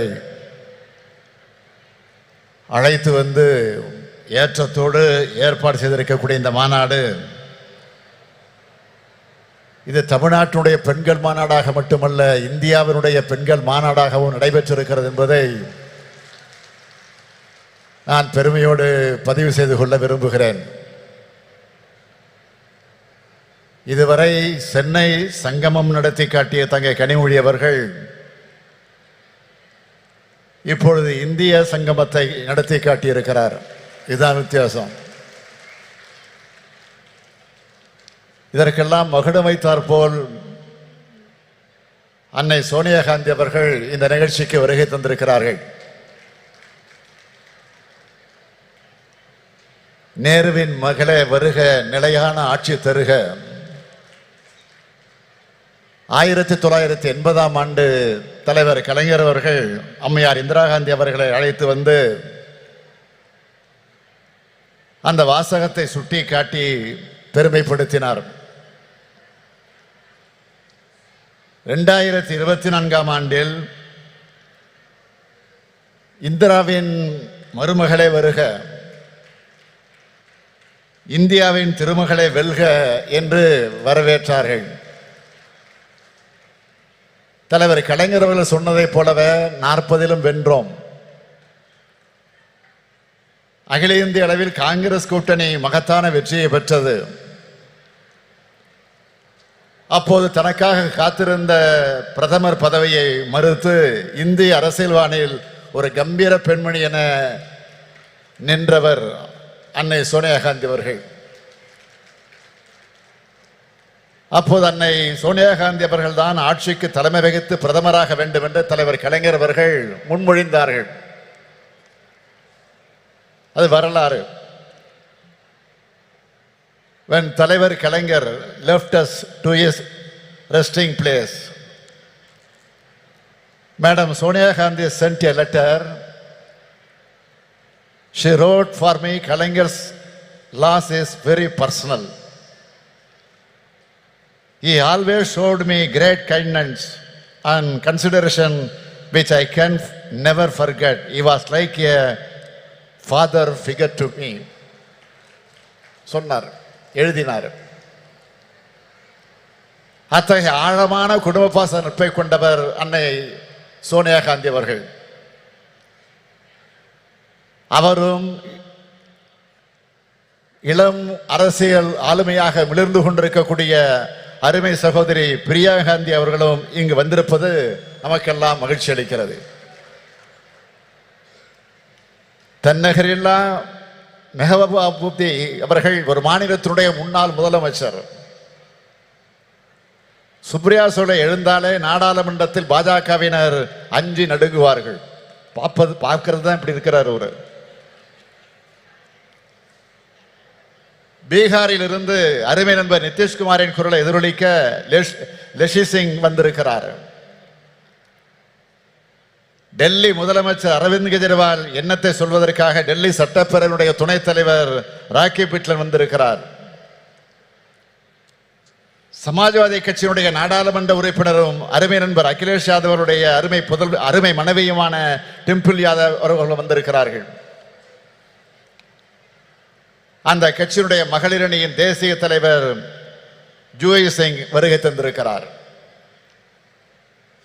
மேற்கு வங்கத்தினுடைய பெண் சிங்கம் மமதா பானர்ஜியுடைய பிரதிநிதியாக சுஷ்மிதா தேவ் வருகை தந்துள்ளார். இடதுசாரி இயக்கங்களின் பிரதிநிதிகளாக சுபாஷினி அலியும் ஆனி ராஜாவும் இடம்பெற்றிருக்கிறார்கள். ஆக இந்த மேடையே இந்தியா கூட்டணியாக காட்சியளித்துக் கொண்டிருக்கிறது. I would like to request all the leaders present on the dais. The BJP can be defeated only through unity. Tamil Nadu has shown this since the 2019 elections. A united alliance like one in Tamil Nadu should be formed in every state across India. If the anti-BJP parties can unite and rise above the minor differences, we can surely defeat the BJP, which is against the interest of the people of India. I urge our sisters present here to relay this message to their party leaders. Bharatiya Janata கட்சியை தோற்கடிப்பது என்பது இந்தியாவில் இயங்கக்கூடிய அனைத்து ஜனநாயக கட்சியுடைய வரலாற்று கடமை. மகளிர் உரிமையை காப்பதற்காக இந்த மாநாடை கூட்டியிருக்கிறார் நம்முடைய கனிமொழி அவர்கள். மகளிர் உரிமை மட்டுமா? பாஜக ஆட்சியில் அனைத்து மக்களது உரிமைகளும் பறிக்கப்பட்டிருக்கிறது. இன்றைக்கு நாம் பார்க்கும் நாடாளுமன்ற அமைப்பு முறை இருக்குமா? மக்களால் தேர்ந்தெடுக்கப்படக்கூடிய மக்களாட்சி இருக்குமா என்ற கேள்வி பெரிதாக எழுந்து வருகிறது. ஒரே நாடு, ஒரே மொழி, ஒரே மதம், ஒரே பண்பாடு, ஒரே தேர்தல், ஒரே தேர்வு, ஒரே உணர்வு என்ற பெயரால் ஒற்றை கட்சி ஆட்சியை கொண்டு வருவதற்காக பிரதமர் நரேந்திர மோடி அவர்கள் இன்றைக்கு முயன்று கொண்டிருக்கிறார். அது நடந்தால் ஒரே மனிதர் என்ற எதேச்ச அதிகாரத்திற்கு அது வழிவகுக்கும். எனவேதான் வர இருக்கக்கூடிய நாடாளுமன்ற தேர்தலில் பாஜகவை முற்றிலும் தோல்வியடைய செய்ய வேண்டும். நாடாளுமன்ற தேர்தல் நெருங்கி வருவதால் பெண்களை ஏமாற்ற மகளிருக்கு நாடாளுமன்றத்தில் சட்டமன்றங்களில் 33 விழுக்காடு இடஒதுக்கீடு என்று சட்டம் கொண்டு வருவதை போல ஏமாற்றிக் கொண்டிருக்கிறார்கள். பேசினார்களே, இங்கே உரையாற்றிய அத்தனை பேரும் மிக தெளிவாக எடுத்து சொன்னார்கள். எனவே நான் அதிகம் விளக்கம் சொல்ல விரும்பல. 33 விழுக்காடு இடஒதுக்கீடு பெண்களுக்கு கிடைத்துவிடக்கூடாது என்ற சதி எண்ணத்தோடு தான் இந்த சட்டத்தையே பாஜக கொண்டு வந்திருக்கிறது என்று நான் கருதுகிறேன். அப்படித்தான் எல்லோருக்கும் என்ன வருகிறது. நடைபெற இருக்கக்கூடிய நாடாளுமன்ற தேர்தலில், சட்டமன்ற தேர்தலில் பெண்களுக்கு 33 விழுக்காடு இடஒதுக்கீடு வழங்கப்படும் என்று இந்த சட்டம் சொல்லி இருந்தால் பிரதமர் நரேந்திர மோடியை நாமெல்லாம் பாராட்டலாம். என்ன நடந்திருக்கிறது? மக்கள் தொகை கணக்கெடுப்பு முடிந்த பிறகு அதை வைத்து தொகுதி மறுவரைக்குள்ள அந்த பிரச்சனைகள் எல்லாம் முடிந்ததற்கு பிறகு சொல்லுவார்களாம். பழைய சினிமா பார்த்துருப்பீங்க. பழைய சினிமாவில் தான் ஒரு காட்சி வரும். என் கையில் உள்ளதை நான் தர வேண்டுமானால் 7 மலையை சுற்றி வா, 7 கடலை சுற்றி வா என்று பூதம் சொல்வதாக கதை சொல்வார்கள் அல்லவா? அது போன்ற கப்சா சட்டத்தை மோடி ஏற்றியிருக்கிறார். பெண்களுக்கு 33 விழுக்காடு கொடுத்து விட்டதாக பிரதமர் சொல்லிக் கொள்கிறார். 2029ஆம் ஆண்டு தான் இந்த இடஒதுக்கீடு கிடைக்கும் என்றும் 2034ஆம் ஆண்டு கூட ஆகலாம் என்றும் கணக்கிட்டு சொல்கிறார்கள். எதுவாக இருந்தாலும் நான் சொல்றேன், 2024 ஆண்டுக்கு பிறகு மோடி ஆட்சி இருக்க போறதில்லை என்பதை மக்கள் முடிவு செஞ்சுட்டாங்க. 1996ஆம் ஆண்டு திமுகவும் காங்கிரஸ் ஆதரிச்ச ஐக்கிய முன்னணியின் ஆட்சி காலத்தில் இப்படி ஒரு சட்டத்தை கொண்டு வந்தோம். ஆனா இந்த நிபந்தனைகள் எல்லாம் நாம் அன்றைக்கு விதிக்கல. 2010ஆம் ஆண்டும் நம்முடைய கூட்டணி அரசு இப்படி ஒரு சட்டத்தை கொண்டு வந்த போது இது மாதிரியான நிபந்தனைகளை விதிக்கல. ஆனால் இப்பொழுது பாஜக நிபந்தனை போடுகிறது என்றால் அவர்கள் உண்மையான அக்கறையோடு இதை கொண்டு வரல. மகளிர் எந்த உரிமைகளையும் பெற்றுவிடக்கூடாது, வீட்டுக்குள்ள முடங்கி கிடக்க வேண்டும் என்று நினைக்கிறது பிஜேபி. பாஜக ஆட்சி அப்படி நினைக்கிறது. அன்னை சோனியா காந்தி அவர்களும் பிரியங்கா காந்தி அவர்களும் இந்த மேடையில் இருக்கிறார்கள். ஒரு விஷயத்தை நான் நினைவு கூறுவது பொருத்தமாக இருக்கும் என்று கருதுகிறேன். அவரே பேசுகிற போது சொன்னார், பிரதமர் ராஜீவ் காந்தி அவர்கள் தான் உள்ளாட்சி அமைப்புகள்ல பெண்களுக்கு இடஒதுக்கீட்டை முதலாக உறுதி செய்தார். இதன் தொடர்ச்சியாகத்தான் தமிழ்நாட்டில் உள்ளாட்சி அமைப்புகள்ல பெண்களுக்கான இடஒதுக்கீட்டை முதல்ல 1996ஆம் ஆண்டு வழங்கியவர் நம்முடைய தலைவர் கலைஞர் அவர்கள். இப்போ அந்த உள்ளாட்சி அமைப்புகள்ல 50% இடஒதுக்கீடு இப்போ பொறுப்பில் இருக்கிறாங்க. இப்போ 50%க்கு மேல இருக்கிறாங்க. போற போக்க பார்த்தா ஆண்களுக்கு இடஒதுக்கீடு வேண்டும் என்று கேட்கக்கூடிய நிலை வந்தாலும் வரும். ஆத்திரத்தில் சொல்ற நினைக்காதீங்க, பெருமையா சொல்றேன். உங்களுக்கு வருகிற அந்த பெருமையோடு சொல்றேன். பாஜக கொண்டு வந்திருக்கக்கூடிய சட்டத்தில் இன்னொரு முக்கியமான விஷயம், இதர பிற்படுத்தப்பட்ட பெண்களுக்கும் சிறுபான்மையின பெண்களுக்கும் இடஒதுக்கீடு வழங்கவில்லை. அப்படி வழங்கினால்தான் ஏழை எளிய விளிம்பு நிலை மக்களுடைய நிலை, அவர்களுடைய குரல் சட்டமன்றத்திலும் நாடாளுமன்றத்திலும் ஒலிக்கும். அப்படி ஒலிக்க கூடாது என்பதற்காகத்தான் பாஜக நினைக்கிறது. இதை பாஜகவினுடைய அரசியல் தந்திரமாக மட்டுமல்ல, அரசியல் சதியாகவும் பார்க்க வேண்டியிருக்கிறது. இதனை சுட்டிக்காட்டி நாம் பேசினால் பிரதமராக இருக்கக்கூடிய மோடி என்ன பதில் சொல்லுகிறார்? அள்ளி விடுறாரு. அதாவது பெண்களை சாதி ரீதியாக பிளவுபடுத்த பார்க்கிறோமா, சாதி ரீதியாக மத ரீதியாக மக்களை பிளவுபடுத்துவது யார் என அனைவருக்கும் தெரியும். இடஒதுக்கீடு நாம் கேட்கிறோம் என்றால் சாதி ரீதியாக பிரிப்பதற்காக கேட்கிறோம் என்பதல்ல. அனைத்து மகளிரும் எல்லாவித உரிமைகளையும் பெற்றவர்களாக உயர வேண்டும் என்பதற்காகத்தான். இதை விட்டு கொடுத்துட்டா அடுத்தடுத்து சமூக நீதியை காவி வாங்கிடுவாங்க. எந்த சூழலிலும் இந்த சமூக நீதியை நாம் விட்டுக் கொடுக்க கூடாது. இதுதான் நமக்கு இருக்க வேண்டிய உறுதி. ராகுல் காந்தி அவர்கள் சமூக நீதி குரலைத்தான் தொடர்ந்து இப்ப எதிரொலிச்சிட்டு இருக்கிறாரு. இந்தியா கூட்டணி என்பது வெறும் தேர்தல் கூட்டணியாக மட்டுமல்ல, கொள்கை கூட்டணி. அதை மறந்துடாதீங்க. சமூக நீதி, மதச்சார்பின்மை, மாநில சுயாட்சி, கூட்டாட்சி கருத்தியல், அனைவருக்குமான அரசியல் பங்கீடு என்ற கோட்பாடுகளை கொண்டதாக இந்த கூட்டணி அமைந்திருக்கு. இந்தியா கூட்டணியை வெற்றி பெற வைப்பதன் மூலமாக மகளிர் உரிமை மட்டுமல்ல, அனைத்து உரிமைகளும் அனைவருக்கும் கிடைக்கக்கூடிய இந்தியாவாக நாம் உருவாக்க வேண்டும்.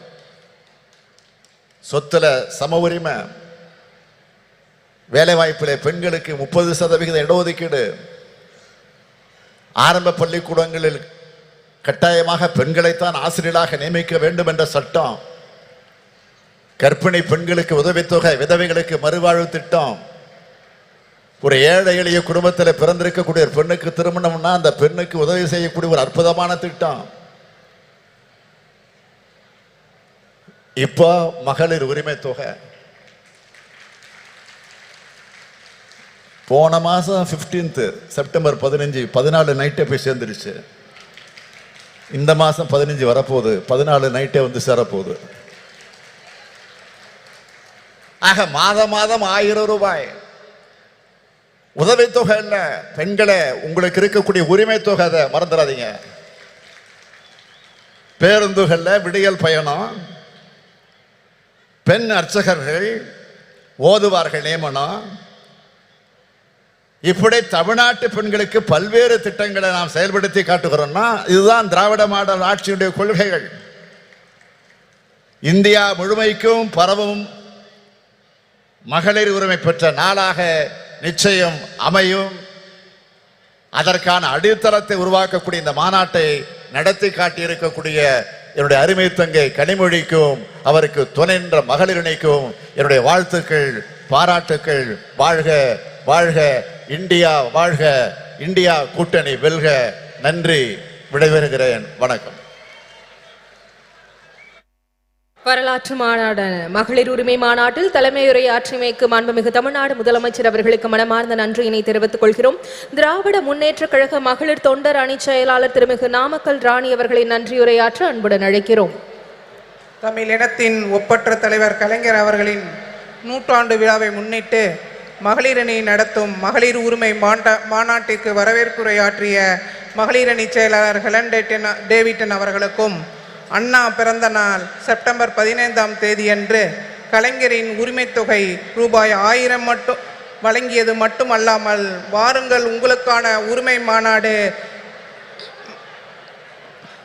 என்று மாநாட்டிற்கு நம்மளையெல்லாம் இங்கு அழைத்து விழா பேருரையாற்றிய கழக தலைவர் தமிழக முதல்வர் தளபதியார் அவர்களுக்கும் மகளிரணியின் சார்பாக நன்றி கலந்த வணக்கத்தை தெரிவித்துக் கொண்டு, இந்திய கூட்டணி பெண் தலைவர்களை அழைத்து மிக சிறப்பான மாநாட்டை ஏற்பாடு செய்து முன்னிலை வகிக்கும் கழகத்தின் துணை பொதுச் செயலாளர் அன்பு அக்கா கனிமொழி எம்பி அவர்களுக்கும் மகளிரணியின் சார்பாக நன்றி கலந்த வணக்கத்தை தெரிவித்துக் கொண்டு, மாநாட்டு விழா பேருரையாற்றிய அகில இந்திய காங்கிரஸ் கட்சியின் மூத்த தலைவர் திருமதி சோனியா காந்தி அம்மையார் அவர்களுக்கும் நெஞ்சார்ந்த மகளிரணியின் சார்பாக நன்றி கலந்த வணக்கத்தை தெரிவித்துக் கொண்டு, இந்த கூட்டத்தில் கலந்து கொண்டுள்ள இந்திய கூட்டணி பெண் தலைவர்கள் அனைவருக்கும் மகளிரணியின் சார்பாக வணக்கத்தை மீண்டும் தெரிவித்துக் கொண்டு, கழகத்தின் பொதுச் செயலாளர், கழகத்தின் பொருளாளர், முதன்மை செயலாளர், துணை பொதுச் செயலாளர்கள், கழகத்தின் அமைச்சர் பெருமக்கள், சட்டமன்ற உறுப்பினர்கள் மற்றும் இந்த நிகழ்ச்சி சிறப்பாக ஏற்பாடு செய்த அமைச்சர் சுப்பிரமணியம் அவர்களுக்கும், தாமு அன்பரசு அவர்களுக்கும் மற்றும் சட்டமன்ற உறுப்பினர் அனைவருக்கும் மகளிரணியின் சார்பாக நன்றி கலந்த வணக்கத்தை தெரிவித்துக் கொள்கிறேன்.